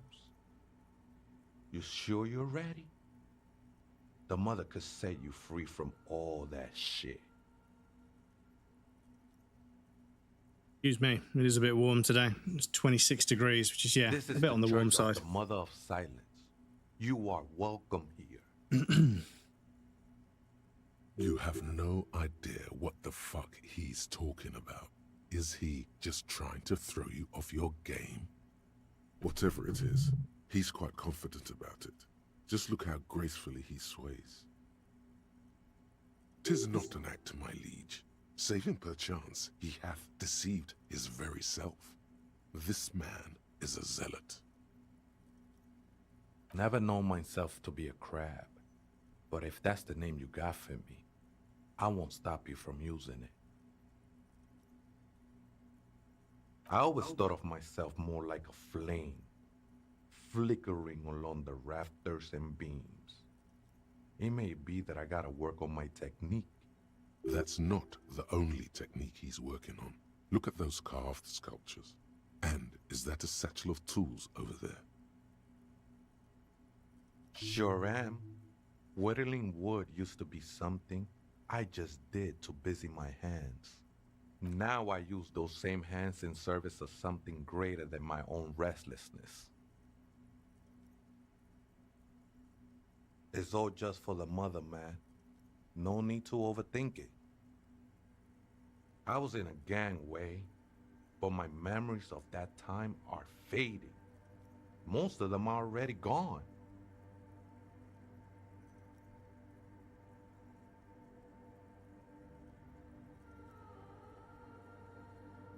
Nah, ese, it's not like that.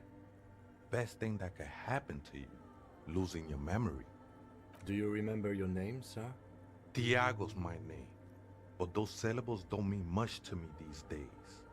A name isn't just your identity, but also, so to speak, your place amongst your fellows, your place in the world. I ain't got no use for such a place anymore.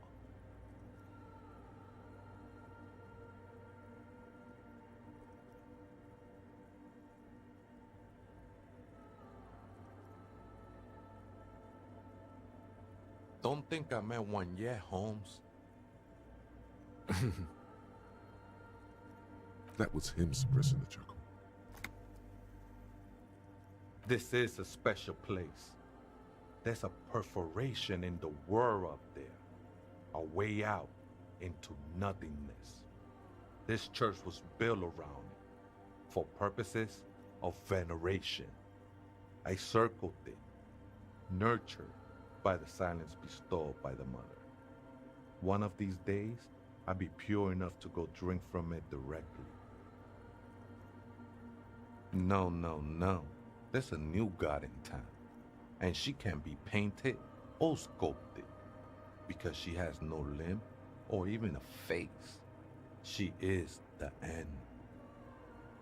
Yeah, because it's one of those things about, like I say, I don't like questioning religion or whatever. People can believe in whatever they want to believe, but the fact that we always depict gods in our own image, even though we have no way of confirming whether some all-knowing, all-powerful being would even have a human form, you know?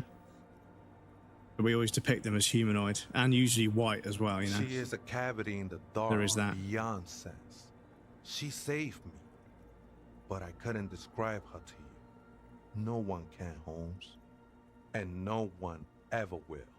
His adoration is beyond sexual. This cavity is something that no human form has. I will be incinerated, but not destroyed. Finally, I won with the state of the world before reality began. That sounds a bit like substitution behavior, no? You know. It's not like that at all, man. It's just faith and joyful service. Too gleeful, those words. He is lying. Not to you, to his very own self. I heard that before, Way, and I know I can't convince you on the spot. But think, when's the last time you woke up from silent communion with a hangover, regretting what you did last night?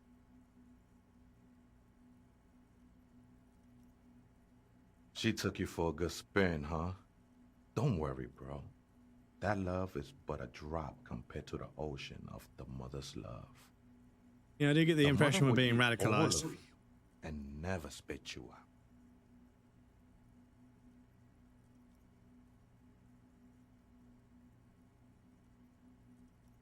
I know it will take time. Don't sweat it. I know it will take time. Don't sweat it. You're supposed to say that twice? I'm a seraph, Holmes. I sing the mother's glory. I ain't from no Marietti, if that's what you're thinking. And the song I sing is silent as the mother. Marietti is a mesque style of music and dance, commonly seen at all manner of festivities, especially weddings. It's delightfully quaint, owing to its peasant origins. He lost his cool there for Just like a lot of things. Seems you hit I some know, nerve. Bubba. I know you're looking your bowl, but you threw up this morning, so I'm not sure we can give you any more food today. I fed him, but he threw some of it up, so his tummy might be a bit funny today, so I probably shouldn't give him even more food after his wet food, but it means he'll be very hungry tomorrow, which is fine. I do feed him, don't worry. He's had 2 meals a day, almost every day, but he did throw up this morning, so if his tummy's a bit funny, I don't want to give him more food that will make him throw up again, if that makes sense, because it's not nice for him, to be honest. I've got hardwood floor, so it's not difficult to clean up, but, you know, if his tummy needs to settle, it needs to settle. Hard to say. I think I did some construction work here, back when I still had material worries. Up there, I realized what the true purpose of the church was. Been spending a lot of time here ever since. The past is nothing to me now, way. It didn't belong to me. I think they were. A long time ago. I had to shed them like skins to get closer to the center of the silence. You could have them. I don't need them anymore. They look pretty dapper, actually. The sinewy figure lingers on the wooden beams, blending into the shadows. Police raid a while back. Did you witness it? Not really, or at least I don't remember much of it anymore. The mother's love has done its job. That's what's so great about the mother. It lets you forget about everything. Also sounds a bit like drugs. The ones in the tent outside, right? I see them. Guessing they're the ones who call me a crab. Probably scared of me. Nah, man. They look pretty funny. And I don't harm no one anymore. Anyway. Why not? They wouldn't bother me none. I'm usually way up there, imbibing. Ain't no music on earth that can reach where I go. Might even be nice to have some company. Other spooker? Oh, esa viejita es muy estudiosa. Don't know, Holmes. Viejita is grandma? No. I just call her viejita because of her clothes. She's actually quite young. Or maybe not that young. Age is just one of the many masks we wear. That's what I said, Holmes. Don't really follow her comings and goings. Just see her typing on her computer now and then. We got different interests. I'm afraid not, Essay. You just have to wait until she comes back, or search through her radio computer. Too many times, Essay. You need it for something. Surveys are a good way to fish for personal information, especially in the name of public safety.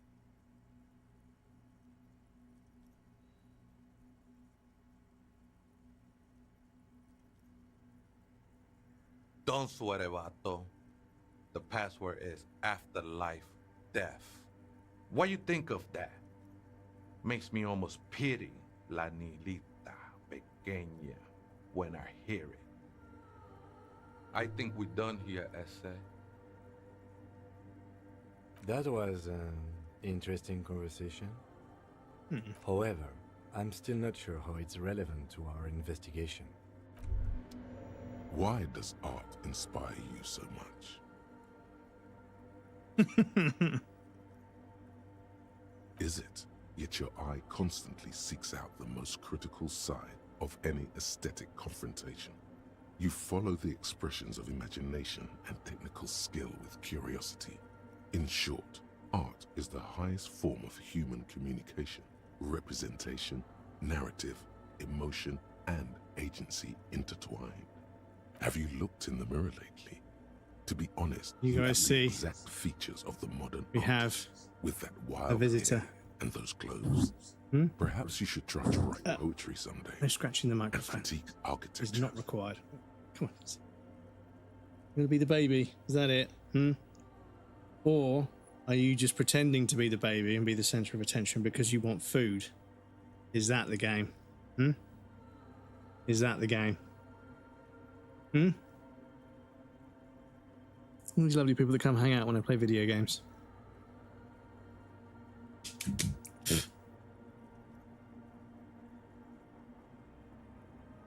Such vigor.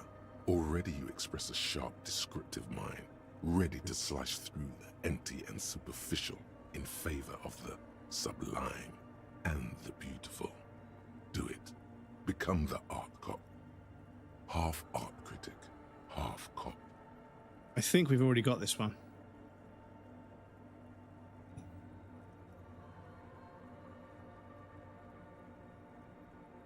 Yeah. Yeah, we've already got this one.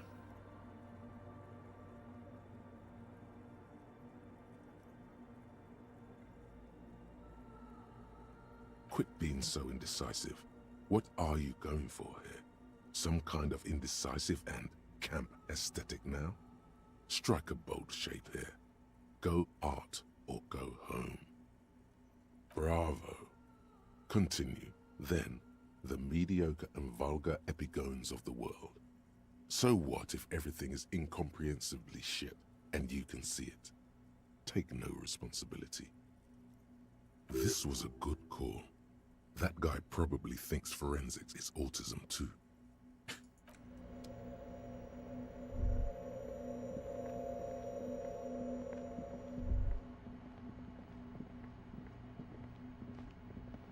Right, so what else can we do on the coast with the last half hour of the day?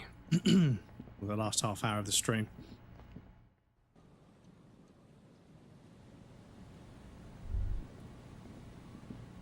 Oh yeah, we got those phone calls we can make. Then I don't know at what time we need to go up on here to speak to the pigs. I think it needs to be nighttime, so the lights look cooler. I think that's probably the main reason. You have to do that interaction at night, because during the day, the red and white, the red, blue, and whatever. Oh, this is this jacket that's absolutely filthy, right? Someone has left an unidentifiable article of clothing on this railing. It smells really bad. The cloth, if you can still call it that, makes a soft crunching sound as you thrust your finger into it. It's streaked with dried seagull shit and tangled with pieces of seaweed. A dangling arm suggests that there might be a jacket beneath the crust of filth. It seems likely that it was left in the surf until someone laid it out on this fence to dry out. Unfortunately, that just seems to have stiffened it into a shapeless mass. Please tell me you're not taking that with you. It's a guano-encrusted jacket, and you're already carrying around enough as it is.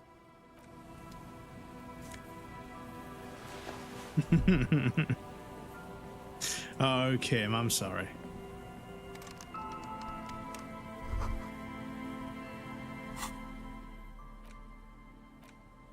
As you hold it in your hands, it makes an uncomfortable crunching sound. It's a sordid, filthy tale, not for the weak. Are you sure you can stomach it? Some secrets are better left uncovered. Don't even try. Seriously. It occurs to you that you're not even holding the jacket itself, but rather the thick crust of jetsam and seagull shit that ensconces it. It smells like a dead sea creature, tangled in grey strands of seaweed. It must have spent quite some time in the water before the tide deposited it ashore. Why? Why did you think about it? Look at your hands. They're covered in muck. Now you're just flicking that shit everywhere. This is a disaster. You'll never get the smell out.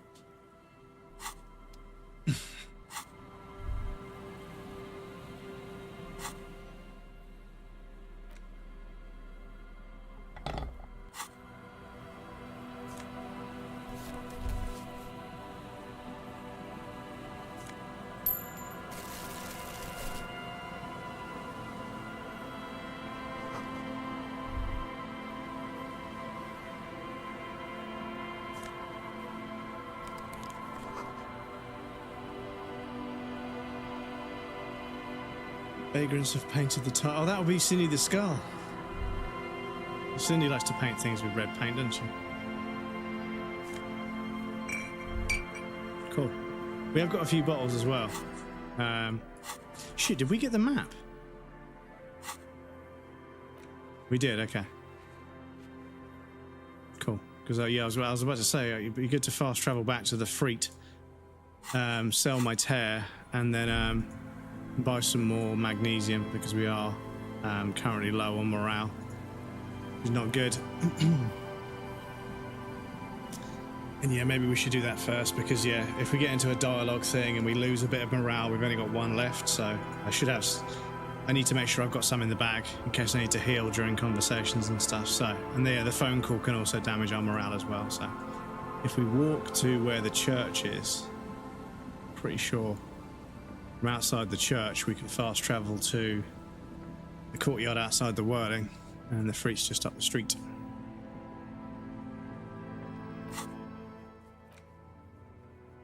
Yeah. Be nice to be able to fast travel from anywhere. That'd be a good mod. Fast travel from anywhere to one of the fast travel points.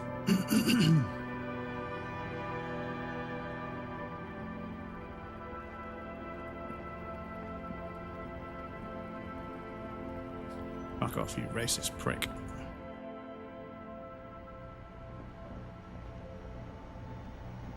The tear machine stand. Your bottles clunk into the... Do you know what you should do with that money, kiddo? You should buy more alcohol. Enter the endless cycle of consumption. A small cabinet on the wall is filled with various medicine bottles, nasal sprays, and blister packs. They all bear the Saint Baptiste. Okay, here. I hope Saint Baptiste makes you feel... Okay, here. Okay, here. I hope... Okay, here. I hope Saint Baptiste makes you feel better or something. Okay, here. Okay, here. I hope Saint Baptiste makes you feel better or something. Okay, here. Okay, here. Okay, here. I hope Saint Baptiste makes... Right, excuse me. There's no, like, they missed out on that. You can't just say buy multiples. You just have to keep clicking each time. Excuse me. Fuck's sake, man. Doing my best here to hydrate, drink warm lemony drinks, but...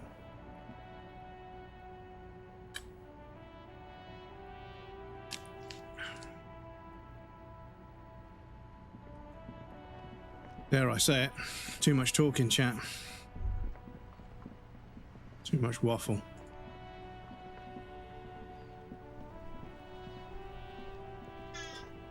Sure, speaking of waffle, what do you want? It's rhetorical, I know what he wants. But you threw up, Baba. You were sick this morning, I'm not sure your tummy's okay.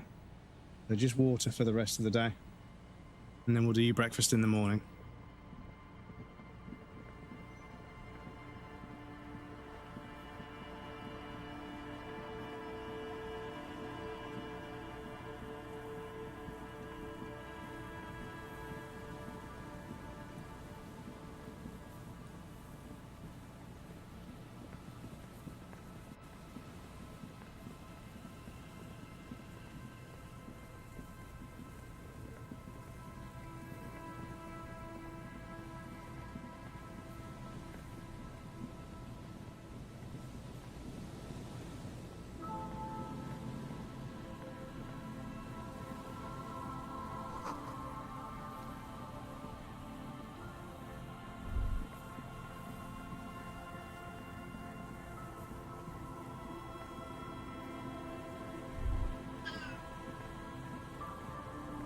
He's a very grumpy boy.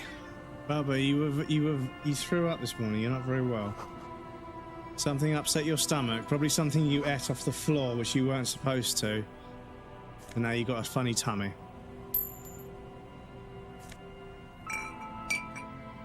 So we're going to have to wait until tomorrow before we do any more food. Kim, can you move out of the way? Is that possible?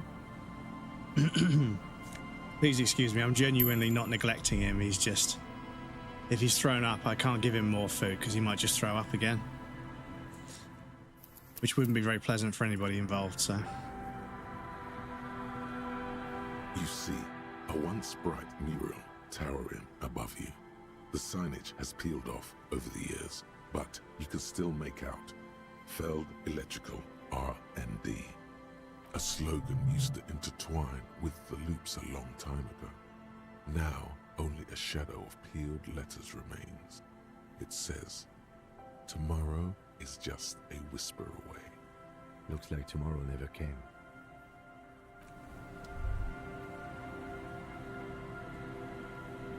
And Mikhail noticed the windows, especially with how there are no windows on the south side. This was to deal with. You officers, come to investigate the historic subtext of West Martinez? I'm Tran Heilostam. You must be Kim Kitsuragi, right? I was just telling my son about this building. Not a lot of people realize the historic significance here. Very rich in hypertext. Nice to meet you. Yes, hypertext. Young Carp and the collection of cultural hyperlinks. Oh yes, so Mikhail. They had to deal with monitor glare, especially in the summer. They still had vector monitors back then. That was 49 years ago. So they didn't have windows on the south wall. No, I can't say that we've met before, but I've heard of Kim, of course. Mikhail, say hi to the officers. Mikhail's a little tired today. We spent all night trying to run Orbis on his radio computer. Have you heard of it? It's a programming language used in Grad. Quite tricky, but he wanted to play this Grad-made adventure program. We've been getting really into Worms lately. The man speaks in the artificial cadence of a professor, or someone who's been on too many radio shows. But I assume you're not here for giant worms when there are so many real things to see. Just as I was telling Mikhail before, this is where the Coalition landed in 08. We could be standing on what is the most interesting landmark in Revachol West. Well, get a load of this guy. He really enjoys his trivia. The Orbis programming language was named after its inventor, Victor Orbis, a cybernetician from Grad. They run Vox in the Occidental countries. Aha! But it's not just any empty old building. What not a lot of people know is, this used to be the R&D department of Feld Electrical. And Feld, which now sells ink cartridges mostly, was once a top dog in the turn-of-the-century cybernetics boom. Ink cartridges, chat. One of the biggest scams in the world. Like, printer ink per milliliter is worth more than human blood. That's how overpriced it is. Costs pennies, but the printer market and how predatory is so fucked. But the only thing is, the only reason I don't kick off about it more is because printing stuff out is genuinely not needed, and it's also bad for the environment. We don't really need to print that many things anymore. So it does stop people from printing, because before, offices were burning stacks of paper every month that people printed stuff out so they could leave it somewhere for someone to read. But now you can just email each other, right? You don't have to print a memo out or anything. Hold on. What's R&D? But yeah, thinking about it, we still have massive deforestation going on, right? But we're not making paper anymore, because they used to cut down trees to make paper, right? I'm not sure if it's all trees or specific kinds of tree, but yeah. I'm pretty sure they were cutting down trees to make paper. Shush. Shush. So yeah, I wonder if we're not cutting down as many trees. Stop shouting at me. You got an upset stomach. You got a funny tummy. You can't eat more food. You're just going to throw it back up again. It looks old and weathered, with seagulls picking apart its You're just going to be stone sick and again. metal carcass. We don't want that, do we? Bushy undergrowth has taken hold of the collapsed rooftop. Some kind of bird has set up a nest on a broken windowsill. Especially if I have to go out and the vacuum cleaner goes around. If it goes around and you've thrown up on the floor, that could be very messy, couldn't it? So I think because you've eaten and then thrown some of it up, that'll have to be everything for today. But tomorrow, we can put some more wet food down for you. And we'll see how you get on. Apologies, it's an acronym for research and development. They don't use it anymore. You're probably more familiar with RTD, Research and Technological Development. Mea culpa. You are not familiar with that one either. This man is a bookhead. That's not surprising. Only a vestigial ink cartridge and ferrotape manufacturer remains. They started out as a midway electronics outfit in Königstein 2 centuries ago. After an aggressive move to Revachol, Feld became a global player in the emerging personal electronics market of the pre-revolutionary era. Still, Tricentennial was beating them in business machines. But Feld had an ace up their sleeve, or should I say they were developing an ace up their sleeve? I'm mixing my metaphors here. It was here in Martinez, possibly in this very building, that they developed prototypes for a tape computer. An elegant folding mechanism of rollers and ferrotape ribbons, portable enough to be a take-it-home solution, revolutionizing business machines, possibly even bring them to the average consumer. They decided to fold his legs and loaf in the corner of the sofa in protest. Even today's giants, Rehm, ICN and Zam, haven't achieved yet. Grins admiring the sentence he just produced. Something like a combat stance, facing the wind. Indeed. What? The revolution! Unfortunately, their moonshot project never made it to the market. Feld's move to Revachol backfired. The revolutionary government liquefied their assets and expropriated those very advanced prototypes, possibly from this very building, or one of the adjacent ruins. All of this was built by Feld, even the boardwalk. Wild Pines built Martinez proper as a resort for their middle management. Feld built this side of town for R&D. Yes, they even built a pleasure wheel, but that got destroyed in the war. A pleasure wheel? Yes, to lure in their star engineers. This part of Martinez was nothing but reeds before Feld arrived. They had to make the prospect of living here attractive. It was supposed to become a global center for innovation in cybernetics. But history had other plans.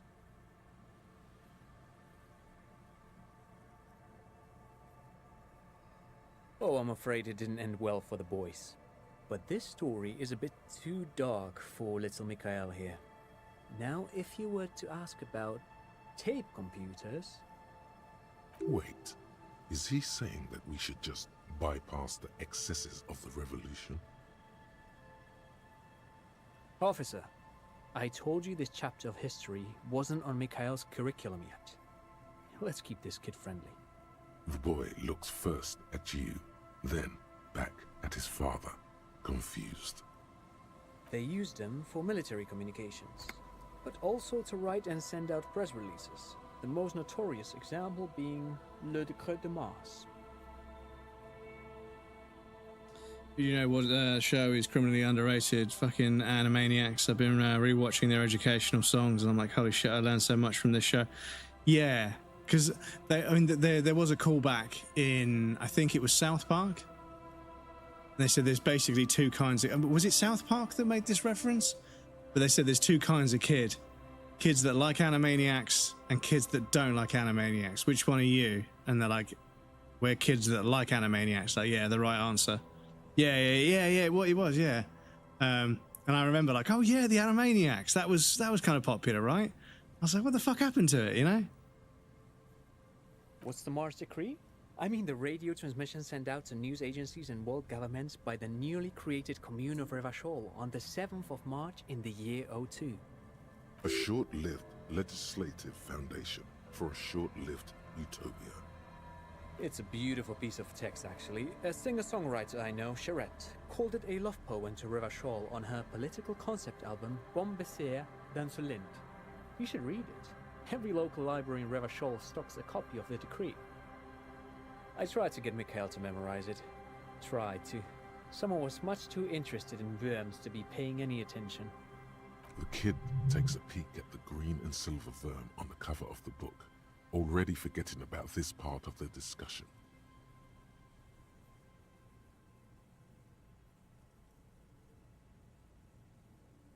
They used them for what's the march? A short. It's a beautiful. Yeah, sorry, I've already clicked that one. Sorry. The kid takes a peek at the green and silver. Actually, no one knows. No one even knows what a computer. What are you having for dinner tonight, Crumbs? I'm not sure. I am off to go see my parents for dinner tonight, as it's a Sunday. So whatever's going. Could be pork fillet wrapped in bacon with mustard. Could be Thai green curry. Could be chili con carne. Could be a roast chicken. But it's the summer, so we'll probably eat something that isn't too, like, not too much hot food, just hot food with something cool, probably. Yeah, love to, yeah. Buckle up. 10 years ago, I did a little lesson. Freelancing, I guess you could say. I was a special consultant for an exhibition at the Womty Domty Dom Center in Vredefort, Oranje. It raised the same questions, and we had lengthy discussions with Paul Ockerman, who was head curator at the time. This was before the twins Keith and Guy Hughes joined the team, trying to... Yeah, bless them. Both of them have been working really long hours, really hard jobs their whole lives. So, like, now they're kind of retiring and, like, trying to... My dad, bless him, he's trying to find stuff to do because he's so used to going out to work that it's difficult for him to stop. Wait, did he just say Wumpty Dumpty Dom Center? He did it. He said Wumpty Dumpty Dom Center, like it's the most natural thing in the world. What the hell is a Wumpty Dumpty Dom Center? And who the hell are Keith and Guy Juiced? The Wumpty Dumpty Dom Center for Contemporary Art. The exhibition itself drew on Lagerman's notion of memory, and so there were some parallels. That's why the head curator, Paul Ockerman, chose to... In fact, I'm not. The Wumpty Dumpty Dom Center is a place you can visit if you're ever in Vredefort and are ever in the market for an exhibition space / contemporary art research center.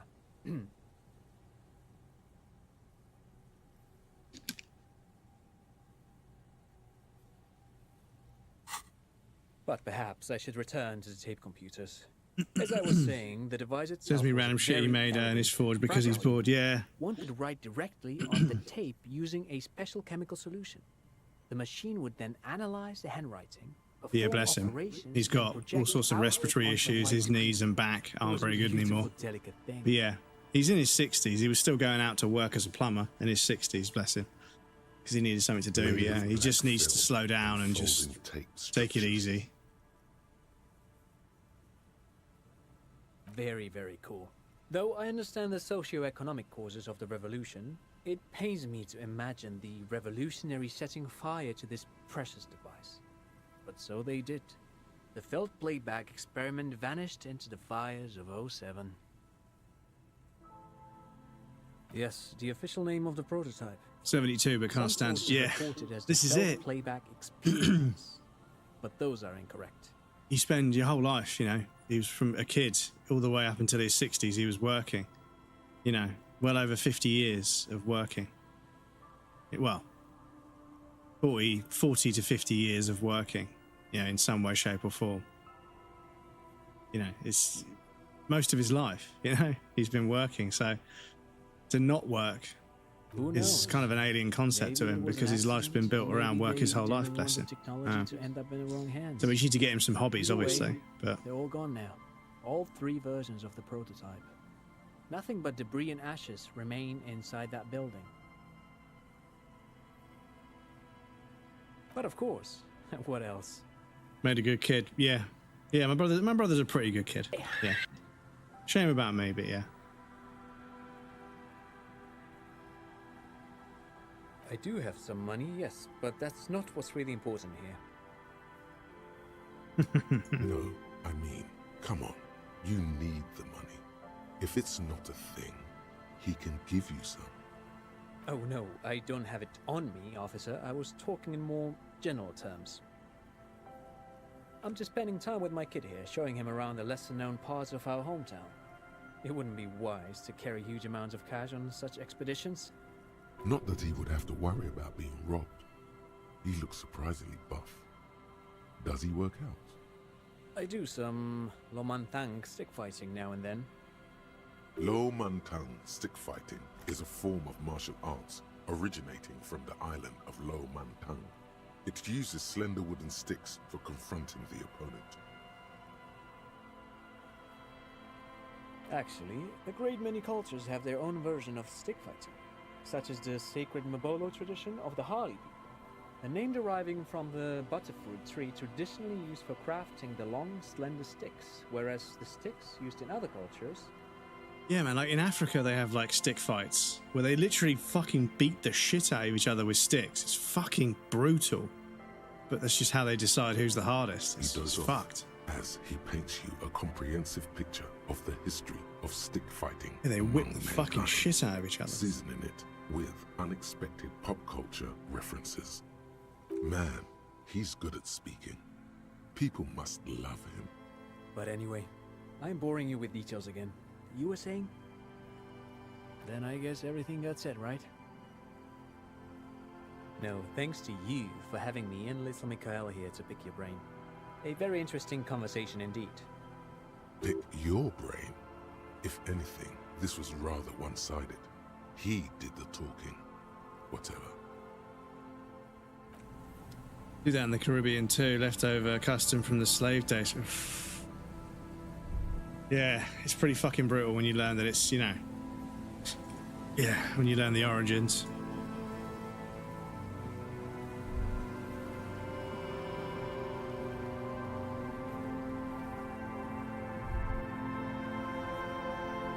Yeah, so this isn't... We can't go through this tunnel just yet.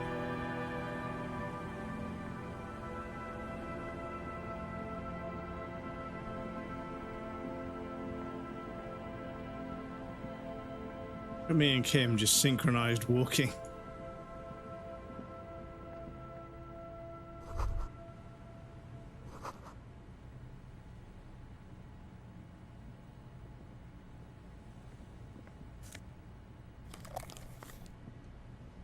Optimized superstar sunglasses. I mean, they are. No, oversized superstar sunglasses, sorry. And they are pretty cool. Not gonna lie.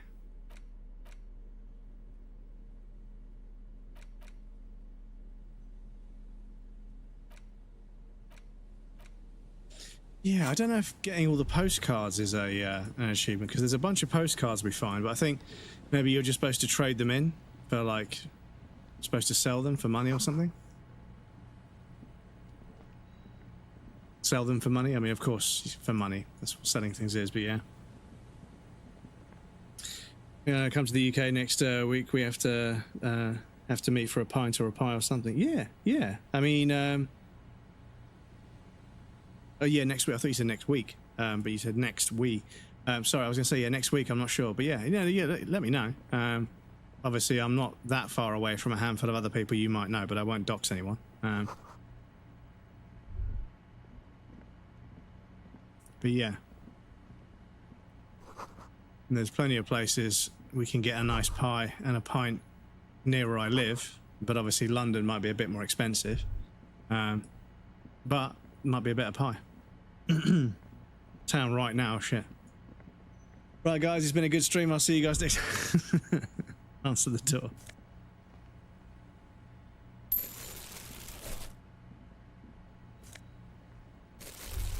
But yeah, I once got a train. It took most of the day to go see a friend who lives somewhere and surprise them. It was their birthday, and I was going to surprise them by just showing up. I got there and my phone was running out of battery and I didn't have a charger. I was in some town that I didn't know, and I managed to find the salon where she worked, and I was like, hi there, does a girl called so-and-so work here? They were like, we can't give out information about people that work here. So I was like, oh, okay, I'm sorry. You know, I'm a friend of hers. I've come from Eastbourne for her birthday and everything. They're like, oh, let's phone the other. I'm pretty sure she works at this salon. It's like, oh, well, there's more than one of these salons in the area. I was like, oh, okay. There's another salon. And I was like, is Holly working today? Or is her friend? And I said her friend's, so I shouldn't have said her name, but yeah. They said, oh, yeah, she's working. And I was like, oh, cool. Like, my phone's run out of battery. Can you give her a call? That JP has, come to surprise Holly for her birthday. And she was like, oh, yeah, no, I know that guy, yeah, because I'd spoken to her as well. I was like, yeah, Holly went to that guy's, where that guy lives, and they're friends and everything. They're like, oh, yeah, of course, here's the address to the other place. If you go down there and head this way, get this bus, it'll take you into the town centre, and from the town centre you can get there. And then I met up with a friend, and then, yeah, we surprised this person on their birthday, which was kind of fun. But yeah, it was... For a moment there, I was like, shit, I've come all this way just out of the fucking blue for no fucking reason. And I was like, shit, this is actually kind of sketchy. What the fuck am I doing? But yeah, I got the train for a while. I was on the train for quite some time, and then on the train back, fucking hell. That patch of reeds over there. The fucking train took like... It stopped everywhere on the way to London. And it took hours and hours and hours. I was sat on this fucking train for hours, stopping in every small town all the way down from the Midlands. It took so long. And then I got back to London and was just like, right, the Burger King is right next to the fucking list of the sort of row of platforms that I need. I'm going to get a Burger King and I'm going to fucking eat it and then get on a train and go home. It was quite a fucking weekend. But yeah. No, I needed the cheapest ticket going. I'd gone there for a birthday party, so yeah. Thank fuck it. Yeah, it was sketchy. Because the thing is, the girls that worked in that salon, giving some random guy you've never seen before, like their details or anything, or like, oh yeah, we'll go get her for you. Obviously, they weren't going to do that. I didn't think that through. Obviously, I was friends with this person. I wasn't actually stalking them. But yeah, like I said, the other salon with the same name, same business owner, whatever, but they had two of them. The friend of the person that I knew was working, so I got them to call it. It did work out in the end, but yeah. For a moment there, I was like, shit. You don't have a reason to. Yet. Nothing. Just a hunch. The hunch passes, leaving you there by the oh yeah, this is it. In the water. I could have been some crazy ex-boyfriend. Yeah, so I respect their decision. It was the right thing for them to do.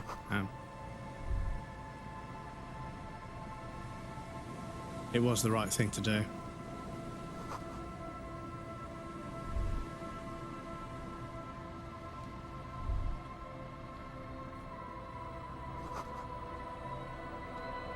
Soggy logs smell of ignition fluid and still won't light up. I'm trying to start a fire. Let's take that. Right. So we can speak to these guys at some point. Got a cool hat. Cool, right. Let me bang a save there. Cool. But yeah, it was the right thing to do, bless them. But I did eventually meet up with their best friend, and then we surprised them for their birthday, which was cool. And then they were kind enough to let me stay at their house because I had nowhere else to stay. I was hoping to just find somewhere to sleep, but they let me stay at their house. And then obviously the day after, it was sort of like we were all hungover, we got breakfast and everything, but then I got a train home, which was really cool. But yeah, it was one of those kind of like, it's someone's birthday, fuck it, I'm gonna go see him, And yeah, I used to do that sort of stuff back when I didn't have quite as many responsibilities. And when I was a younger man with less outgoings financially, but these days, unfortunately, there's some other stuff going on. But like I say, I did pay off a loan recently that's all finished.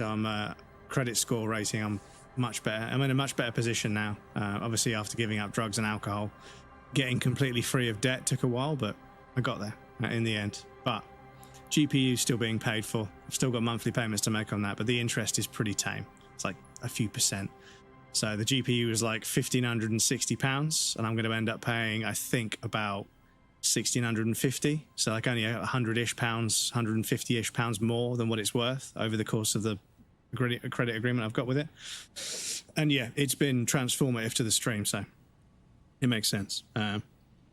Random, but it made me think of this. I got abandoned one night in Chicago with no phone and very little money. I somehow managed to find a girl at the bar down the street that was willing to share her bed. after getting into a fight and getting my glasses broken. Oh shit! Sorry to hear about that, dude. But I'm glad to hear you found a nice barmaid to look after you. Where would we be without nice barmaids, my dudes? Where would we be? Anyway, it is 5 o'clock. Like I say, I've got I've got somewhere to be, unfortunately. So I will have to get my stuff together, take care of a few things before I leave. So yes, YouTube, I'll call the video there. Thank you to everyone that hangs out on the YouTube. Don't forget to like and subscribe and all that social media nonsense. But thank you again for watching YouTube videos, guys. I really appreciate that. Thank you to everyone that interacts with the YouTube content.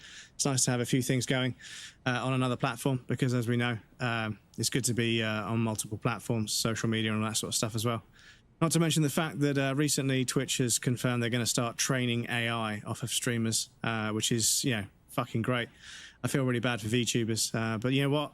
The joke's on Twitch because I'm a fucking terrible streamer. So anything it learns from me will be immediately removed because it will be detrimental to the quality of the... Because the thing is, I feel like it's going to be VTubers first, right? They're going to create an AI VTuber that's never offline. They're just online all the time. And how's a normal person going to compete with that? Yeah, I don't think they're going to be able to. She was really cute too. Wonder what she's up to. Yeah, I would give her a call. Give her a call. Say we were chatting about, you know, going to a random town and being lost, and somebody helped us out. Give them a text. Send them a message saying, I just wanted to say thanks again. You know, just thinking about it, it was really generous of you. You know, you really got me out of a tough spot like that, and it's a fun story I can tell people. And I was telling someone earlier today. So yeah, just sending my thanks again. Who knows? Who knows? But anyway, YouTube, thank you for hanging out.